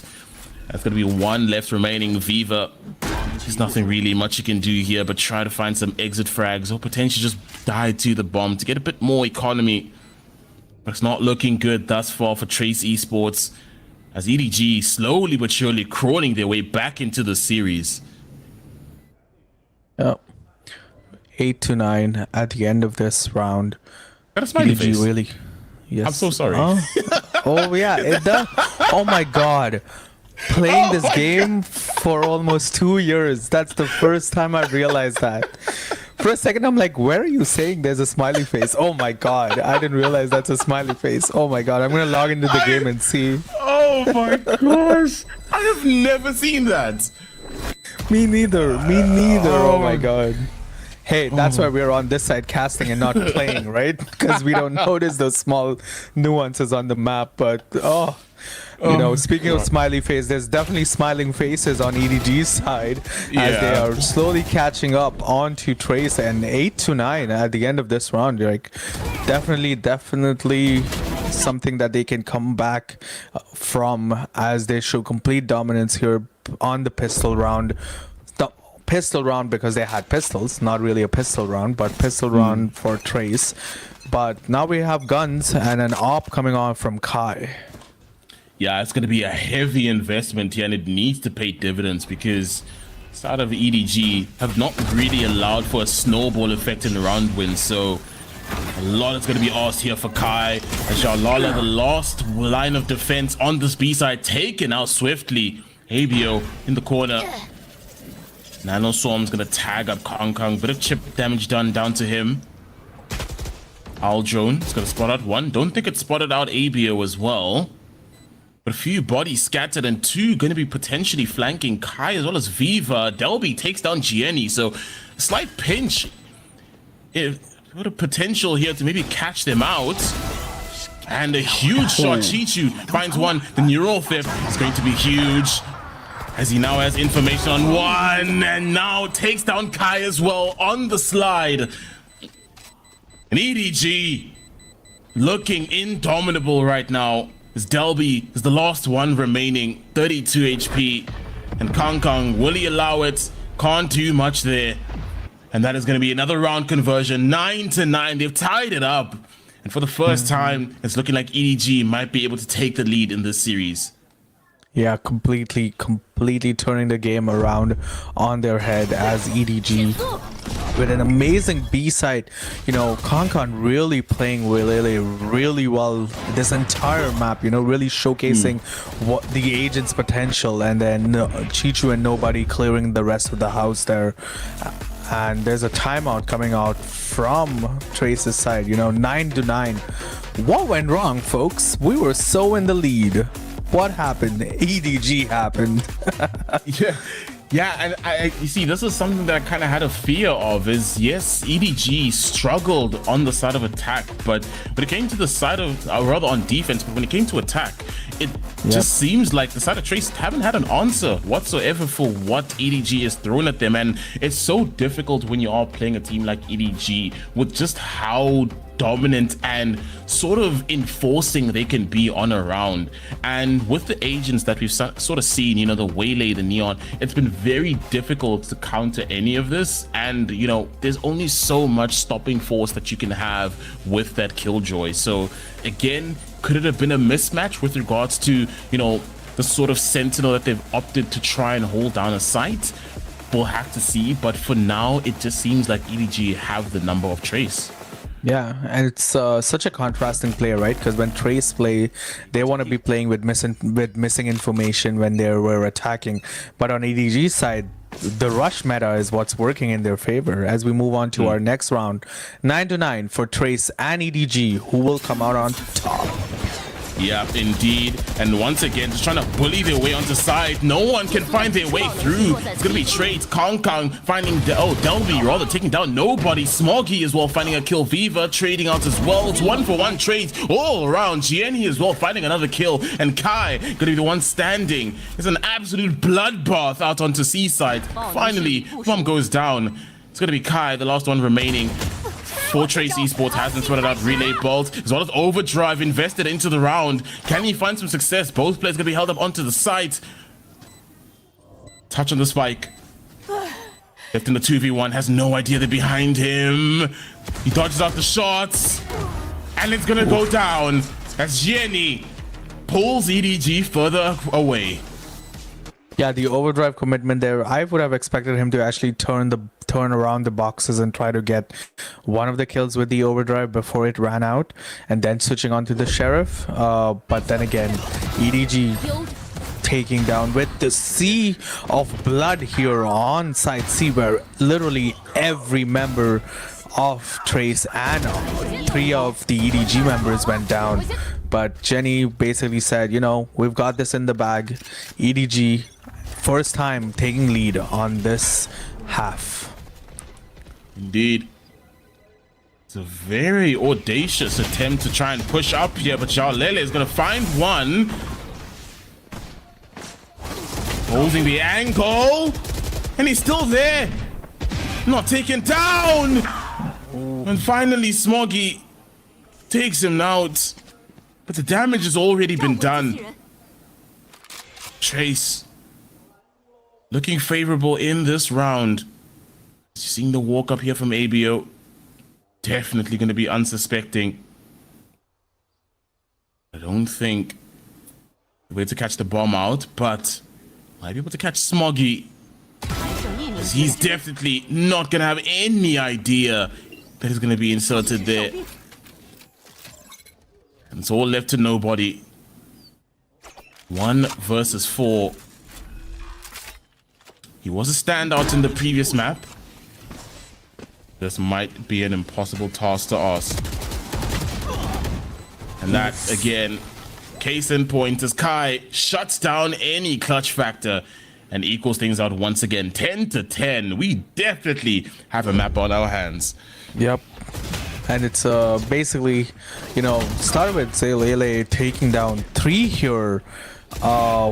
Very early strong next to what I would like to be calling the smiley there, taking down 3 there, and then basically saying EDG, listen, your lead is gonna be very temporary because we're gonna try to come back and try to take this game away from you. 10-10 on either side, you know, Chichu and Lele being the dominant agents on either side, but Kankan and ABO really showing them the clutch factor and or those early kills. But yeah, as we move on to our next round. Oh, and does seem like they're going to try and match a bit of the sort of tempo that we've seen from EDG, Trace Esports, but no one's really going to fall. A bit of chip damage done to either side. Kong Kong going to afford a bit of that damage, but nothing too much to worry about. There's going to be a slow walk up onto Garage. Nobody with that owl drone. Going to spot out ABO. Dodging right past this nano swarm. There's going to be a heavy presence towards both C and Garage. Investing the lockdown. But I don't think it's going to bother the side of EDG too much. Hunter's Fury as well to just negate that lockdown, and it will go down and allow for that bomb plant to come through. So very shaky as he spotted out some bodies out in Garage. Opted to stop the plant, but now finally going to initiate it. Viper's Pit invested as well. Overdrive is online. Hunter's Fury, the kitchen sink and everything thrown into this round. Kai taken out, or rather taking down Gianni. ABO traded. And there's so much chaos happening. Chichu finding a kill in the kill feed. Smoggy finding one, finding a few. Kai finds a kill of his own. It's going to be down to a 2v1 as Kai, the last line of defense, as Chichu denies the slide. Oh, wow. There was a lot. There were at least 4 to 5 ults invested into that round. We had the Viper's Pit. We had 2 Sova ults. We had the Overdrive come on through, right? So it was a lot happening in that specific round as we go into our replay. Oh, and Kai basically Chichu taking down, Smoggy taking down a few people here. And at the end, it was Chichu clutching it for his team. With 11 to 10 on EDG, very tight game, you know, a lot of back and forth happening here. Yeah, it's been so closely contested, and I mean, Gianni finding the first blood in this round. It's been quite a difficult map as well for Delby. Hasn't really been able to find, you know, sort of that impact that he's had for Trace Esports. And EDG now eyeing a bit of a C push once again. Bursting out onto sides, not going to be a single bit of resistance. Convergence path is going to be in hand, and Chichu once again on his cheeky little flank walk up, but there is going to be a little alarm bot there, but the alarm bot's not going to catch him in time. The convergence bot as well is going to catch him out, and Chichu punishing them. The perfect timing, taking down ABO, and Chichu able to walk up behind them. And that's going to be map point for EDG. Wow, that lurk from Chichu basically taking down 2 of them there, right? That early push into C, the not finding out not letting Trace getting any information, and then Chichu taking those last 2 down, putting them on match point. 12 to 10 on EDG. Do they have what it takes to end this series right here, right now? Let's find out. Yeah, now it's time for a bit of a Hail Mary from Chase Esports. The bye is broken and a lot of work to be done. 2 rounds to get themselves into overtime. It's gonna know that someone's walked up. Right now, EDG playing it patient, playing it wary. They're on the precipice. They know that all they need is 1 more round. Trace Esports want to survive. 1 away from qualifying for playoffs once again.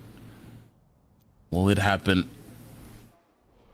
It's going to be a very heavy stalemate right now.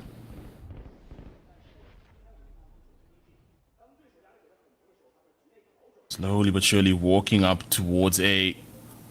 And Viva, tall toster. Oh, this guy, he's found 2!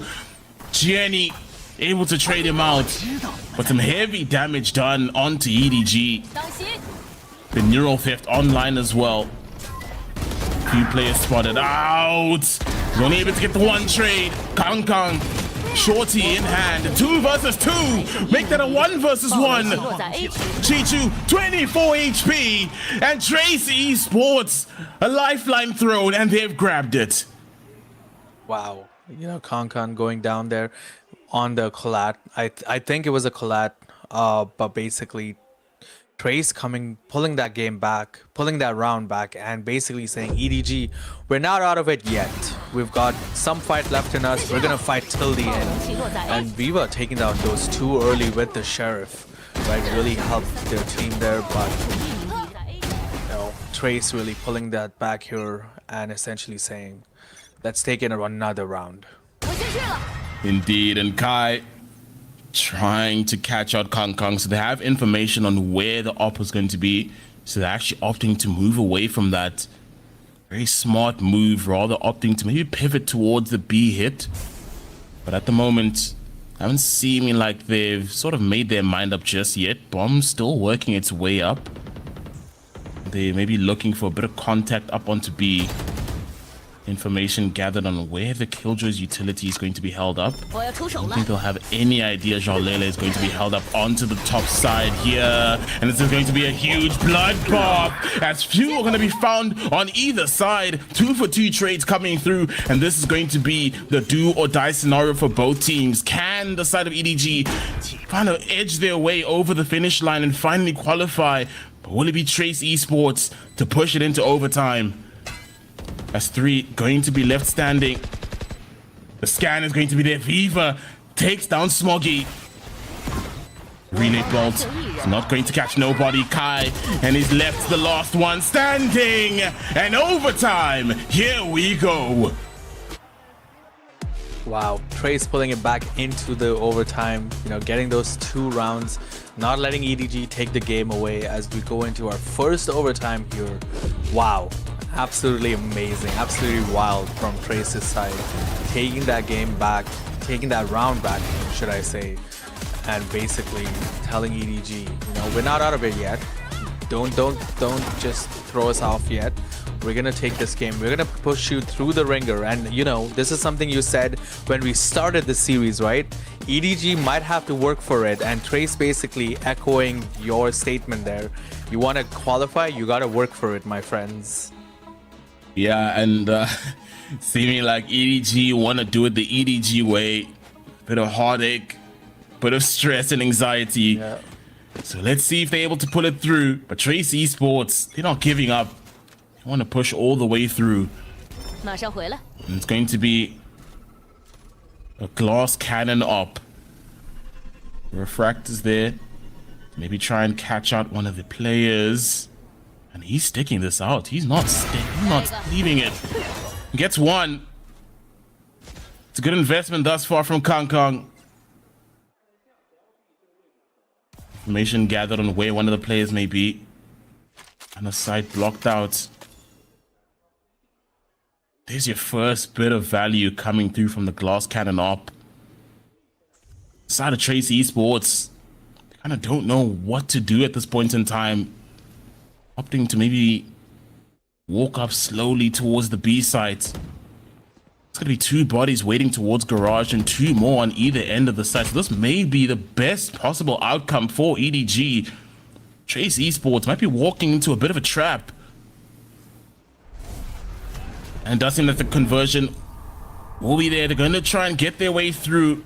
TPing onto the site, and that's going to be bombed down. Smoggy finds one. Gianni as well taking down ABO. Delby is going to catch out one, but that's going to be all she wrote in the round. EDG perfectly reading Trace Esports, playing into their hand. That's going to be match point once again. That Omen blind into that teleport when the Owl drone was being pushed into B was so clutch there, right? Completely dodging the Owl drone and essentially getting the pick on there. Smoggy playing it really well with the Omen and finishing that round. EDG 13-12. One more game needed to close off this series.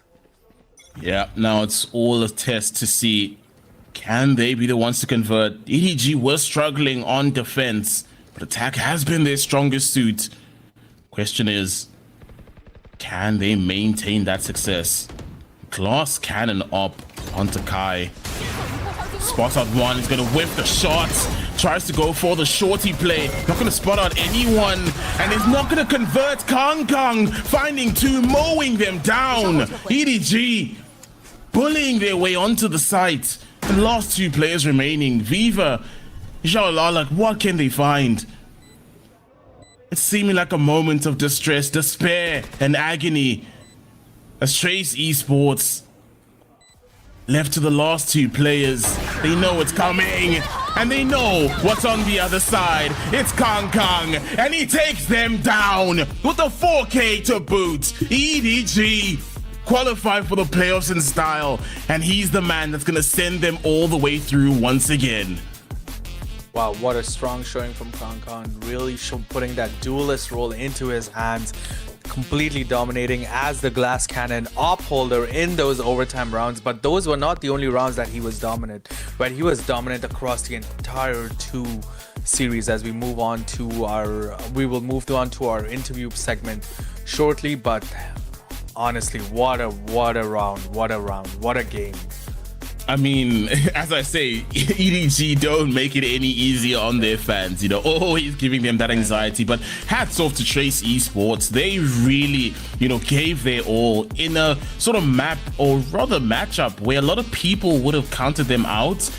It sort of seemed like there might have been a hope for that map 3, and yes, 2-0 is going to be the finish, but it doesn't really tell the story of just how much they gave as a team. But EDG, they've really found their form once again, and it does seem like now, once again, they potentially want to be contenders again, not only for their domestic region, but on that international stage. So we'll have to see if maybe potentially this is maybe showing signs of EDG working through a bit of their sort of growing pains that they've sort of gone through at this point in time. But we'll have to see as time goes on. But it is confirmed now that EDG have qualified for the playoffs once again. I mean, they have been the powerhouse for China, but they haven't found form very early on. But it's seeming like now they may be back into it. Yeah, very strong showing as we see all of the fans meeting their favorite players, getting their signatures on. You know, after that win, this is the game that made them qualify for playoffs, right?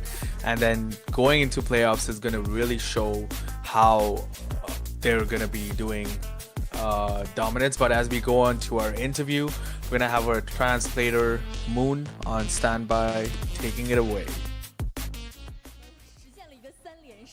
其实从上一场你们莲花古城的新阵容亮相的时候，我们就已经非常好奇了。你在赛场上 You haven't played Duelist on stage for a long time. How does it feel to be back on Duelist? 感觉还可以吧，我觉得决斗，尤其是 He says it's not bad. Phoenix in particular is a lot of fun to play. 还挺好玩的。今天表现也是非常的好，而且我们感觉到今天你们其实整体的 You guys had really good teamwork today. You played really well, and you got a really high ACS with Phoenix. How do you think you guys have been doing as a team? Says they've been doing pretty well. They practice a lot. They've spent a lot of time on it.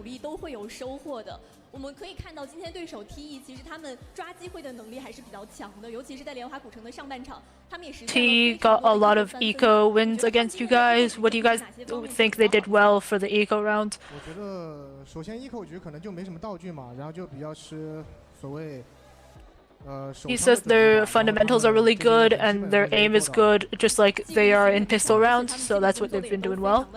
那我们也可以看到，其实 EDG 在第一赛段整体状态都是非常好的。EDG has done really well so far. 3 matches, 3 2-0s. What are your hopes for the future? And he says, I hope to keep 2-0ing everyone. Anything to say to the fans? Thank you, everyone. We will keep winning. 是的，感谢大家来现场支持 EDG 的比赛，支持 Smoky。 再次感谢 Smoky 选手。 That's all for the interview. It's time for the prize draw. 现场还设有符能掉落的抽奖活动，在比赛期间，现场将随机抽选观众，获赠游戏。Yeah, fantastic stuff coming through, and I mean that's the best way to say it, right? If you're EDG, the only thing you want to be seeing is 2-0s if you're their fans, because there have been sort of shaky and nervy moments that we haven't been seeing the EDG of old, but it does seem like now they are starting to find their form once again, and slowly but surely they've been working through a bit of the growing pains of you know some of the roster shuffles that has happened and a bit of bit of momentum lost, but now seeming like they've really found their footing once again, Div. Yeah, as we score through our replays here, complete, Kankan showing dominance and on that thing, but we move into some highlights early on. Smoggy getting those really showing. EDG is itself showing really early dominance in that game, right? But honestly, Kankan really, in my opinion, is the MVP in this entire series. 100%. I mean that's undoubted, right? Kankan's influence and sort of impact in a lot of these scenarios has just been way over underestimated, because I don't think people understand just how much he has found. Yes, it's not just about the large amount of kills that he's had, but it's just in the moments when he's got some of these kills where he's just been so pivotal for the side of EDG. And right now it's seeming like the heaviest hitter rather is slowly but surely getting back into form for the team. And I mean, Kong is online. It might spell doom for many teams to come. And as mentioned earlier, EDG have officially qualified for the playoff stage, so we already know that they are definitely prepping for that next phase. And they've topped at the moment Group Omega with 0 defeats and without dropping a single map. 3 games, 6 maps to win. Honestly, I'm impressed. I know, and as he said, right, we're gonna keep winning 2-0. And we go into our comms and we hear the players out. 我们凯州小门外。放 C 大线，我去放 C 大线。张俊海来 window， 张俊海。来了 ，B 小心。我来跟你进小门，我可以跟你进小门。好。小门看。7点。我给震了。谢谢这回。B 外有一个。找人，帮你们找人。飞吗？飞。检测不斗剑。B 外了 ，B 外。这 B 外了，掉了，最后一个。手包。给我架拉过来，左边。来左边。我帮你来走，站在左边点。我们去 B 外点的进。对。我来 B 外了，啊，你窗口帮他们。你 window 补枪就行了，window 补枪就行了。谁不连也能过。落脚了。Nice！ 好枪 ！Let's go！ 你 pick 吗呀？不 pick。哎，能不能反绕一个 A？ 那我下手，反绕一个 A， 谁不连一个？128 wipe 128。手包吧。要添枪我。封个弹药烟有烟吗？没有，马上。来 ，wipe 120。Garage！ 我。Nice！ 120，100 ED 血。人头被王顺去 K 了，这狗娃子他妈出来打我了，大哥，什么情况？我在整大招，我没地方躲呀，大哥。谁爆点是不是？还是谁爆点？哎呀！我没地方躲呀，我。And yeah, I mean, looking at all of what we just witnessed, phenomenal from Kong. Kong has definitely been the standout for EDG, as you mentioned, Div. Looking at that, 258 ACS, 1.4 KD. And mind you, this is a game where this was very closely contested by both teams, right? No one really was pulling away that much, but still we were able to find a standout in that performance. Yep.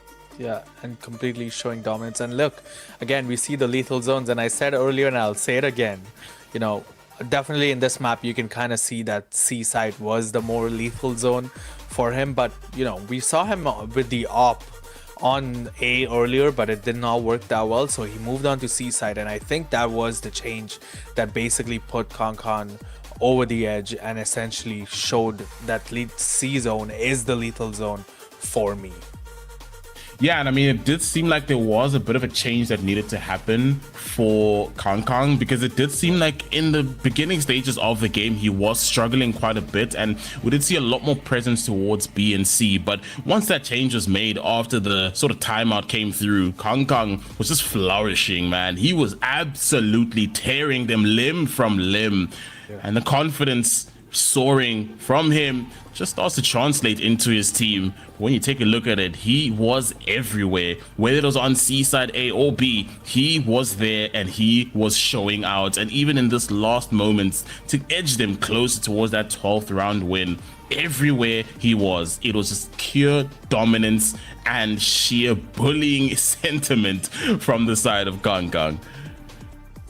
I know, so strong. As we go into our head-to-head here, EDG 14-12. Kong obviously, you know, the main man on EDG's side, but ABO showing a really good showing on Trace's side too. But it is the 25 kill feed there. Oh my god, absolute dominance from Kong. Yeah, I mean, you can't be understated. He definitely was the standout performer, not just in this map, but the entire series as a whole. He was online from the get-go and was just so pivotal for EDG, finding so many first bloods, so many points for opening spaces onto a site, which just allowed EDG to easily burst out on.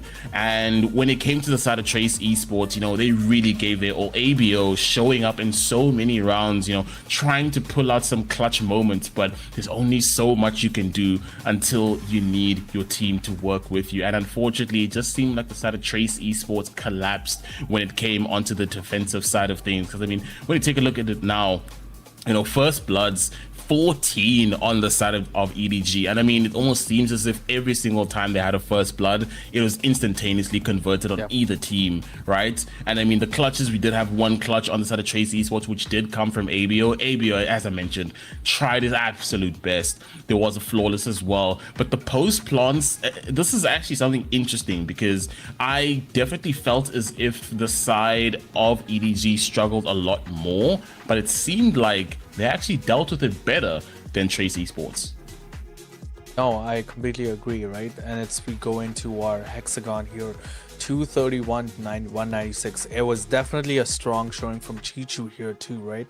But that KDA and 1.75, pretty dominant. Pretty overall, a very well-rounded hexagon here, right? Yeah, I mean, when you take a look at it, it's almost as if, you know, Chichu definitely played out of his socks when it came to the role of the Cypher, because typically you tend to see a bit less of, you know, KDA, and even the headshot percentage. He had a 32% headshot percentage compared to what you usually see for Cyphers on this map. So definitely showed out a lot better compared to what you'd normally see. And Chichu, as mentioned, was also another standout for EDG on this map. So all around, everyone really came to the party for them, and that is definitely why they are more deserving of making it all the way through into that playoff stage. And it's interesting even when you take a look at the map vetoes, because Trace Esports tried to negate that early factor win for EDG, because Fracture is something that they're very strong on, so they kind of also noted that, which I was a bit disappointed that they didn't really put much of a fight on Lotus, but we saw a lot more of them come through on Haven, which ironically wasn't even their map pick. So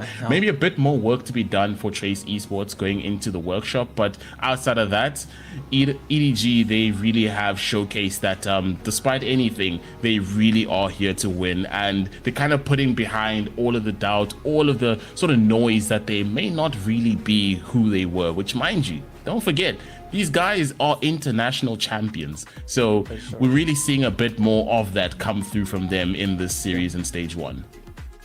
Yeah, no, and honestly, I cannot wait to see where EDG goes and how far they go.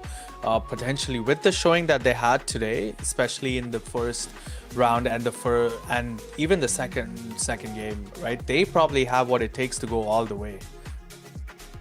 Yeah, I mean, I couldn't doubt that at all. You know, when you look at just how much confidence is sort of oozing from this team, you can't really doubt the fact that they feel like they want to take it all the way. Even in the interview, Smoggy himself just saying they just want to 2-0 every single team that comes their way. And remember, they still have not played XLG yet. Yes, they have qualified already for the playoff stage, but XLG haven't really confirmed themselves yet. So you already know that there's definitely going to be a back and forth between those two teams, the two heavy hitters of the China region, which I'm very excited for that matchup, because I definitely feel that will be a firework show. But for now, we're just getting ready for the end of day graphics. But outside of that, I mean, what has been your thoughts on what we've witnessed thus far from both maps and from both teams? Honestly, I think the map picks really sometimes don't play a huge factor, but it's the agents that you pick for those maps make it a huge factor. As we go into our end of day graphic, you know, we had XLG dominating 2-0 against Nova, and then in our second game we had EDG going 2-0 against Trace in our Omega group stage today, right?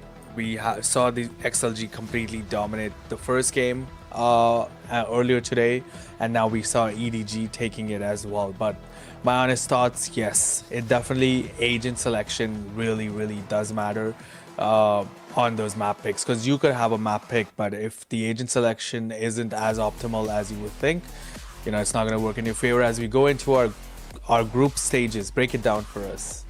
I mean, taking a look at Group Omega, EDG and XLG actually have both qualified already for the playoff stage. They still are yet to play each other, but regardless of that, they have already qualified through. But DRG, Trace Esports, I mean, Trace Esports as well, still struggling and reeling to try and keep themselves above, because you do get relegated if you don't keep up in the top 4 of the group. Right now, Wolves and Nova are the ones that are going to be at the bottom. So it is very important that, you know, they try to, you know, win the next game. So it's going to be a very difficult task for Trace Esports if they're trying to keep themselves back in the top half of Group Omega. But they have played out Wolves. I'm not too sure if they've played Nova yet, but there's still lots of work to be done for Trace Esports to survive, as well as the side of DRG. But as I've mentioned, EDG and XLG. Yes, they have qualified on either end, but I'm still very excited. But even on the other side, Group Alpha is looking intense. No one has qualified just yet. So that is very interesting. And a lot of people have kind of said, you know, Group Omega has been the one that's been less stacked compared to Alpha. So it might be a bit of an easier route forward for the side of EDG to qualify, but only, you know, signs will tell if that would be something that played a factor into them going all the way. But taking a look at the top performers of the day, it is definitely having to be Kong Kong. You know, with an ACS of 321, a 2 KD, and an average damage per round for 206 is insane, and a 28% headshot percentage. In second, that's going to be Swagzor. Top 3, that's going to be Kai completing that. Smoggy in fourth. So 2 players from EDG completing the top 5. But funny enough, 2 players from Trace Esports are topping the top 5, meaning it definitely was a bit of a good showing, even though they did not come out on top, that Trace Esports at least tried to give up a bit of a fight. Yeah, no, looking at these top 5 players, honestly, you could say that we were definitely casting the more tougher game of the day today, right? And honestly, you know, maybe if they were in different groups, the turnout or the turnout of the game could have been different. But again, who knows, right? Again, map selection, agent selection matters a lot. But yeah, top 5 players of the day. And then tomorrow's schedule, we have JDG versus AG as our first game casted by Volt and Charlotte. Moving on to DRG and Wolves casted by Charlotte and X1N, and game 1 is going to be Volt and Multitudes tomorrow. But yeah, stay tuned for more VCT action, as tomorrow's schedule we kind of see Group Alpha playing it out to finally cement their way into the playoff stage. Yeah, but it's going to be very exciting. But ladies and gentlemen, thank you so much for joining us today for more VCT action. We still have more coming your way as mentioned, so make sure you tune into the next one for Project Horizon for all your English coverage on the VCT China region. But for now, I have been Skara, he has been Div, and it's been an absolute pleasure. Cheers, take care, and we'll see you in the next one. Hope you